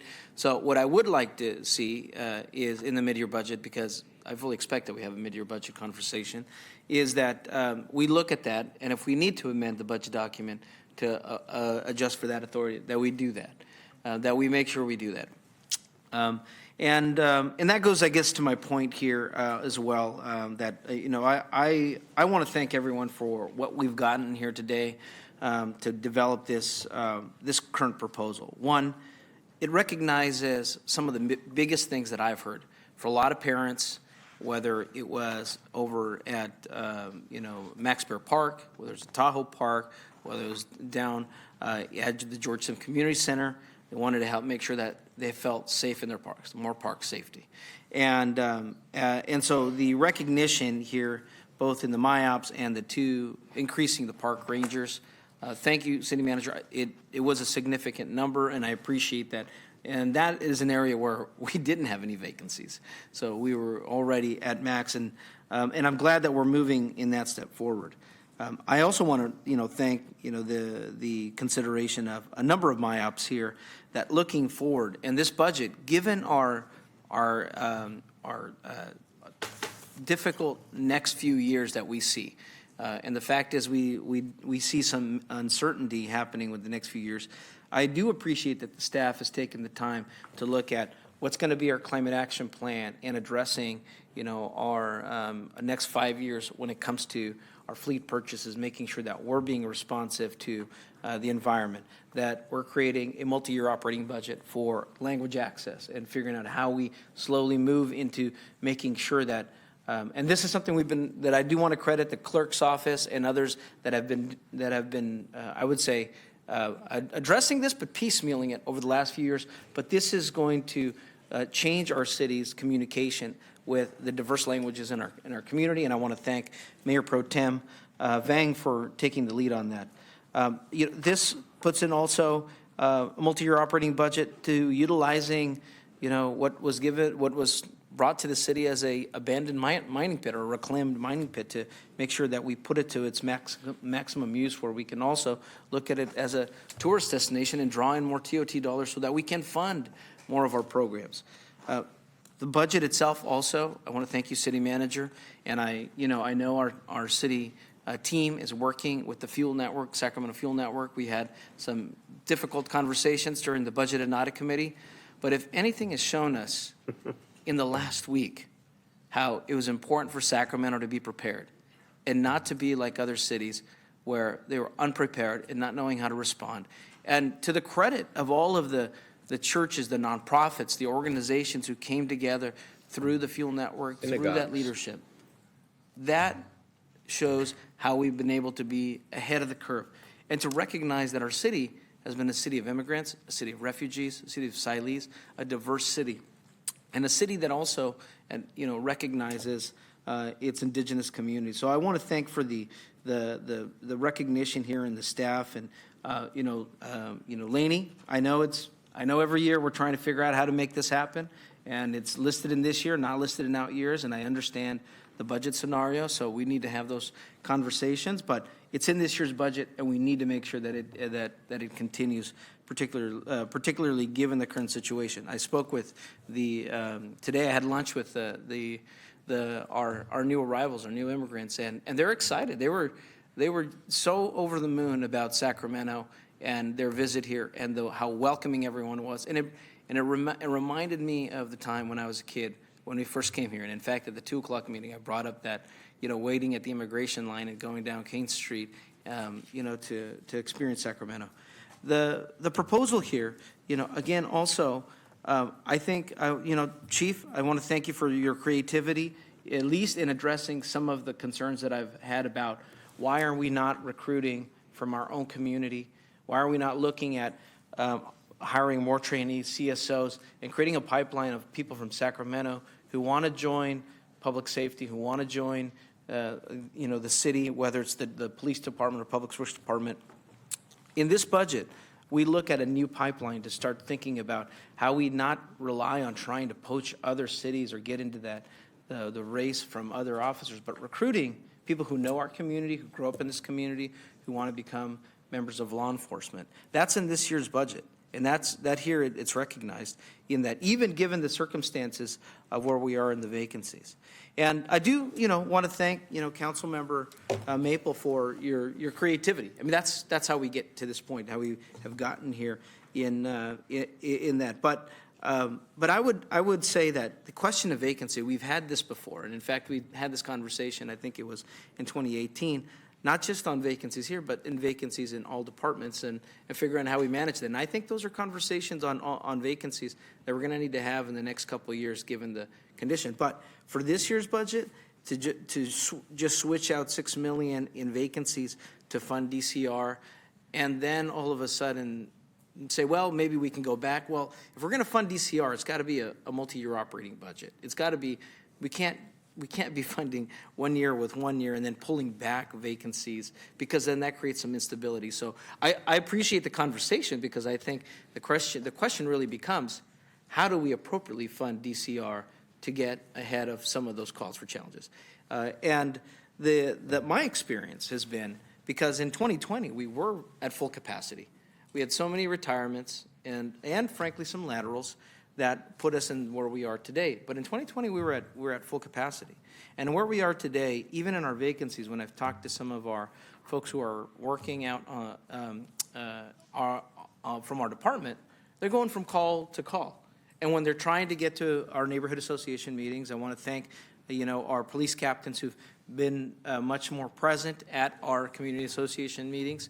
And frankly, maybe the fact that in the past they weren't, and it was the lieutenant and the officer, getting, I think, the leadership to be much more in tune to the community has been a positive thing. But our officers are going call to call where they don't have an opportunity to even engage with the community. And I've heard that whether you're in Glen Elder, whether you're in Southeast Sac, whether you're in Tahoe Park or in Sierra Oaks, that our officers are going in there. So the vacancy issue, we need to fill the vacancies to reduce that call-to-call response.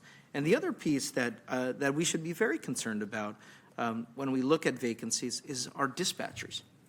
Right now, our dispatchers are in a very difficult situation where they have mandatory overtime. So if we don't address the dispatcher situation, we've had this unfortunate downward spiral where, because of the mandatory overtime, they get burned out and they leave, and then we increase mandatory overtime, and then they have to be there longer away, and they're at a different pay scale too. And predominantly, most of our dispatchers are also women. And so I think we need to make sure we're doing what we need to do to address that aspect of it, because it doesn't matter if we fund DCR or 311 or any of those, but if our dispatchers aren't in a ready and stable state to respond to the calls for service, we've got bigger operational problems. All of that to say that, this budget reflects a lot of the conversations that we have, a lot of priorities that we've had, and we've taken the time to build it. Is there changes that we may need to do? Is there room for improvement? Always. We always revisit things in the fall, but I want us to do it in a methodical way so that we can have those conversations and build our guiding budget for that next year. So, with that, I'll be supporting the motion and urge my colleagues to support the standing motion and not the substitute motion, but to encourage that. But this conversation, I think, is important. How do we fund DCR? And I appreciate my colleague for bringing that up, and also to say and to repeat what Councilmember Vang said. Thank you, Mayor Steinberg, former council member of District 6 Steinberg, for the creation of DCR, because it was that aspect. So with that, Mr. Mayor, I'll support the standing motion and urge my colleagues to vote down the substitute motion. Thank you so much. I'm going to close, but we do have a couple other colleagues that have comments. Councilmember Laloe and Kaplan, go ahead. Thank you very much, Mr. Mayor. First of all, I want to thank all the staff. I know putting this budget together, it's a very difficult task. I just want to make some comments regarding Measure L. I think it's imperative that we spend on our youth, without a doubt. But I also want to make sure that the public knows that Measure L is stemming from tax revenue from cannabis, sales of revenue of cannabis.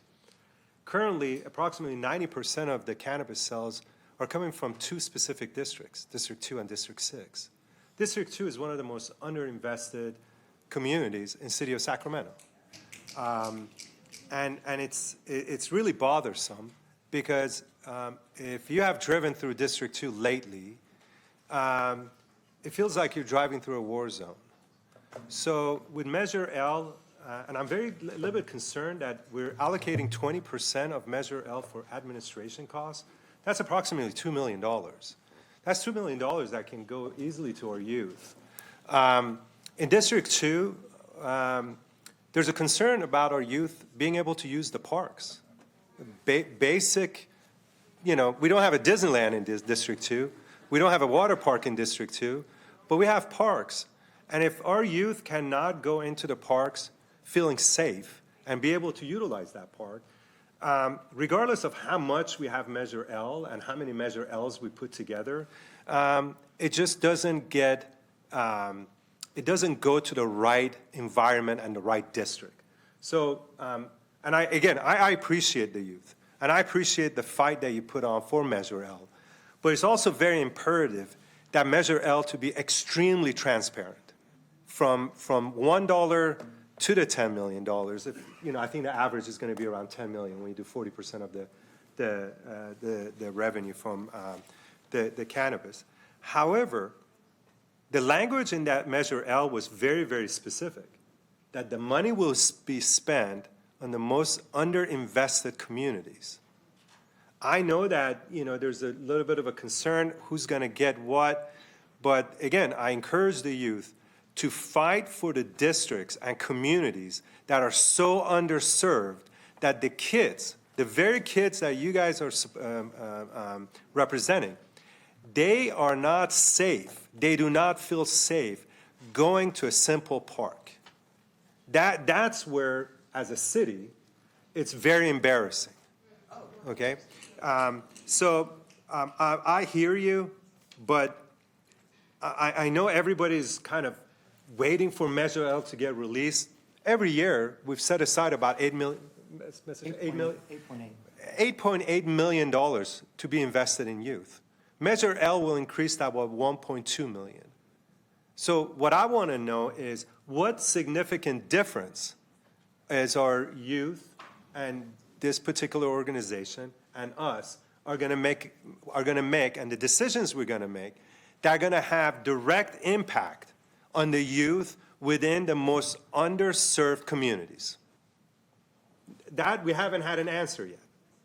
And this is something that I can assure you on behalf of the youth in my district that I'm going to fight for to the last penny, because it's just simply not fair. Well, I'd like to talk to everybody.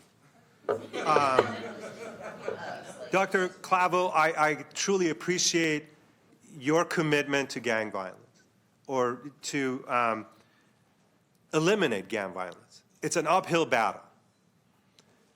Do we need to put more money on gang violence prevention? Without a doubt. You all have heard what has happened in particular in my district. We've had two individuals yesterday, on Monday, that unfortunately, they're not here today with us. One of the individuals was actually part of one of the CBOs in my district. Okay? And the fact that we lost two individuals based on literally personal differences, again, it's a black eye on our city. And it's completely an embarrassment. So when we talk about allocating funds, we have to be very strategic. I cannot sit here and say, take X amount of dollars and give it to the CBOs. I have to go to Dr. Clavel and say, Dr. Clavel, what do you think? That's her lane. I have to go to my city manager and say, hey, how can we reduce gang violence? It's his responsibility. But in connection with Dr. Clavel and the police department. As far as the police department, some of the calls are taking anywhere between 2 to 3 hours. And I can vouch for that, in particular in District 2. Now, whether that timeline reflects throughout the city, I'm still waiting for the data to see. When somebody calls 911 in our city, how fast does the police department respond? I know from personal experience and the last few weeks what has taken place in my district, that a 911 call is taking an average of anywhere between 2 to 3 hours. Okay? And again, it's our responsibility, with a commitment from our city manager, to see how we can reduce that time. Again, it's not my lane. That's why we have the chief, and that's why we have the city manager.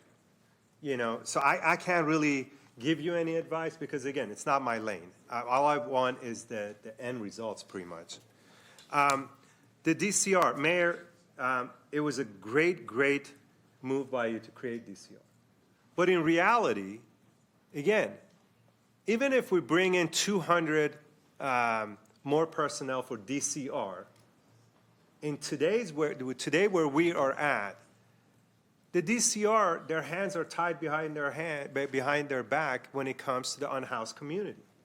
If we don't have places, if we don't have services, we can have 200 individuals, we can have 500 individuals. What they're going to do is go out, write down the name, and say, we'll get back to you later. Okay? So, and this is where our county partnership comes in. Because it's their responsibility to provide these services, not the city. We don't have the resources, we don't have the place, we don't have the medical facility, we don't have detox facility, we don't have housing. Again, this all falls within our county. So I appreciate the concern about the size of our DCR, but I think it's time to also be very transparent. The DCR that we have today, they're very limited on the services that they can provide when it comes to the unhoused.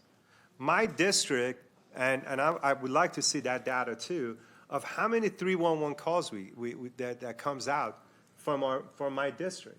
But I can tell you, again, from personal experience and talking to my constituents, you call 311 and you file a report, you're lucky if you get 2 to 3 weeks a return call or services. Again, because we're shorthanded. And also, it's certain districts that are getting affected the most. Whether it's with the unhoused community, and I feel for them, because we're not even being transparent with them. We are, as much as I hate to say this, when it comes to services, when it comes to housing, when it comes to respite centers, when it comes to anything you name, we are at full capacity right now. So I appreciate my colleagues. I appreciate the wonderful people that come here every week and tell us everything that we're doing wrong. But these are facts. So, it's not right for me to tell you, oh, there's a light at the end of the tunnel. I can tell you right now, there is no light at the end of the tunnel. Okay, that's a fact. But at the same time, the unhoused community, which is one of the most vulnerable communities in our city today, all right? If you take a look at which districts are having to help and deal with the unhoused community, you see that the most underserved communities have the most unhoused members of the unhoused community, which again is not fair. So we sit here, we talk about equity, we talk about equalness, we talk about, hey, everybody needs to be on the same playing field. But at the end of the day, drive around the city. It's very clear what areas are getting the most of, you guys figure out how you can solve this problem versus some of the other areas. And it's simply not fair. We can sit here and beat down the police department. That's very easy. We can take their budget away. That's very easy. But what is hurting certain communities is lack of law and order. We had 7 people that got shot in my district in one night. One night, 7 people that got shot. These were not legal guns. These are predominantly illegal guns. I have brother-to-brothers in my district, and I think they do a phenomenal job. Wellness Foundation in my district, I think they do a phenomenal job. But when you approach them and you say, well, you don't need the police department, they'll stop you right away. And they say, absolutely we do. So I would urge my colleagues to actually go and talk to the CBOs and see what their response is when we say, why don't we just cut the police department by half and we'll give you the money. They're going to tell you, we need the police department. Bottom line of it, okay? Well, they do. because I'm in talks with them on daily basis. So on that, on, Please do not interrupt the speaker. I can't tell who it is, but I'm going to give you a warning if you do it again, and you're going to be asked to leave. I did second my colleague's motion, and I will vote to approve this budget. But there has to be more accountability. Our businesses and our residents deserve more than what they're receiving today, especially in underserved communities. I have residents that are literally scared to come out of their house to go for a simple walk. I have members of our house community that are fearful of what's going to happen to them the next day. And it's just not fair. So, my apologies if, I kind of put everything out there. But I think the public deserves the right to hear about all the issues that we have. The housing issue is not the city cannot fix the housing issue. It's not our lane. We don't have the capacity. We don't have the money.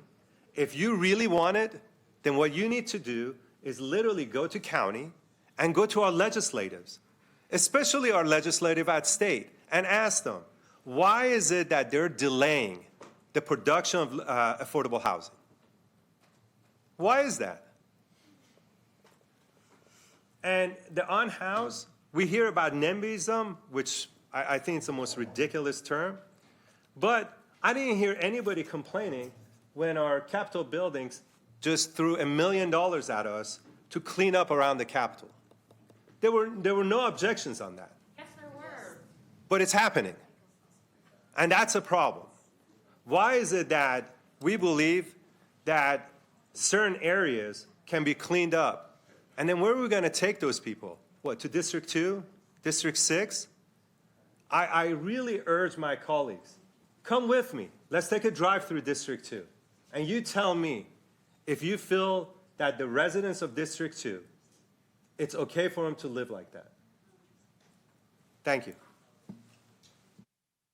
Thank you, Councilmember. Councilmember Kaplan, Valenzuela, Maple, again, I do want to close. The chief wants to just clarify the 911 times. Yeah. I heard the question from the council member, so got up. Councilmember Laloe. Our average for 911 citywide is about 10 and a half minutes. That was the main numbers. For our mid-type calls that aren't necessarily emergencies, about 22. And for our report-type calls, it's about 43. But again, those are the average. And I know what you experienced in your district the night we had that horrific accident in Councilmember Talamonte's area with 11 people involved in that. And that same night, we had student the night before he was supposed to graduate from Grant High School, die tragically in our area. And when those things happen, it takes all of our resources. And so when we're talking about being understaffed, it's not just commentary about, hey, we don't have a lot of cops. What happens is what you and our business community experienced that night,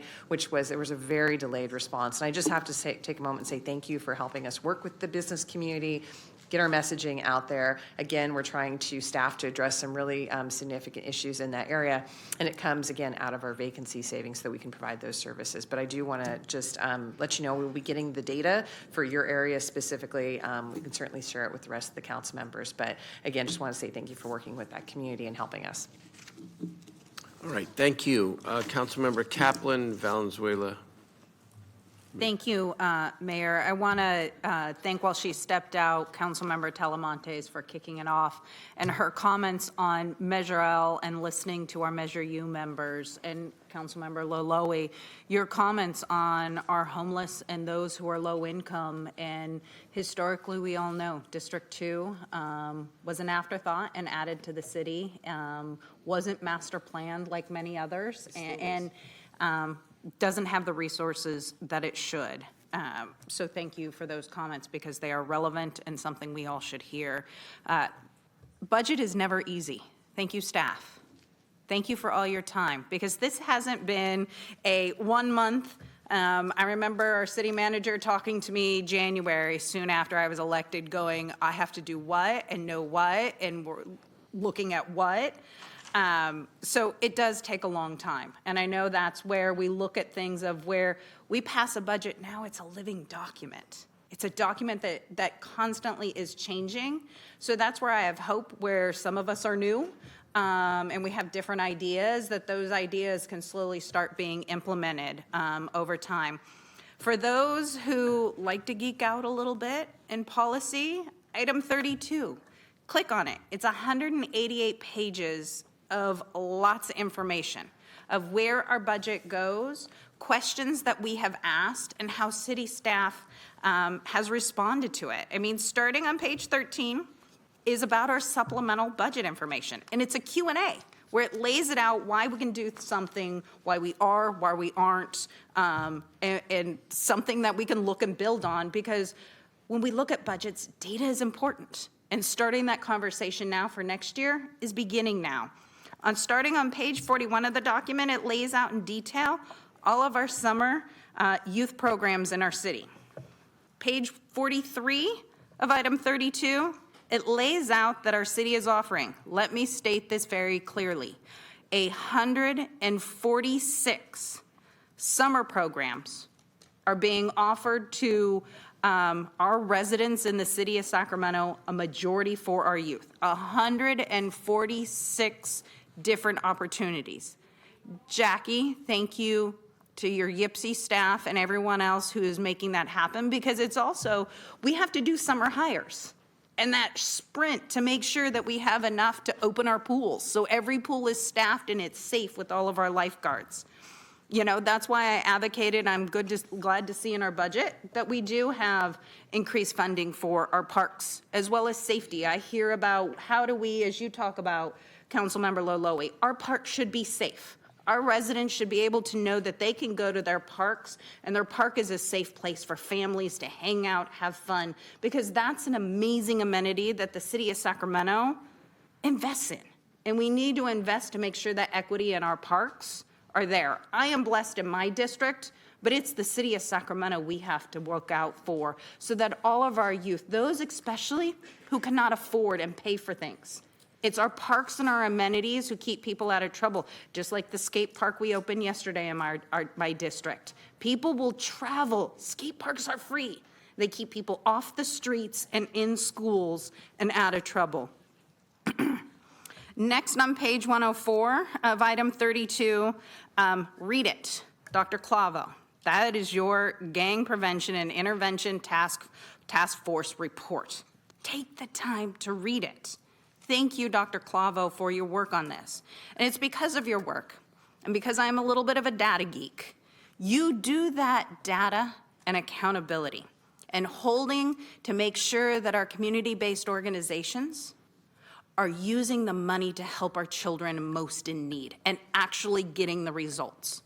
Because we owe it upon ourselves to invest in our youth, in Voices of Youth, and Brother to Brother, and Helping Our People Eat, and Impact SAC, and Neighborhood Wellness Foundation, and so many others. Thank you for the work that you do, and that's why I also want to thank the city manager and the rest of our city staff, our city council, because this was what we discussed 2 weeks ago. And that's why you see an additional $1 million, because Dr. Clavo does have the data and evidence to show the work that these community-based organizations are working. It's an alternative response to our police force. And that's another step in investment that we know that works. So thank you for doing God's work, because it is about our kids and it is about our future. We have so much need for our community, specifically for our unhoused. City manager, I don't think it's been laid out before, but how much are we spending annually on our unhoused services and beds? So we can put up the spreadsheet, but it escalates from about 41.5 up to like 43 million over the 5-year forecast annually. So annually, we're spending 41, 43-esque. Yes. I mean, it doesn't have to be exact, but we're spending 40 million. And so for me, as I look at that, what's really important, and it gets bigger over the years because there's cost escalation. So yes, we can't ignore that, is I really want to encourage my council members to talk to our city auditor. We need that audit report of how we're spending our money and where are we investing it. Because if money starts being reduced from the state and the feds and other agencies, we need to know where to invest to make a difference. Otherwise, we're playing whack-a-mole and Band-Aid, and we're not going to see a difference with our unhoused community, and we're not providing the services, and we aren't getting housing, and we're not getting them off the streets, and we're not providing an alternative response, and we're not making a difference. We're scooting them from place to place to place because we're not addressing it. So I support the budget as presented because I know it's a living document. However, I support a data-based approach to our budget. So I know and I believe what Councilmember Maple states in and what she believes in the root cause of violence and investing in our neighborhoods. My undergrad degree was about criminal justice and community investment. That information hasn't changed in 25 years since I've gone to college. Investing in our neighborhoods and our poor matter, but I want to see data. I don't believe in making changes on the fly without the data presented, because when we make changes, I want to make changes that work. I want to make changes that last. I want to make changes that are based off of data that we know works. So we're using our money wisely and we're actually having an impact that's going to make a change. So I look forward to actually having this conversation as the year goes on. What does the data say? What does our auditor say? What is working? Because these are conversations as we look at our unhoused workshops and where we need housing and how we can get more help from the state. Those are the conversations we as a council need to dig deeper in. I've been doing public budgets for 20 years. I did it wrong my first couple years in office. But the one thing I did learn is when we did make decisions based on data and appropriate long-term strategies, along with accountability, call it CCLI, the continuous cycle of learning and improvement. What did we do? Where did we learn? What does the data say? And do we scrap it? Do we improve it? Do we invest more in it? We need to start doing that on this council as we make decisions. So this is a budget for which we must put our residents and their safety first. It's a start. We have much work still to do, and I look forward to working with my colleagues on making those changes because we're all different. We're not the same council that started things a couple years ago. And I really believe in some of the ideas and the strategies some of my council members are saying, but I want data. I need data to understand what we're doing and how we're doing that. And I hope to see that, but I do support the original motion made by Councilmember Talamontes and seconded by Loloe. Thank you. Thank you. Councilmember Valenzuela. Thank you. Thank you very much. I'm going to start with just some comments about things I appreciate here before addressing the motions. First, I want to echo the commend to the staff and all of the staff in this room, because I know we're hearing from a couple of staff, but this room is full of city department folks who are here in case we have questions for you about convention centers. I see you there, Matt, or animal services or whatever. So just want to applaud everybody for all the work that I know goes into the true team effort of creating a massive document like this. I want to thank the staff for working hard to find funding for Southside Park Pool. That is really exciting. I appreciate all the work you've put into that. The fuel network funding, the language access funding, more money for violence prevention, and the fire department single role program. These are all things I'm really excited about. And I do want to echo the comments around Measure U and Measure L, and I look forward to continuing that dialogue. And I want to thank the mayor and city manager for your commitment on those issues that were raised tonight. I have a quick request on data. First, I know we've talked a lot about minimum staffing or mandated staffing, and this isn't for a response tonight, but if there's some sort of manual or general order around minimum staffing, I would love to see that, or just anything written down that kind of governs. No, I don't need that right now, but yeah, for PD, sorry, to be able to see that would be amazing. Every year, similar to Councilmember Kaplan, I'm a very data-oriented person, and so I feel like every year I'm just continuing to ask for more data in one of the largest expenditures in our budget. I've also talked to some former law enforcement folks who suggested that we start tracking committed versus uncommitted time.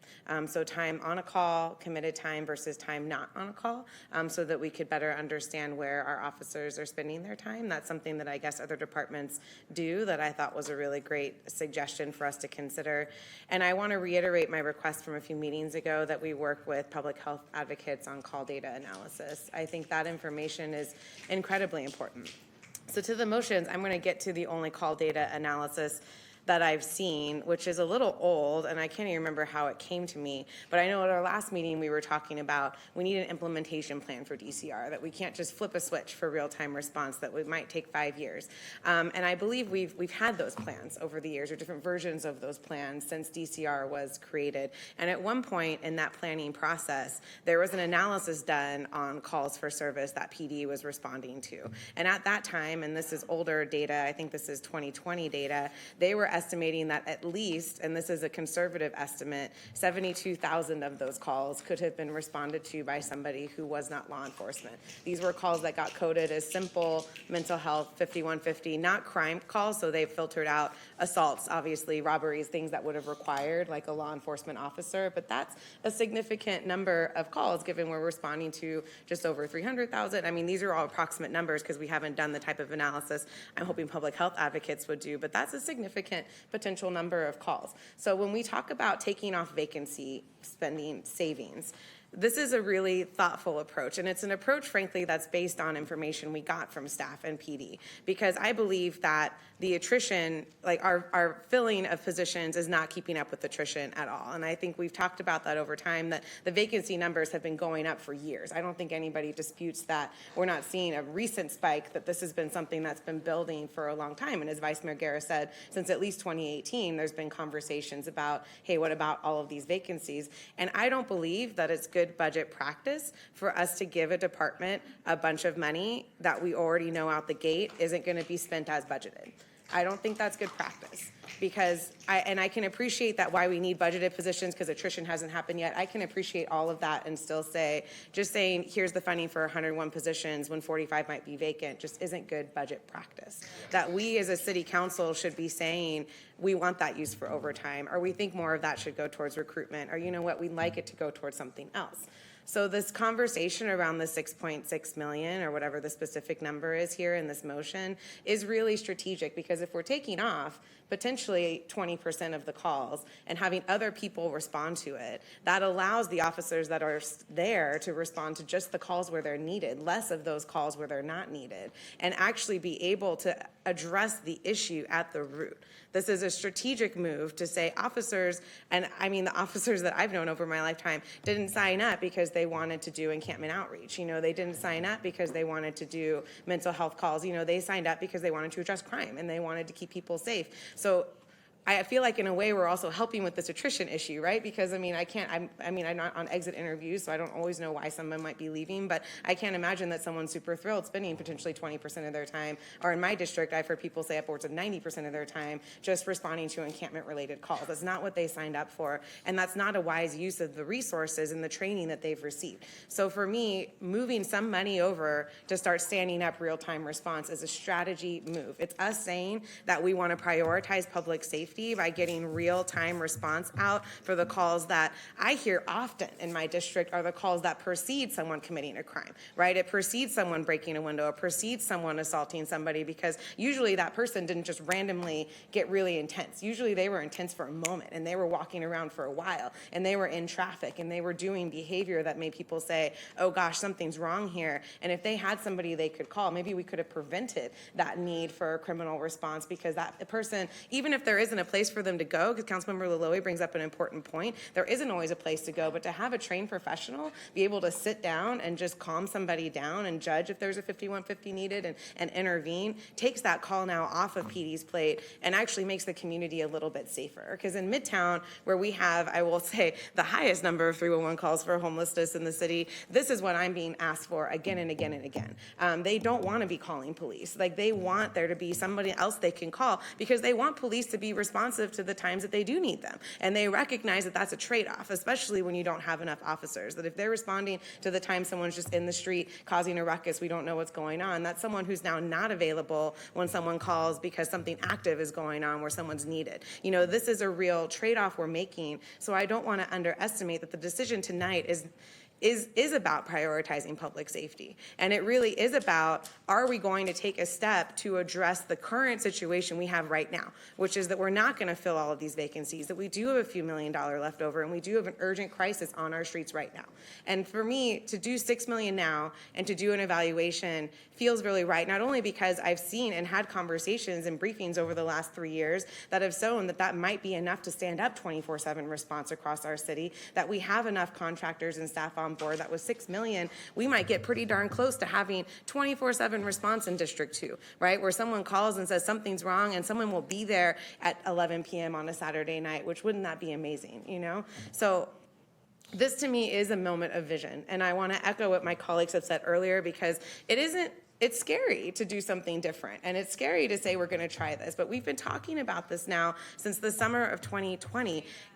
And I believe that when the council took this vote to make this step, it was the right move. It was the right decision. We said, we see an opportunity to make a transition, and the opportunity is here in front of us. It's been 3 years. You know, this is our moment. When are we going to have an opportunity where we have this much known vacancies, where our department isn't even contesting that they're not going to fill these vacancies? $6 million is not going to break PD's budget. It's not going to break response time. It is going to be an opportunity for us to help address the issue comprehensively. So I'm eager to support the motion tonight that Katie Maple made, Councilmember Maple made, the substitute motion. And I hope my colleagues will consider joining me, because it is nervous. But it's not like we're going to vote on this and then never hear about it again. It's not like we're going to vote on this and staff's going to go off into a black box and never talk to us again. If there's issues, if there's challenges, if we need to adjust, we can do that. We can do that any day, any Tuesday that we're here, right? So I just really want to encourage my colleagues to just imagine with us a little bit about what it would look like to not have to wait for a crime to be committed, for us to be able to have city staff on site in real time, and what that might mean for our whole system. Thank you. Thank you. Mayor, just a second. I want to just have the chief come up for a second. This vacancy question keeps coming up.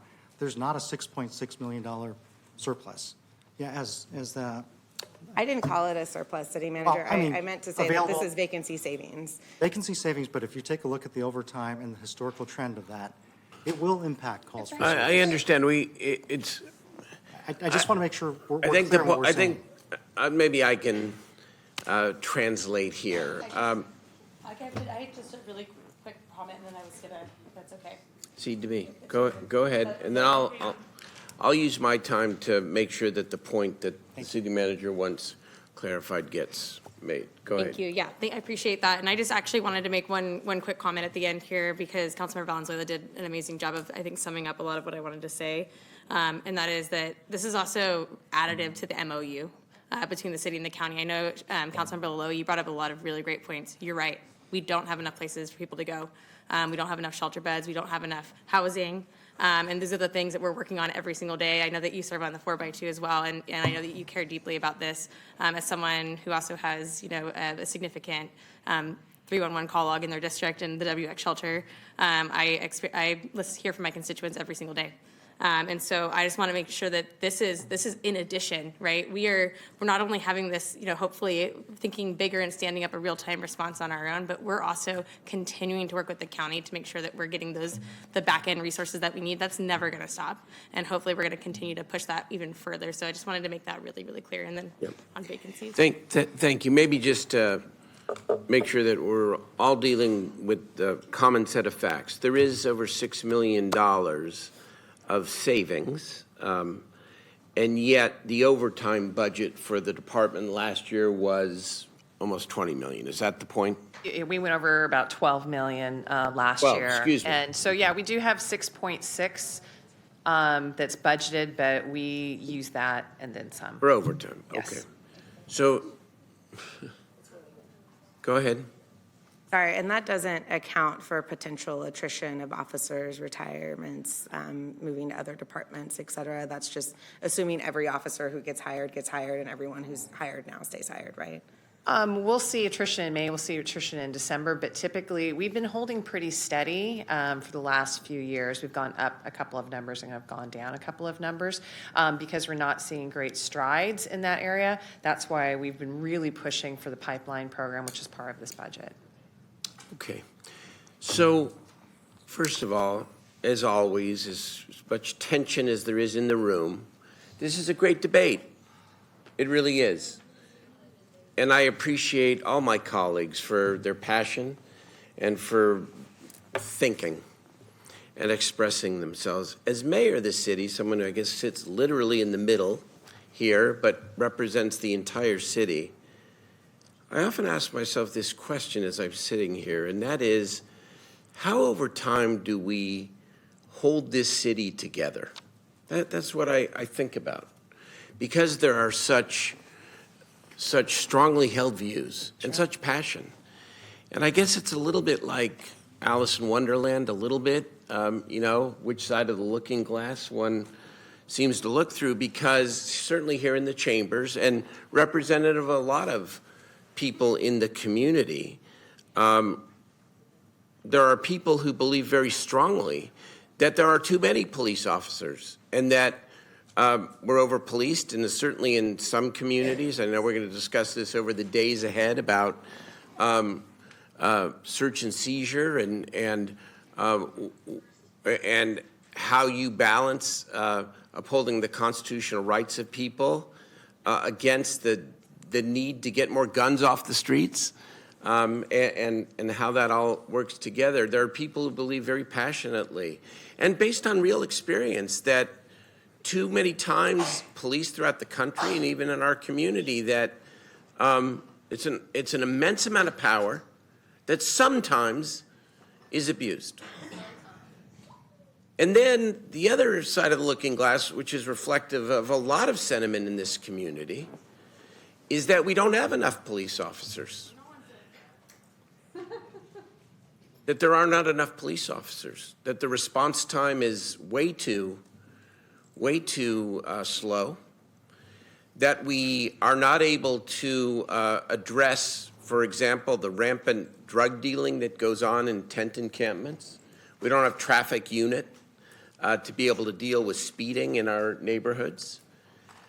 And these are deeply held points of view, and what we've tried to do, and certainly what I've tried to do as mayor, is to do my very best to reconcile these views and to move the city forward in, yes, a progressive way, but in a way that seeks to represent everybody. And man, is it imperfect. Because when I look at Measure U, for example, which I authored and got that second half sent with my colleagues, when I look at the establishment of DCR, which I initiated from this seat, I know it's worth it. But I sometimes wonder, is it really the right thing? Because look, in some sense of how much division it causes in its implementation. And I have to have hope and faith. And I do really, based upon the quality of the minds around this dais and the desire to come together, that we will take these foundations, which are so important, and we will grow them in the right way. And I look at Measure U, for example, and it is the tale of two stories. It is $65 million of additional money for the city every single year. And even though it is not enough, we are spending more money on and in community than ever before. We're spending more money on homelessness than ever before. We cite this statistic all the time. As a non-mental health, non-healthcare agency, we are investing in 1,100 beds, roofs, every single night, and it's not enough. And we're seeking to perfect and uphold this partnership with the county because we readily admit, as Councilmember Lulowy said, we cannot do it alone. And so I take Councilmember Maple's proposal and the sentiment of my colleagues very, very seriously.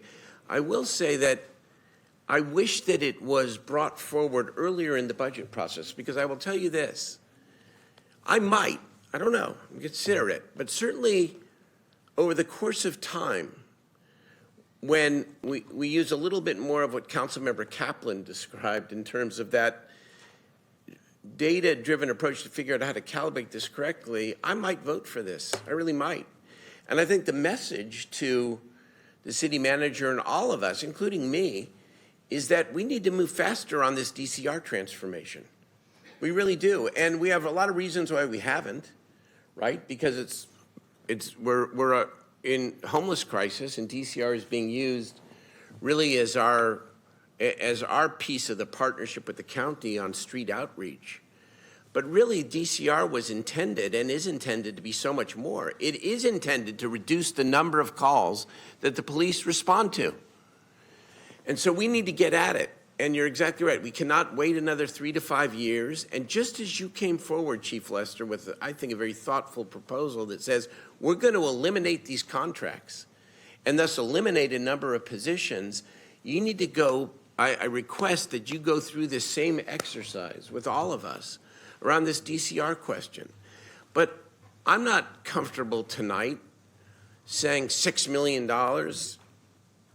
immediately shifted when we're still grappling with this question of call times and the real balance we're trying to strike between investing in community, alternative response, and that very real divide in our community about how much policing is enough. I introduced DCR and fought for it to get to exactly where Councilmember Maple has suggested tonight. And I intend to get there. For me, it's not tonight because I think we need a little bit more data, and a little bit more confidence that we're bringing the sides together in the way we do this. But be on notice here. You do have a new council. They're not afraid to put forward their provocative ideas. Excuse me.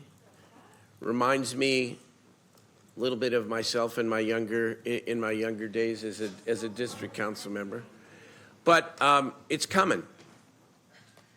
So I'm prepared to support I'm prepared to support the main motion tonight.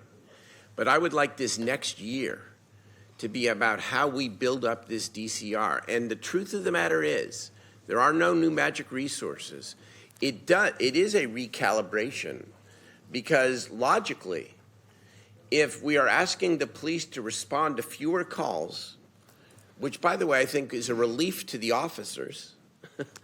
It's not anti-police. It's actually, as somebody said a moment ago, I think it was Councilmember Valenzuela, it's asking the police to do what they were trained to do, not to be homeless service providers, not to respond to every crisis in the community.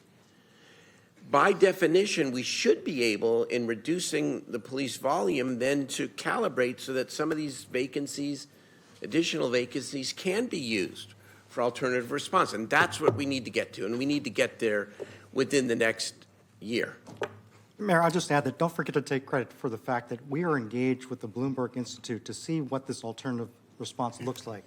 And we're actually trying to figure out all the moving parts so we can transition to that. Right. The time is now. We have to hold the city together. We have done so throughout extraordinary times. A once-in-a-century pandemic, a rightful racial reckoning, an explosion in homelessness, not just in Sacramento, but throughout the state and the country. We've got a good city council, we've got a good city team, and we have a community on both sides, actually, that will hold us accountable. So let's take tonight as a show of strength and a good moment for the city, and let's move forward. All right? On the substitute motion, please call the roll. Thank you. On item 32, the public hearing was opened and closed by Councilmember Talamantes. This vote is on the substitute motion by Maple and a second by Vang. Councilmember Kaplan? No. Councilmember Laloe? No. Councilmember Talamantes? No. Councilmember Valenzuela? Yes. Councilmember Maple? Yes. Vice Mayor Guerra? No. Councilmember Jennings, No. Mayor Pro Tem Vang. Yes. And Mayor Steinberg. No. On the main motion, So the main motion on item number 32. you can leave. You've shouted out enough. I'd like you to read a warning to the woman in the mask there, please, right now. Thank you. read Please the do not warning. disrupt the orderly conduct of these proceedings by continuing to speak out of the audience. You're now in violation of Chapter 5 of the City Council Rules of Procedure. If you are continue, I will order you to leave the meeting. Do you understand this warning? You understand? Thank you. Good. Sorry you're upset. Thank you. So, Welcome to democracy. item number 32. Item number 32, there was a motion by Councilmember Talamantes and a second by Laloe. Councilmember Kaplan? Yes. Councilmember Laloe? Yes. Councilmember Talamantes? Yes. Councilmember Valenzuela? No. Councilmember Maple? No. Vice Mayor Guerra? Yeah, aye. Councilmember Jennings? Yes. Mayor Pro Tem Vang? No. And Mayor Steinberg? Yes. And we see who again cares about community and listens to their constituents. Budget is passed. Thank you very much. Why do you have public comment if Are you there don't listen are there to the council people in the ideas? room? We have item number 33 that we need to vote on. Mr. Mayor, I'll move item 33. Moved in second. Pat yourself on the back, guys. Good job. Woo! At least get 8.5 million more to do what? Yeah. Mr. Mayor, on item number 33, we have a motion by Vice Mayor Guerra and a second by Kaplan. Blood on your hands. Please call the roll. Councilmember Kaplan. Aye. Councilmember Laloe. Councilmember Talamantes. Aye. Councilmember Valenzuela. Yes. Councilmember Maple. Aye. Vice Mayor Guerra. Aye. Councilmember Jennings. Yes. Mayor Pro Tem Vang. And Mayor Steinberg. Aye. So we now move to council comments, idea questions, and AB 123 reports. Councilmember Laloe. Thank you, Mr. Vice Mayor. I know it's open comments, but if it, Mr. City Manager. Councilmember Laloe, hold on one moment. If members of the public and staff, if you could take your comments quietly out as we exit the council chambers, thank you. Councilmember Laloe. Thank you, Mr. Vice Mayor. I just have one question and one information I'd like to share. And the question is directed to Mr. City Manager. You indicated that we're spending approximately $40 million on the on-house, relatively. 42. Is it safe to say that a good portion of that is going to our third-party vendors providing services? I don't know what the breakout is, but a majority of it is to outside contracts. Yeah. Is it? So I'd like to ask Mr. City Manager that with the organizations that are providing these services, I would like to ask for them to come to an open session and describe to the public the money that they're receiving on annual basis. What services are they providing? I know one entity in my district is getting $3.5 million annually, providing services for approximately 48 individuals. And that's at a high end of it. So that's relatively about $75,000 per individual per year. And so I'd just like to see where the money's going. So I think that's very important, especially since it's the taxpayers' money. I think we should be held accountable of how that money is being spent. So that was my question. And on a more funner topic, I'd like to also announce that the Johnson Park swimming pool is open on weekends. And every Sunday, the admission to the pool is absolutely free. The tap for our residents utilizing the pool is being picked up by my office.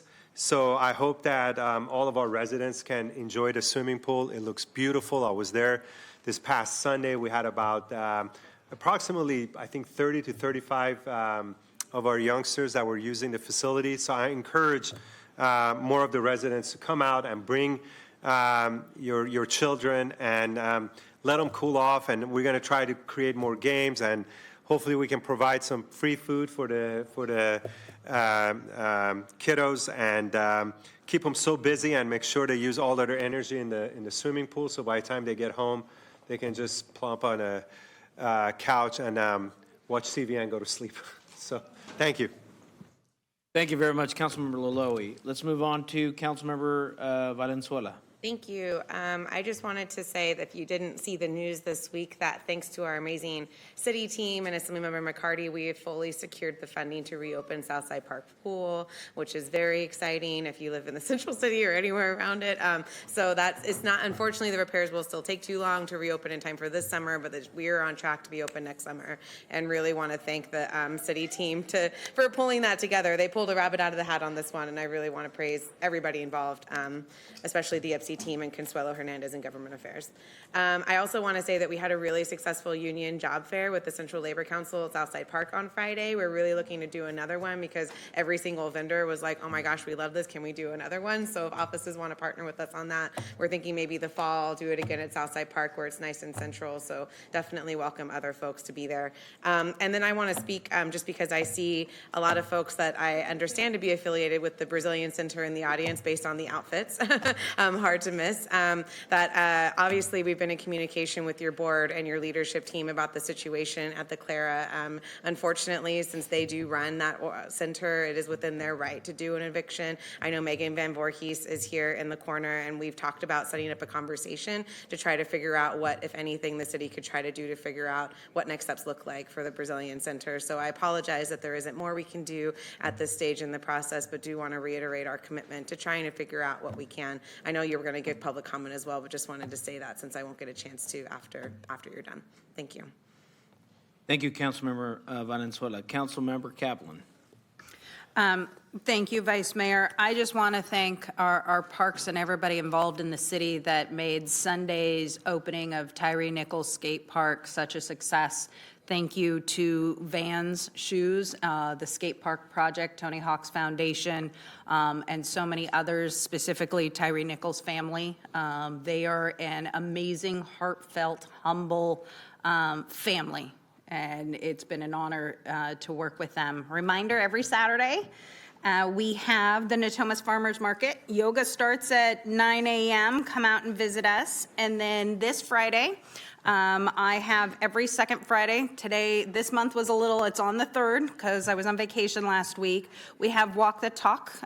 So join me at 9 a.m. at our North Natomas Regional Park where the farmers market is generally on Saturday. We leave by 9:05, so you get a 5-minute grace to come join me, and we'll make a 2-mile loop, and we can talk about anything you want to talk about with the city. So come join me, talk policy, talk shop, and get some exercise, or tell me your ideas of what you see the future of our city to be. And then later on June 16th, Natomas is holding its first Juneteenth celebration at the North Natomas Regional Park, where we'll have the Tuskegee Airmen, poets, NAACP, and many others. Food, come join us, and hope to see you there. Thanks. Great. Thank you very much, Councilmember Kaplan. Councilmember Jennings, you have comments and an adjourned in memory.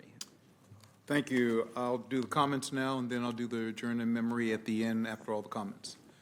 I just want to acknowledge Councilmember Kaplan for a great event that I was invited to and went to.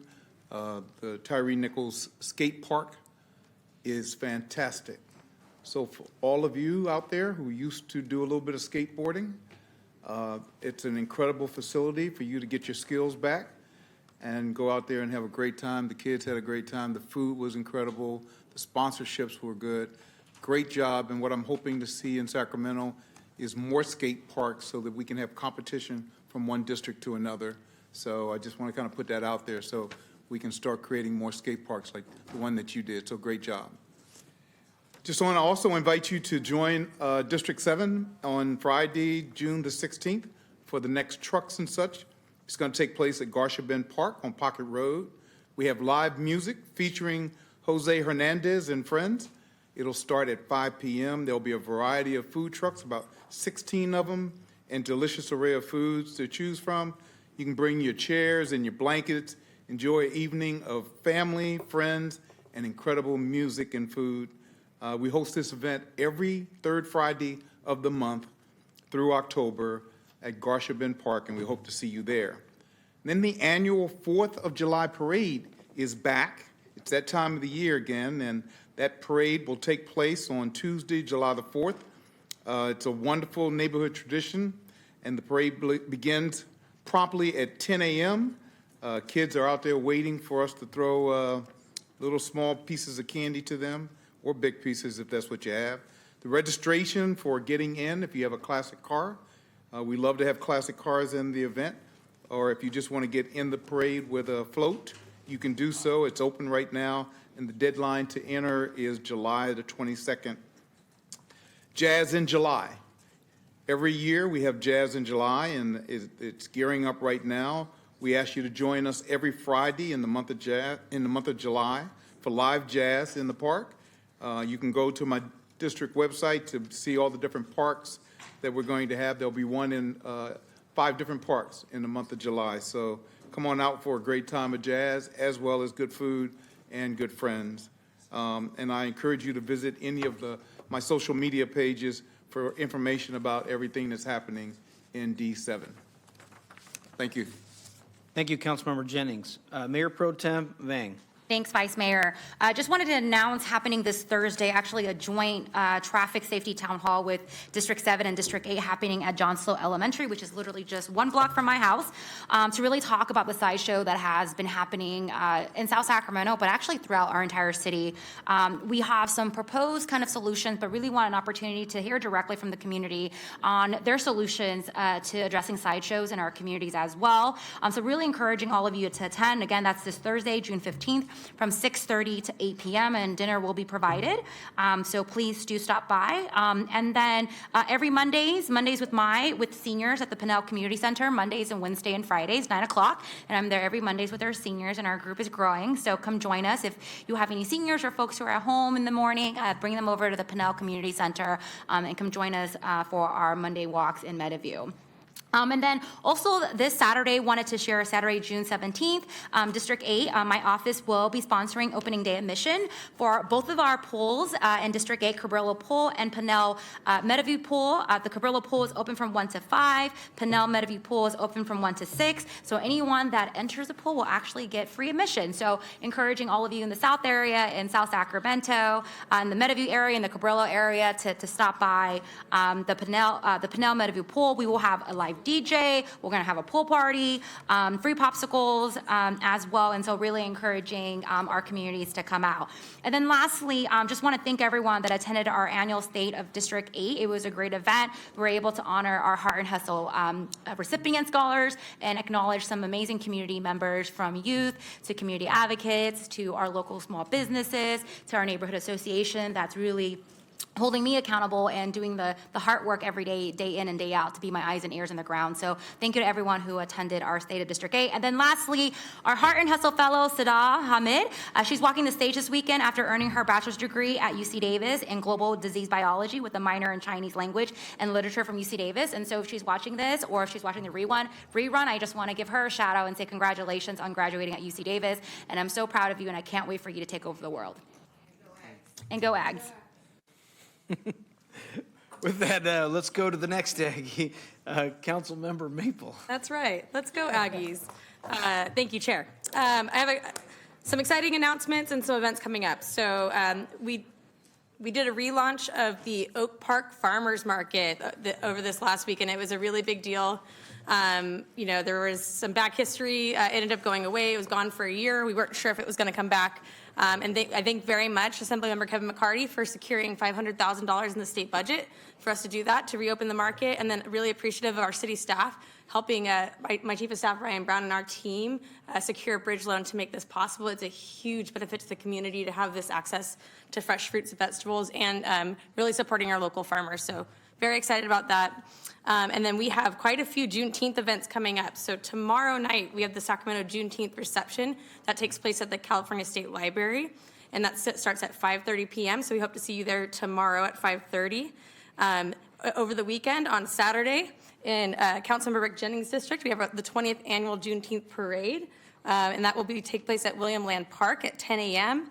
And then Saturday in the evening time, we have the St. Hope Juneteenth Block Party taking place at 40 Acres in Oak Park. And so that's on the 17th from 4 to 9 p.m. Hope to see you at all of them or one of them. And then lastly, our D5 office will be closed on Monday in observation of Juneteenth as well. So if you need to reach us, I'll be around. Otherwise, you can reach out to the D5 email or our website. Thank you.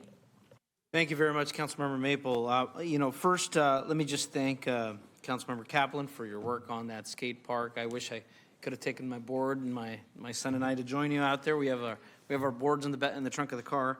One thing that I do appreciate our city Parks Department for dedicating some time to improve some of our skate parks for teens and for those who actually. This is a very low-cost barrier entry sport that gets kids focused, gets people, there's a lot, the culture's changed where there's a lot of, support and unity at the skate park. So, congratulations on that. Also want to thank our Visit Sacramento Convention Bureau for hosting a worldwide conference on the environment, the EVS 65 conference that's been here Sunday, Monday, today, and tomorrow is an international conference, and we got a chance to host it.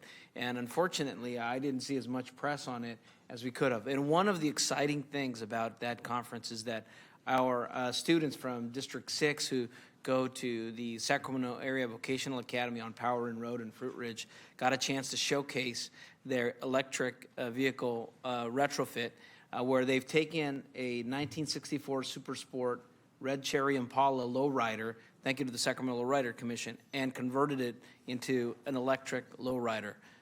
And so these are our youth who have had tough times.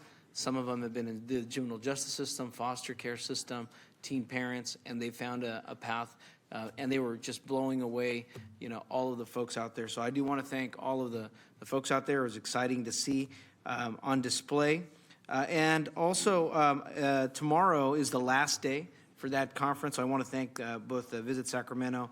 I can't make it tomorrow. It's my kids' milestone, celebration for their TK graduation. But I want to thank our city staff, our team members, and the folks at CARB and SMUD for the high-speed electric charging upgrades over at the Power Inn Road RT station. We're creating much more public charging so that we can make it accessible to folks in communities that are disadvantaged. And what better way to do it over at the Power Inn area. I want to also, if you didn't hear it the first time, didn't hear it the second time, District 6, District 7, and District 8 are holding a joint community town hall, long time coming, on the issue of traffic safety and sideshows and the issues that we've been confronted with, some of this activity that's put families at risk. We've gotten issues not only in South Sacramento, there's a heat map that we have for our entire city, but proposed solutions and also working with the community on how do we address this traffic safety issue. And then, finally, for those who are interested in our regional planning, I want to thank Councilmember Jennings, our past chair, and also Mayor Pro Tem Vang, who are our board members. I'm the alternate for the Sacramento Area Council of Governments. Our 6-county region blueprint is having their regional blueprint project on Friday. And so for folks who are interested about our land use planning, our transportation planning, our regional climate change, this is an opportunity to engage and have a conversation. So hope to participate for that as well. And with that, I'll conclude my comments there. And Madam Clerk, we'll move on to public comment and then have an adjourn in memory at the end of public comment to adjourn our meeting today. Madam Clerk, if you could please read the announcement. Thank you, Vice Mayor. Members of the public who wish to address the council should complete a speaker slip, which can be found in the back of the room. Speaker slips need to be turned in to the clerk prior to the beginning of each item. Each speaker will have 2 minutes to address the council. If you're in chambers, fill out a speaker slip. If you're in Zoom, raise your hand. After the first speaker, we will no longer accept speaker slips in chambers, and the raise hand feature in Zoom will be disabled so that everyone has the opportunity to address the council. Members of the public are asked to observe the rules of decorum. Council rules of procedure outline decorum expected in chambers and can be found on our website. A copy is in the back of the room and is summarized on the back of the speaker slip. For instance, use of swear words, yelling from the audience, physically threatening conduct, and displays of disrespect are discouraged. The presiding officer will request that a person cease disruptive conduct, and if not immediately stopped, the presiding officer will direct the person to leave the council meeting. So I have 45 speakers. I believe a few have left. So I'm going to, if you'll line up in the middle aisle, Rhonda Pate. Name a couple. So after Rhonda is Robert Copeland, then Charles Faust, And Barbara Steinberg? Great, thank you very much. Ms. Pate. Hello, everyone. I know that there's been some very serious matters discussed, but one thing I noticed is that the city council and the mayor and everyone that helps represents all of us. So I'm here. Rick Jennings is my council person, and I am here in regards to the Sierra 2 Greens. Sierra 2 Greens is a park in the Curtis Park neighborhood that we are able to have our dogs there. We have soccer there, and we also have a children's playground. What I wanted to speak on is the fact that we are unsure of the future of our dog area, which was an off-leash dog training area. And that was one of the places that my 72-year-old disabled husband and I could go, and we could spend time with the children, with our animals, and with other people. And I wanted to express how important that is, because we live in the neighborhood, the parks, the young children are great, the animals are great, and I want to say that we should all be able to coexist there. The young people are wonderful. They meet our dogs. They meet my husband. I think it's important for people to know that there are seniors out there, that the parks are sometimes their only source of getting out and being around other people when they are limited in their abilities to move around. So please keep in mind those things when you are thinking about how best to service your area and your city. And thank you all for your hard work. I appreciate it. Thank you. Next speaker is Robert Copeland, then Charles Faust, then Barbara Steinberg. Mr. Copeland? Hey, last week I was at a press conference with someone, Matt Haney, for a ACA 10, which is a fundamental right to housing. There was only 2 city council members that attended. One was Katie Valenzuela. I congratulate her for that. And one from Richmond, California. Where were the rest of you? Including the mayor, including Karina Telemonte. Where are they now? I mean, what if you want to talk about decorum, each one of you should stay to the end of the meeting.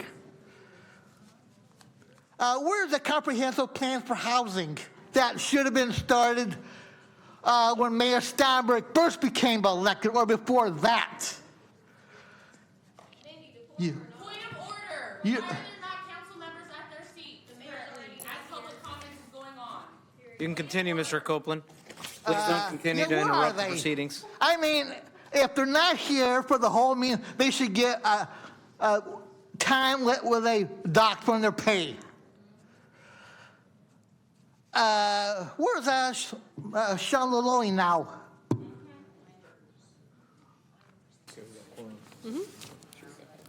Why do some of the city council members either talk to each other, whispering to each other? I saw a former city council member look like she was doing our paperwork. Now she's in the state senate. That's unacceptable. And why does the city council member call out each other when they're not doing their job or when they're talking to each other? That's disrespectful to the public. If you want decorum, it's a two-way street. Thank you. Thank you for your comments. Our next speaker is Charles Faust, Barbara Steinberg, Maxwell Regg, Albert Riviera, Julian Galliano. Charles? Actually, I had some more fun things to say about the anti-Semites that come, but they didn't show up, so I'm not going to make fun of them. So I'm going to jump into homeless stuff. I think that we're talking about the light at the end of the tunnel, and it just doesn't exist because we're just adding to this mountain of suffering, and there is no tunnel. It needs to get built, and we know there's options for this. We know we can build a large-scale co-located services, wraparound services shelter model. There's about 75 acres in District 2 to do this. There's 100 acres in District 8 I think it's District 8 that the city bought the Job Corps location from. And then there's another about 50 acres in District 6 where we could actually build a large-scale shelter that could house 5,000 people, give them all the services they need in one spot. So it's something that needs to be actually pursued seriously, not abandoned like it was when the city was kind of working with UC Davis Med Center to come up with a plan for this. It needs to be reopened and relooked at. And then aside from that, I think that we have a lot of respite center options that need to be looked into as the heat is increasing and people are going to die of heat exhaustion. So I kind of want to know how to actually send you guys options for respite centers without there being a Brown Act violation. Like if I have, say, 3 options in all your guys' district, how do I send that to you without breaking the law? Anyway, that's what I had to say. Oh, also, the farmers market is coming back to District 4 beginning of next month, so people should kind of know that. It's going to be a big thing, I think. Okay, I'm going to read off a few names. Barbara Steinberg. Following Barbara is Maxwell Reg. Albert Riviera. Good evening, Barbara. Good evening, City Council. It's been a long time since I've stood here before you, and many of you know me. I've supported you either by electing you or funding you for your campaigns. I'm a property owner in both Districts 4 and District 6, and although I spend most of my time now living in Chico, I'm in Sacramento on a regular basis, supporting my community in a number of ways. So tonight I'm here to speak about the Brazilian Center eviction. I was sort of dumbfounded and stunned when I saw that. I've been involved with that property, with the organization since it first started. So I wasn't going to write anything down, but this has been a long evening, and so now I have. I want to start out by saying, I want to say after waiting here for more than 5 hours, I'm sorry that Katie preempted my public comments by informing us what the city can or cannot do instead of possibly finding a more equitable solution for the Brazilian Center. A quote from 2015 news report regarding the opening of the Clara Studio said, "The facility is unique in that it's not just bringing the arts to Sacramento, but cultivating them here right at home." Many of the speakers here tonight spoke about the need for programs for children and cultural diversity. The Brazilian Center provides that and more. I lived just blocks away when the center first opened and fell in love with the spirit of its community and creativity. I was told by Councilmember Valenzuela's representative and Assemblymember Kevin McCarty's district manager there was nothing they could do. But the city and state funds have been given to the Clara, and there should be something that should be done. No one has sat down with these organizations to mediate and discuss what has transpired over these past few years and what is the root cause of the sudden eviction of an organization that has been a productive part of the art community at Clara since it began in 2015. This unfair process to evict the center with a 30-day notice without any previous discussion about their continued use of the space, especially... Thank you for your comments. Your time is complete. Our next speaker is Maxwell Reg. I don't see Maxwell. Albert Riviera. And then Julian Galliano, then Daniel Jerome. Good evening. Hello, my name is Albert Rivera, and I just wanted to tell everybody that I was thankful for the Brazilian Center, the Sacramento Brazilian Center. You know that we help celebrate diversity and the culture of Brazil, and we've done music classes, dance classes, cooking classes, language classes, and I feel the more exposure everybody in the community has to like different cultures, then we may learn to respect others even more. I really also wanted to say that I appreciate Sarah Burga, our leader, for all the and all the volunteers too, all the volunteers of the center for all the hard work that they've done through the years. And I feel that if you all could help support our center, it would really benefit the community, because we've played at schools, we played like downtown and all the diversity events, a lot of different things, and I just hope that you all have it in your heart to help support the center too. Thank you. Thank you for your comments. Julian Galliano. Following Julian, Daniel Garzone, and then Paulo Berger. Good evening. My name is Julian Galeano. I am speaking here on behalf of the Brazilian Center as well, mainly from a point of view of a new member to the community. I relocated to Sacramento in 2021. I'm Colombian. I migrated to the U.S., lived in Miami for almost 20 years, chose Sacramento for a specific reason. I was told that it was the most diverse city in California. That's something that I've seen reflected here, not only in the attendees, but also in our council. I was also told that Sacramento was blooming with culture, art, food, and music.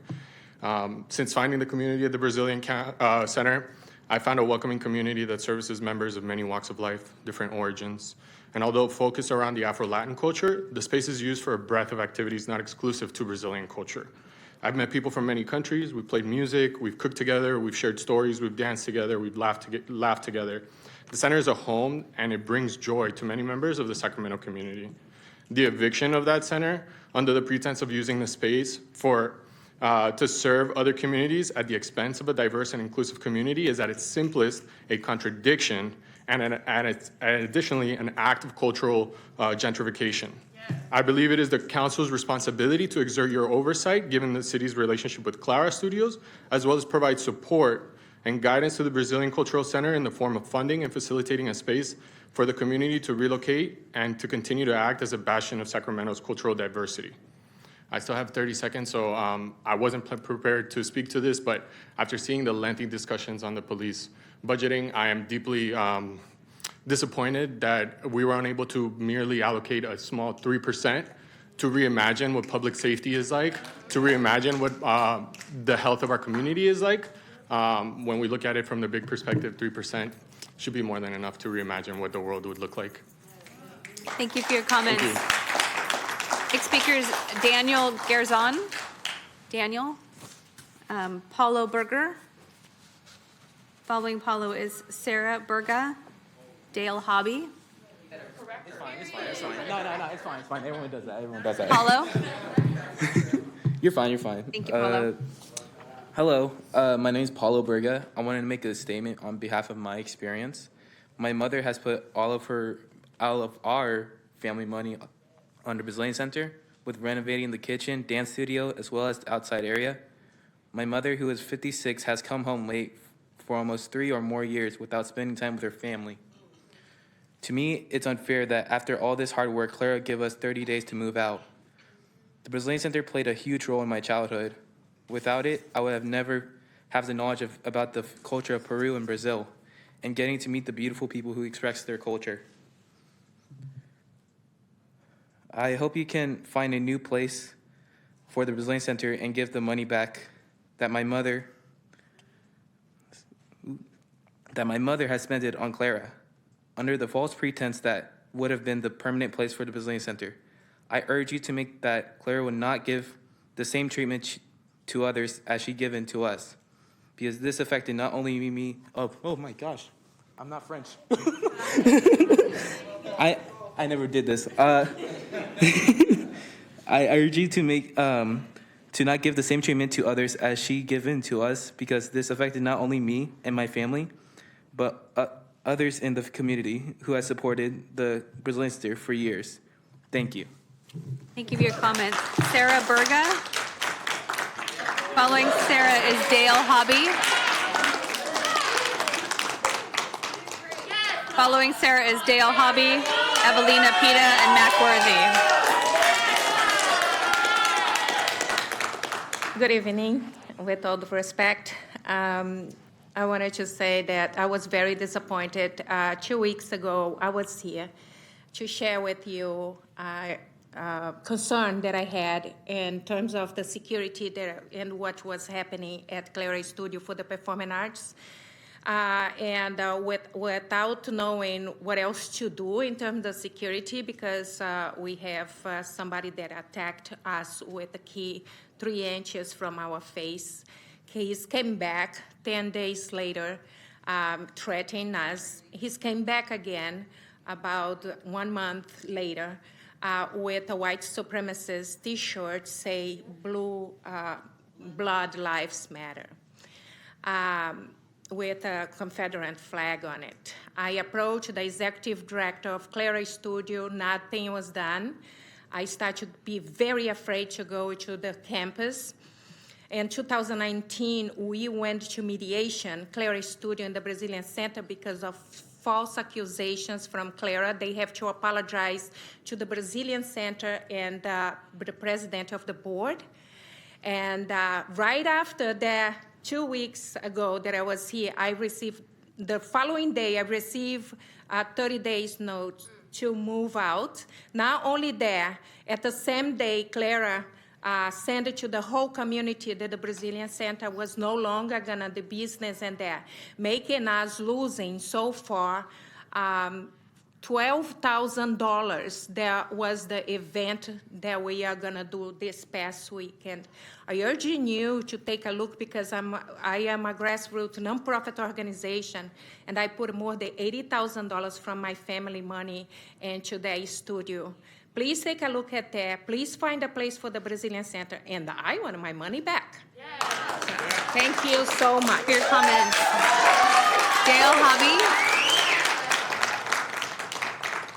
Dale Hobby, Evelina Pita, Matt Worthy, and Jared Johnson. Boa noite, tudo bem? My name is Dale Hobby, and I come on behalf of the Brazilian Arts Center. I'm here because of the stuff that happened with Clara and the Brazilian Arts Center. It's a wonderful place. Like, they've done more for the community than a lot of places that I know. During COVID lockdown, Sarah and everyone got together and made sure to make food and go out and feed the homeless. They took time out of their lives to offer services for people who were working at other places and had to be on light duty. They gave us a place to go to work so we could still make a wage. I went there and volunteered, but they didn't treat me like a volunteer. They treated me like family. They made me feel welcome. They made my kids feel welcome. We need more places like that. If we lose them, that's a detriment to the community. They reach out and do so much, and they've got so many different opportunities to learn. Everything from dance, language, music, food. These are all things that we can all get together as a community and enjoy together. We need to have more inclusivity and less pushing everyone away. And that's all I've got for you guys. I thank you for your time. Thank you for your comments. Next speaker is Evelina Pita. Evelina Pita. I don't see Evelina McWorthy. Following Mr. Worthy is Jared Johnson, Emily Maloney, Maria Gonzalez, and then Susan Aldab. Thank you. Could I get this on the podium? Thank you, Mr. Worthy. Please proceed. People, this is a freedom of information. Go quit lying. You fail to give me that information, that's a felony. That's a felony against you, and I'm going to press this charge. 8,000 nonprofit organizations just in the city. 8,000. Went to IRS, he said, take me 2 days to print it out. I said, I'll get it another way. We sit here and look at the children. Did anybody investigate the background of the person that's dealing with your child? It's amazing. I've been in the city a long time. I recognize families and what is involved. Sad. Now, when we look at money we can't use, is that money drawing interest?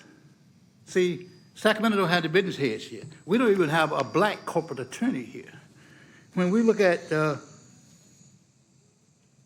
charter, we can't even know when it meets. That's minutes in that charter that we need to see, and this information gonna give it that, and I'm gonna expose it. So you better get ready. Now, when we look at the master hate crime, is only hate crime referred to a Jew? I thought Sanchez had solved that when I was accused of anti-Semitic. I can cuss a Jew out like I cuss anybody else out. But it's only to a Jew where that situation here gonna have to change. Here's a man that Steinberg been in messing with his family's dentist. He has to go. That's harassment. That is harassment. Wake up, people, because I ain't gonna quit. I'm gonna do it until I expose you. And Steinberg was right. He'll take all your folks out of here. What did the new folks bring in here? Mouth. That's all they brought in here. Who brought the businesses in here? Where's the businesses that hired people Thank here? you for your on this comments. side? Your time is complete. And Vice Mayor, I do need a motion to go past 9:30 pursuant to Council Rules of Procedure, Chapter 8E4. We do need a motion to continue the meeting past 9:30 So p.m. moved. Oh, second. Been moved by Councilmember, who moved it first over here? Valenzuela. Valenzuela, moved by Valenzuela, seconded by Maple. Any discussion? All those signify by saying aye. Aye. Motion passes. Thank you, Vice Mayor. Our next speaker is Jared Johnson. Thank you, Emily Maloney and Maria Gonzalez. So I was here yesterday to sit in with witness the police review commission that this board has set up, and I'm glad Howard Chan's back in the room. Hello. When I went to the police review commission yesterday, it was like painstakingly obvious that it's just stuck in the mud with no cooperation from the police. They're asking questions, not getting answers. They're extremely frustrated. It took them forever to get through, like sending a letter to y'all, to the city council, to ask why isn't there representatives directly from the police there. Howard Chan appointed someone named Mario to be a liaison between the police, but it's just like clear to me that the intention behind that review commission board isn't happening. And it, like, as a community member watching it, I was like, this is a waste of time, but it should be like, yeah, it should be actually doing something effectively. And like on top of just like how the vote went tonight and how this city council has decided to like invest in police and not question how police are doing protocol, that was put in place to really like, yeah, to hold the police accountable and to learn more about how the police operate, you know. And they were people sitting in chairs, the same chairs you sit in, you know. And so I don't know, it's making me think about these chairs and what the power these chairs have. And Howard Chan has seems to me like a tremendous amount of power in that chair. Why was Mario appointed? How did that happen? You know, I first came to City Hall 6 months ago to advocate for a camp. And Howard Chan was the single man who decided to call off the sweep that was impending the next morning. And that was my first experience here at City Hall. So, but mainly like get a police representative in that discussion with the review. And I would go to those meetings and I would learn a lot. So yeah, thank you. Thank you for your comments. Emily Maloney. I don't see Emily. Maria Gonzalez. Thank you. Following Maria is Susan Alhop. All right, hi, good evening. My name is Maria Gonzalez, and I am part of the board members of the Brazilian Center of Sacramento. And I would like to talk about my experience with the center. First, I approached the center, and it was very welcoming, and I could see it is inclusive, and I see all the volunteers and participants from many different countries, and I was able to find classes that were very affordable, and I was just, it was very welcoming to me, and I decided to participate, and not only was my participation there, but I was also being pushed and challenged to do other things, which is performance and learn another language, and I can speak for like all the other dancers and drummers who did experience the same thing, because we put in so much effort into practicing and putting the culture out there and express the art in front of an audience in the community of Sacramento, and to feel the thrill of the people, of seeing how we perform, and and for them to see all our hard work that we put in the studio. It would be very devastating to see this center to shut down because of the business decision that was made by Clara, and I feel like it is very unfair to only give a 30-day notice, and without any transparency or prior notice to us. I asked the city of Sacramento to work with us and not let this community center shut down because of someone like Clara, who is pushing us away. Instead of, what we do is that we have, we include everyone. We don't push anybody away. Thank you for your comments. Your time is complete.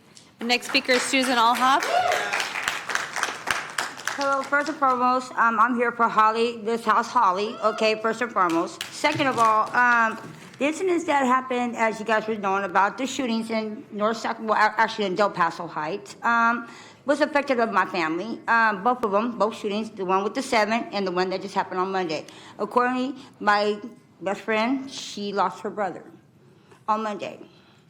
So as that being said, whatever, whatnot, it is troublesome. Just on the 3rd of this month, me and my husband, we don't bother nobody. We stay to ourselves. We live at Camp Resolution, but we stay to ourselves. 9:30 at night, that night, me and my husband and wife decided to walk to an A&PM, which is our local gas station. Not even 15 minutes of us being on the bike trail going back to our camp. There was a youngster, probably about 16, 17 years old. He came behind me and my husband. My husband says, back. For some reason, he said that back because he had a gut feeling. I'm glad he did. Why? Because it would have been 5 of me or 5 of my husband. On this gun violence, y'all need to get a grip on it for real. My husband and I, we are ex-gang members. And I'm not going to sit here and lie to you about it. I've done my dirt. I didn't ask God to forgive me on that. He's the only one who could judge me on that. But you guys need to get a wrap on this gun violence very, very seriously. I just lost my nephew not even 2 months ago to a gun violence on Arena Boulevard Freeway. They shot him up because of a mistaken identity. Okay? With his daughter, with both of his daughters and his wife that was pregnant in the car with them. Can you just imagine what that feels like?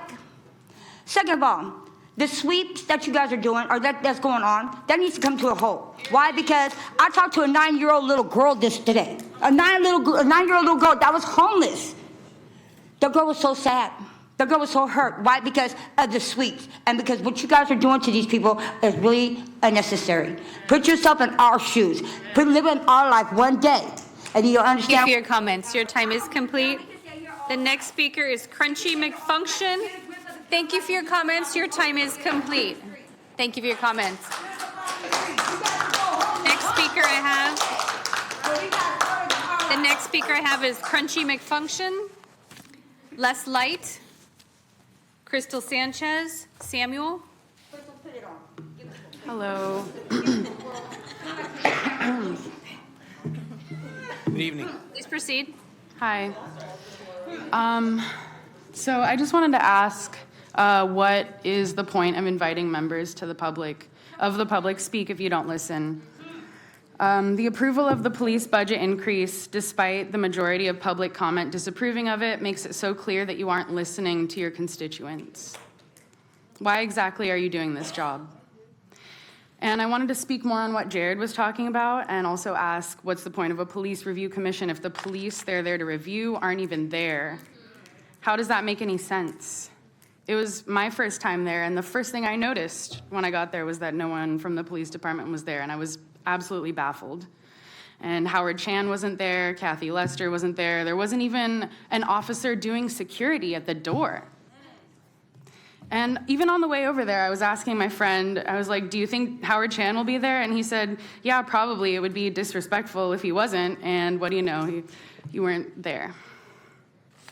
The people on the commission were discussing a letter to send to City Council to request that an actual police representative be there. And it was really disappointing to witness this commission of people who work hard and really care be absolutely ignored.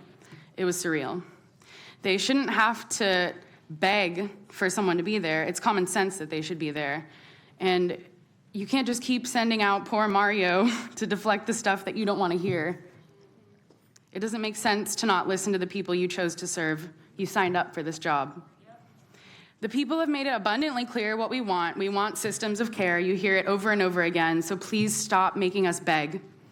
It is obvious that the City Council made a bad choice tonight. I really hope that City Council can make better choices from here on out, because it is tiring to show up week after week and beg for basic rights and be so harmfully denied and lied to for hours. Please do a better job. Thank you. Thank you for your comments. Next speaker is Les Light, then Crystal Sanchez. So the city's non-housing policy of neoliberal market-based housing continues to fail and perpetuate our housing crisis. At best, it means that the roughly half the city residents who own housing property enjoying the free rising property values as unearned passive wealth accumulation till the next bubble collapse, while essentially cannibalizing the roughly half of the city's residents who pay rent.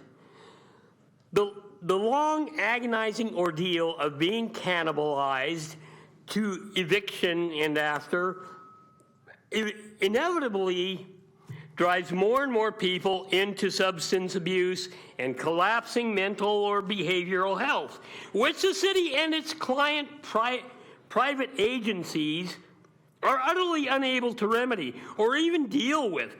The Sacramento Tenants Union abhors cannibalism. The only solution to our housing and homeless crisis remains public housing and systems of support for such, not the regime of neglect and defunding of the past 5 decades. We call on the mayor and the council to turn this failure around, actively stand up, fight for HUD funding to build and support public housing, support the overturn of the disastrous Costa-Hawkins law, support real rent control, levy a vacancy tax, restore low-income housing components, and the regime of cannibalism in Sacramento. It is the duty of all of us here to heal the world, so let's do it and pull the rug out from under the fascist filth who continue to haunt these meetings. Thank you for your comments.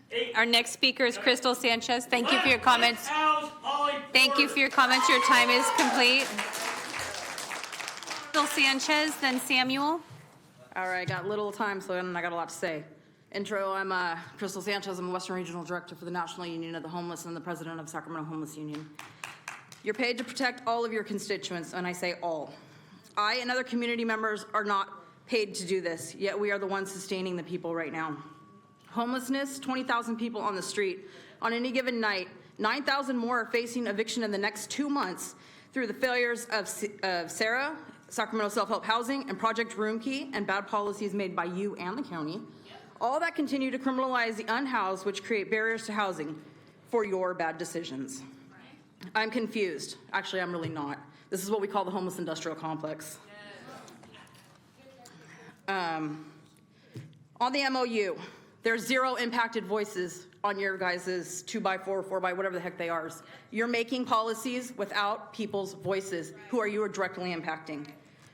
Let's talk about your camp maintenance list a few weeks ago that we had when we all had to leave because of the racists that were in the room. You're profiling and targeting a specific class, the poor, which is diverse. No services are provided, yet they are swept. Third-party referrals that never connect to services. Kids, we have 2,000 kids playing on the streets, being born and raised on our streets. A lot of you have kids. Imagine your kids, nieces, nephews, etc., surviving outside. We demand accountability and transparency. I want real numbers of real exits to real housing to real services. The vehicle and trailer ban brought on by Ashby. I want that to come back to council. That was supposed to come back to council in three or 4 months. Never came back. Thousands of RVs are being taken, displacing people into tents, which is a state-created danger. We demand a moratorium on all displacement. This means sweeps, evictions, until real-time housing services are available. This would bring you in compliance with Martin versus Boise. Thank you for your comments. Our next speaker is Samuel, then MVW.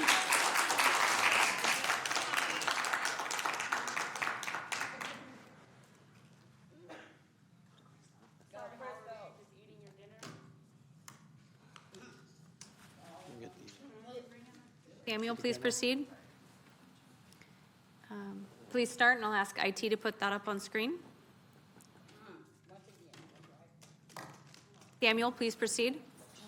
Thank you. Council All right. My name is Samuel. My pronouns are they, them. This is week 15 of Black and Brown community members demanding the council to implement community demands that would significantly reduce the violence inflicted by the largest gang in America towards Black and Brown and poor communities. I heard the council say many times tonight things that contradict one another. You cannot say you listen to your constituents, that you care about your youth or your most vulnerable communities, and in the same breath continue to fund and militarize a system that historically was built to oppress Black and Brown people. You cannot say good job to a council member for capitalizing off the death of a Black man while voting to fund more money into the same systems that murdered him. When Black and Brown lives are continuously being thrown away like paper towels, you don't get to name a street sign or a highway exit or a skate park after us and then think that you did a good job. Tyree Nichols should be alive today. If something isn't working, you go back to the drawing board and you think of something new. This council talks about creativity, yet every year fund more dollars into the same entities harming your constituents.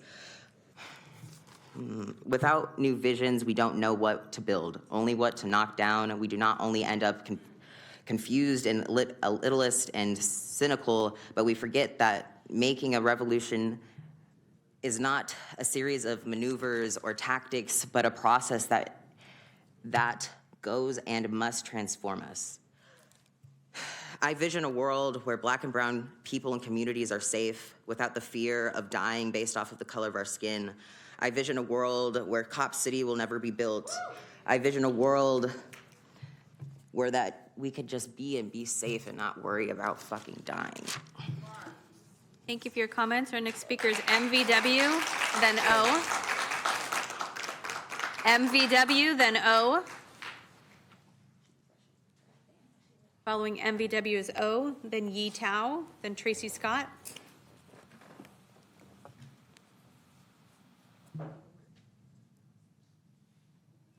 Please proceed. I'm waiting for you. Those who did survive the horrors of the slave trade and were brought to what would become the U.S. were also subjected to the first form of organized policing in the South, known as the Slave Patrol.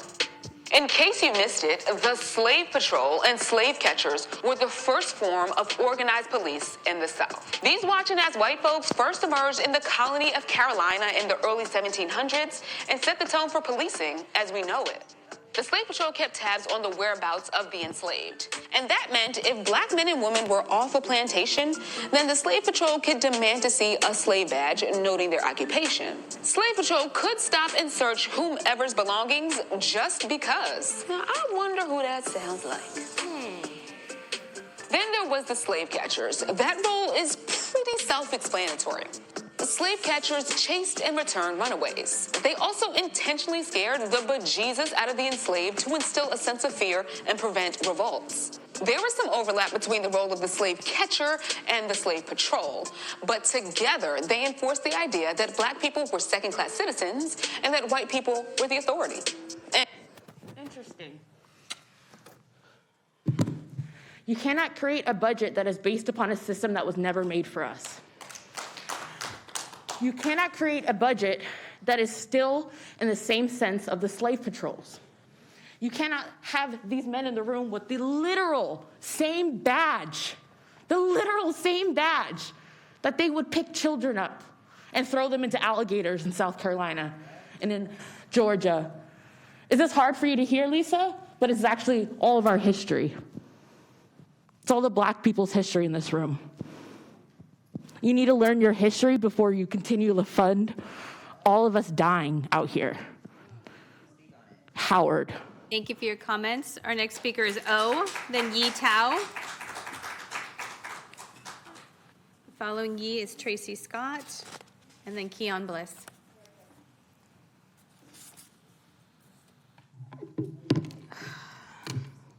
I'm just like, I don't know if I should feel disappointed or upset or what it is. I definitely expected this from y'all. Like, we've been here for 15 weeks. I'm not surprised that y'all chose to move the way you did today regarding the budget. I just want to give a shout out to the folks that came out from the Brazilian Center. Like, it's very obvious that they've been coming here week after week, and they've been exposing the fact that they've been targeted by white supremacists and that their safety was an issue.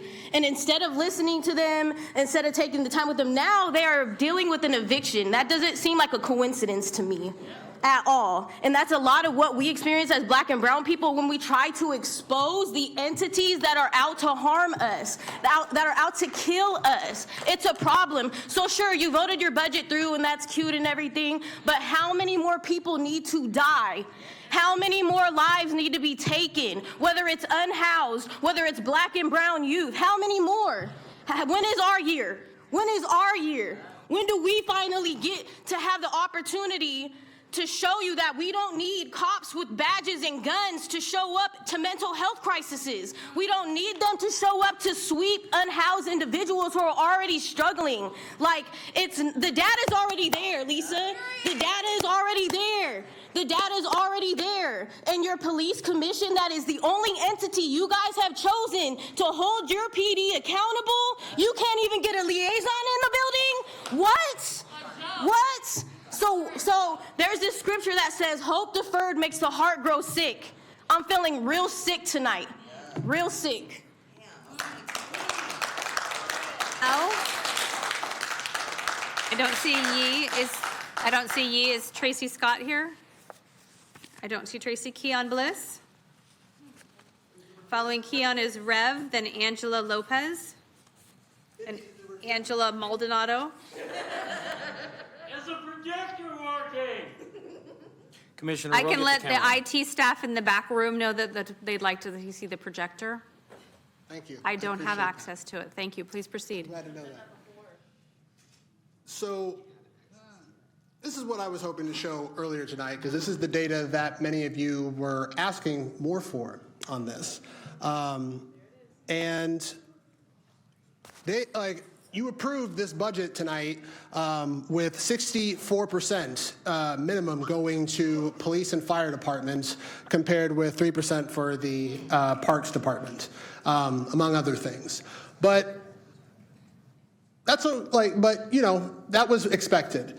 And the good news is that those of you that are asking for data, that really want data, you actually have an advisory body that is dedicated to getting that to you. A dedicated group of people, that many of whom have been doing this since its inception in the latest version, since 2016.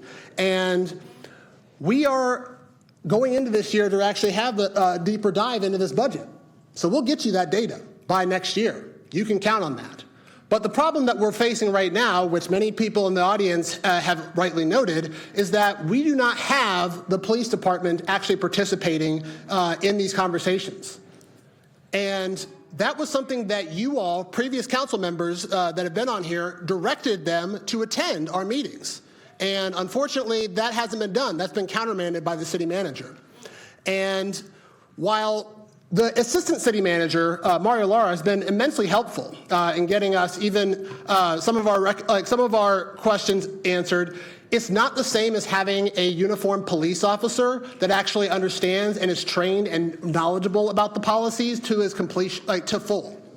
And that's why you all should be expecting letters, a letter from us asking for clarification to direct the PD to do that, because as has been noted by the city manager's office in the past, your advisory boards are actually intended to go, or your departments are intended to go to the advisory boards for input. Thank you for your comments. Our next speaker is Rev. Thank you for your comments. Your time is complete. Thank you for your comments. Please take your seat. Commissioner, thank you Please for take your comments. seat. Appreciate The it. next speaker is Rev, then Angela Lopez. Following Rev is Angela Lopez, then Angela Maldonado. Evening, Council. I'm Rev, CEO of Prayer and God Ministry, Homeless for Heaven, God's Children Lives Matter, and Rev's Healing Foundation. I actually reside in the streets. I do a street ministry, as I said, and I've been living in my vehicles for the last 10 out of 12 years. And I've been having to deal with the cops because I watch them amongst the city. it shouldn't be such a big budget for them. I mean, they got more security guards now. They got all these other organizations to help stop. Under my Homeless for Heaven organization, it will be strictly business that I'll be bringing to the place. Once I receive the grants, I'm 4 nonprofits deep. And I'm gonna be focused on tools and trucks. Because I see that the homeless community in general are a working community that you don't see and appreciate until maybe you drink in a plastic bottle and realize that the homeless people are the one that recycled that for you. That they're actually out there building something within a community, but you can't see it because it's not part of you.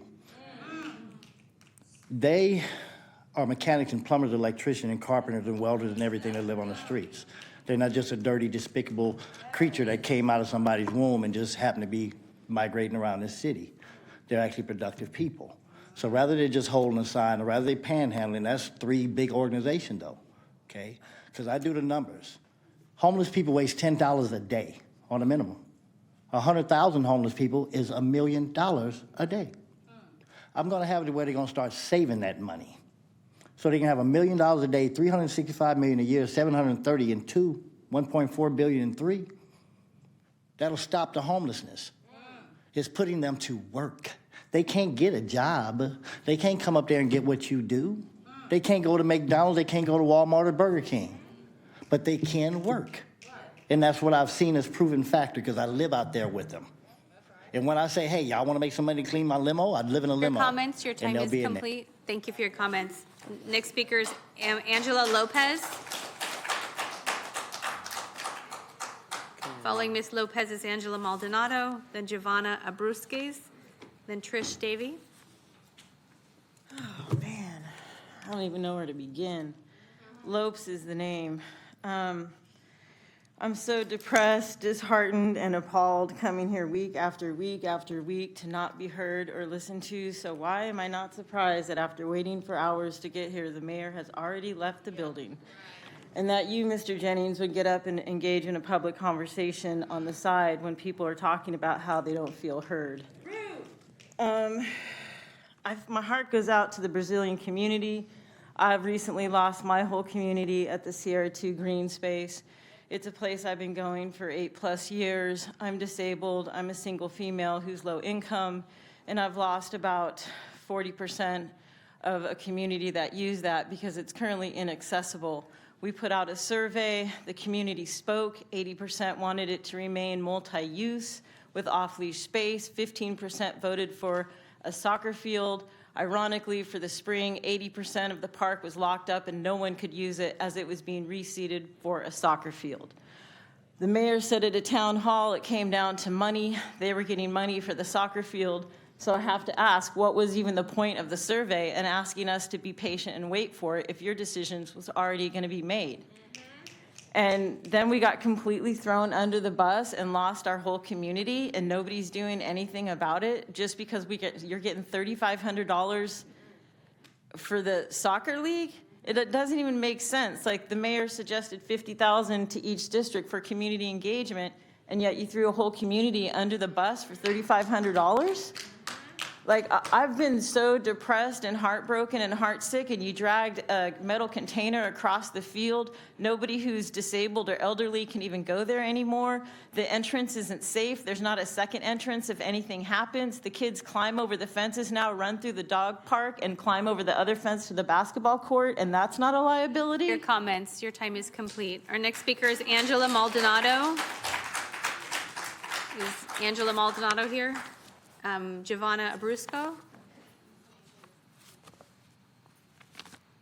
Trish Davey. Following Trish Davey is Sarah Medlicott. Hello, my name is Trish Davey. I come from Curtis Park. I represent about 80 members of the Curtis Park community and who have been using the Sierra 2 Green for about 3 decades now, before 9 in the morning and after 5 in the afternoon, to exercise our dogs off leash.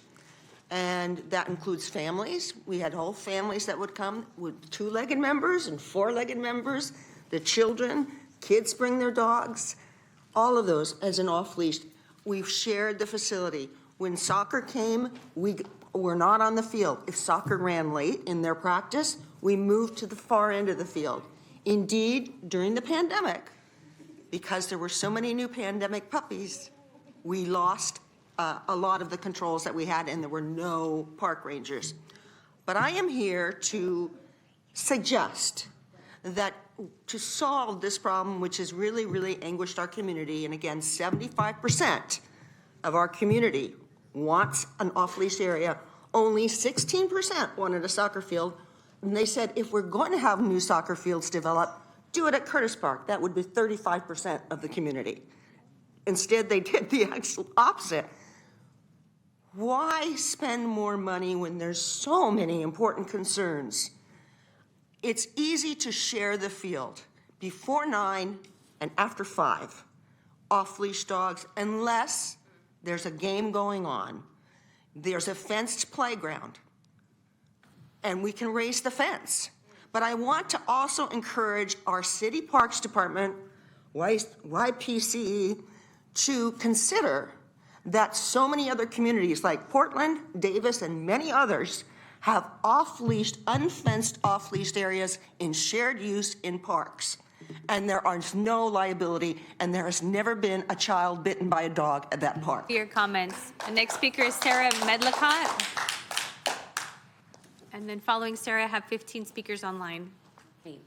Hi, folks. Sarah Medlicott here. I, too, am here to advocate for the Sierra 2 green to be off-leash dog use, as it has been for over 25 years, coexisting with all the other multi-users. I'm also here, Trish really made the salient points I wanted to make, but I'm here to really speak about and demand an open public process. When we did the survey, 1,000 people responded. You heard the numbers from those folks. We were told when the revelation of the results came out that we would be given 45 to 60 days to create a plan of action that would be presented to the community and that we would be able to give them input. And instead, at day 60, the plan of action came out, and then within a week, this temporary dog place was open. And while I'm grateful to have an off-leash place for the dog, it actually doesn't take into consideration the actual needs of the dogs that use that space. It doesn't take into consideration the families that need to have their kids and their dogs together, where now they have to either choose one or the other because they can't go between the two, which doesn't take into account the accessibility issues and the safety of not having a second fence on the Castro side. So those are just some concerns that have come up. But I also just want to speak to, please don't make decisions without including us. Please have a truly open and public engagement with us, because we are part of a community that has been the jewel of the neighborhood, that knows how to get along, that knows how to monitor our dogs and create healthy, socialized dogs. And we're proud of that fact. And that's why so many people wanted to come here. And we know there's a bigger issue with bigger dog use in Sacramento, but we're talking about a neighborhood that knows how to monitor ourselves. So we're working towards that with what we have, and we just request that you don't just ask exclusive people to the party, include us all in a public process. Thank you. Thank you for your comments. Next speaker is Dylan Hoy Bianchi. Hi, can you hear me? We can. Hi, yeah. I was calling. I'm a little disappointed that as far as I can tell, the mayor is not there anymore, because I actually wanted to commend him for something. The couple times tonight, some of those Nazis have called in again, and he's been very quick to shut them down. And I just want to say that I really appreciate that. I think that he's done. He deserves credit for that, because that's the correct response to Nazis, is to shut them down.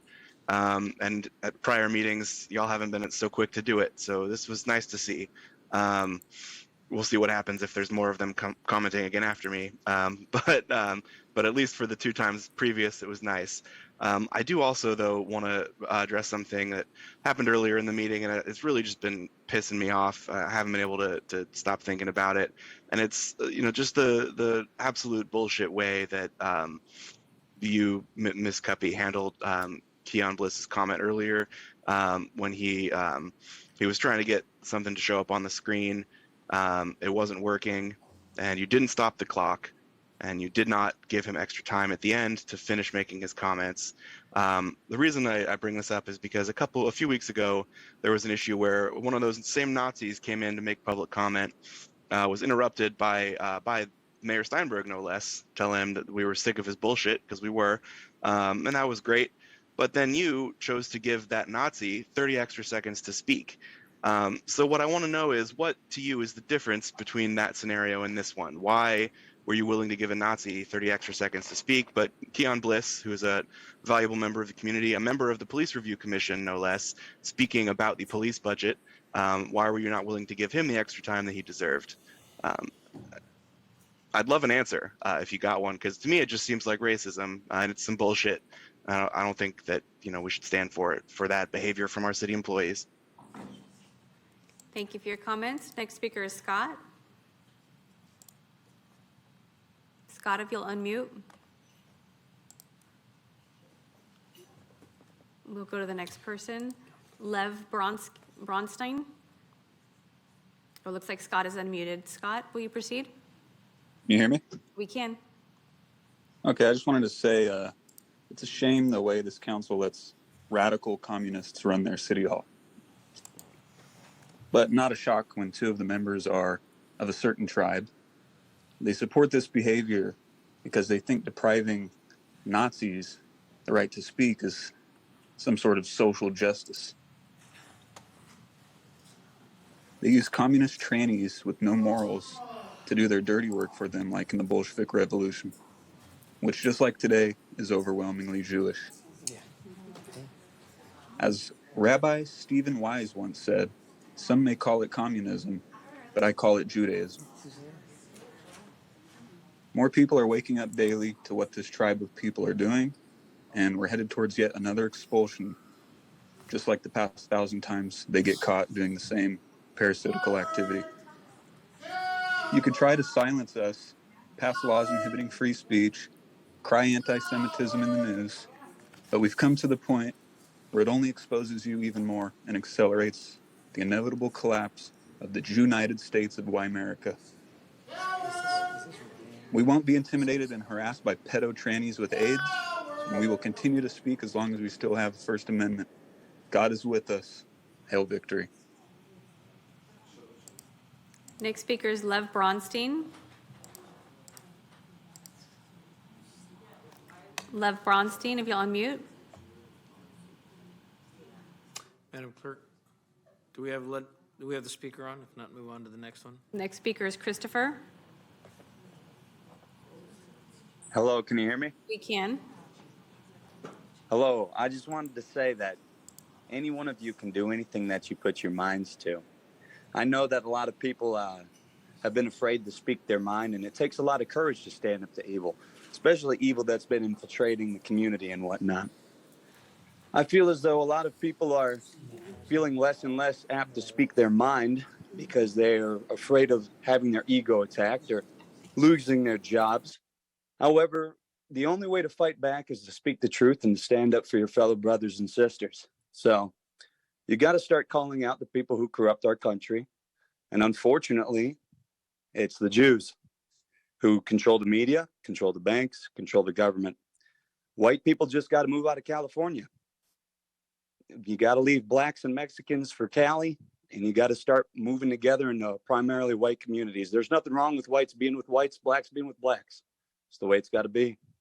God bless America. Keep fighting, and free market.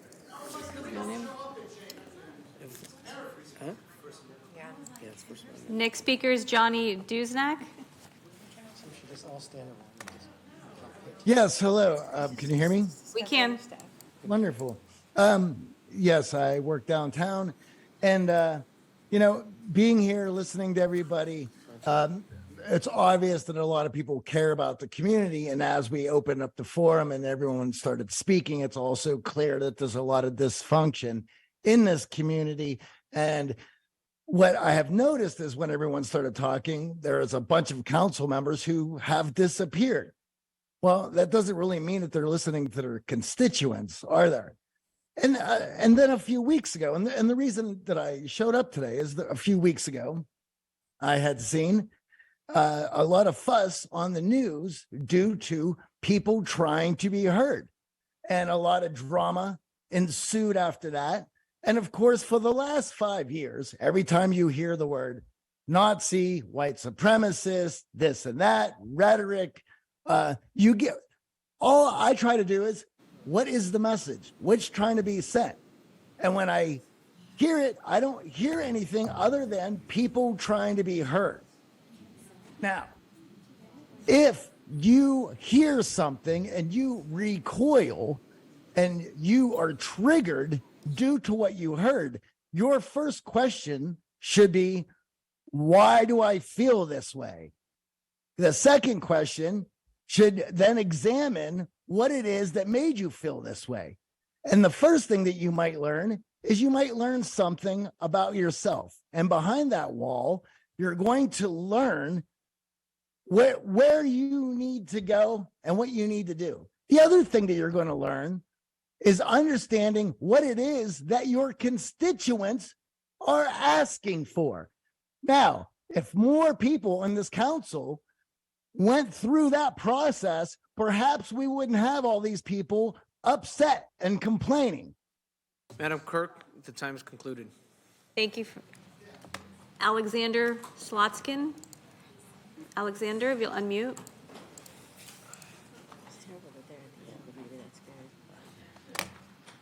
Yes, can you hear me? We can. Good. First, I would like to disavow any connections to authoritarian governments and the Roman salute that people witnessed at the last meeting. This is Ryan, by the way. Even though there may have been many attempts to link me with authoritarian governments, I am not a Nazi, I am not a racist, I am not an anti-Semite, I am not a white supremacist, and I'm not a Proud Boy. It's disgusting that I have to continually repeat myself to address the thousands of lies that are spread about me by lying politicians, activists, television, and the Sacramento Bee. It's unfortunate that libel and slander laws are not enforced, or all of these entities would be out of business tomorrow for the constant lying they are doing. The way the strategy works is they constantly lie, then they threaten, then they violently attack. It's a waste of my time to address this, but I have to do it because the lying is so severe. It is a disgrace that we have radical members of the audience of very radical organizations who are allowed to terrorize, interrupt, intimidate, threaten violence, follow people to their cars, and actually attack members of the community who come up to speak. Why did the city disable 1 hour of the May 23rd meeting where these activists were threatening and attacking those of us who committed the crime of standing for free speech? Never in the history of Sacramento have we had this level of corruption at City Hall. No citizen in Sacramento should have to think about their personal safety at City Hall and tell the truth about a corrupt government. Citizens should be able to trust the media. Unfortunately, the media is upholding this corrupt government. The media and politicians have actively lied in public about me, encouraged radical activists to attend city council meetings. We had 10 degenerate members of the religious community, all of them fake posers and fake Christians, spew their lies about me. What we have in Sacramento is a mobocracy and a kakistocracy, which is government by the least qualified and most unprincipled citizens. Thank you. Have a good night. Next speaker is Jeffrey P. Yes, can you hear me? We can. I would just like to say my pronouns are King and Your Majesty. And I would like to address the fact that we're spending $41 million on homeless every single year. I have no idea what more they want. According to one of the council members, we're spending around $78,000 per homeless person in his district, which equates to almost $40 an hour plus. Paying for businesses and allowing them to sell drugs is not helping our community. Legalizing drugs is not helping our community. Houseless people will not draw in tourism. I wanted to say thank you very much for increasing the police budget. Hopefully this time they will actually enforce the laws and actually put these degenerates in jail for committing these heinous crimes. Madam Clerk, we have disruptions in the chamber. If the disruption in the chambers continues, we'll have to conclude the meeting. Madam Clerk, can you please read the announcement? Is destroying our communities. Violence prevention starts at home. Keon Bliss, please do not disrupt the orderly conduct of these proceedings by continuing to speak out from the audience. You are now in violation of Chapter 5 of the City Council Rules of Procedure.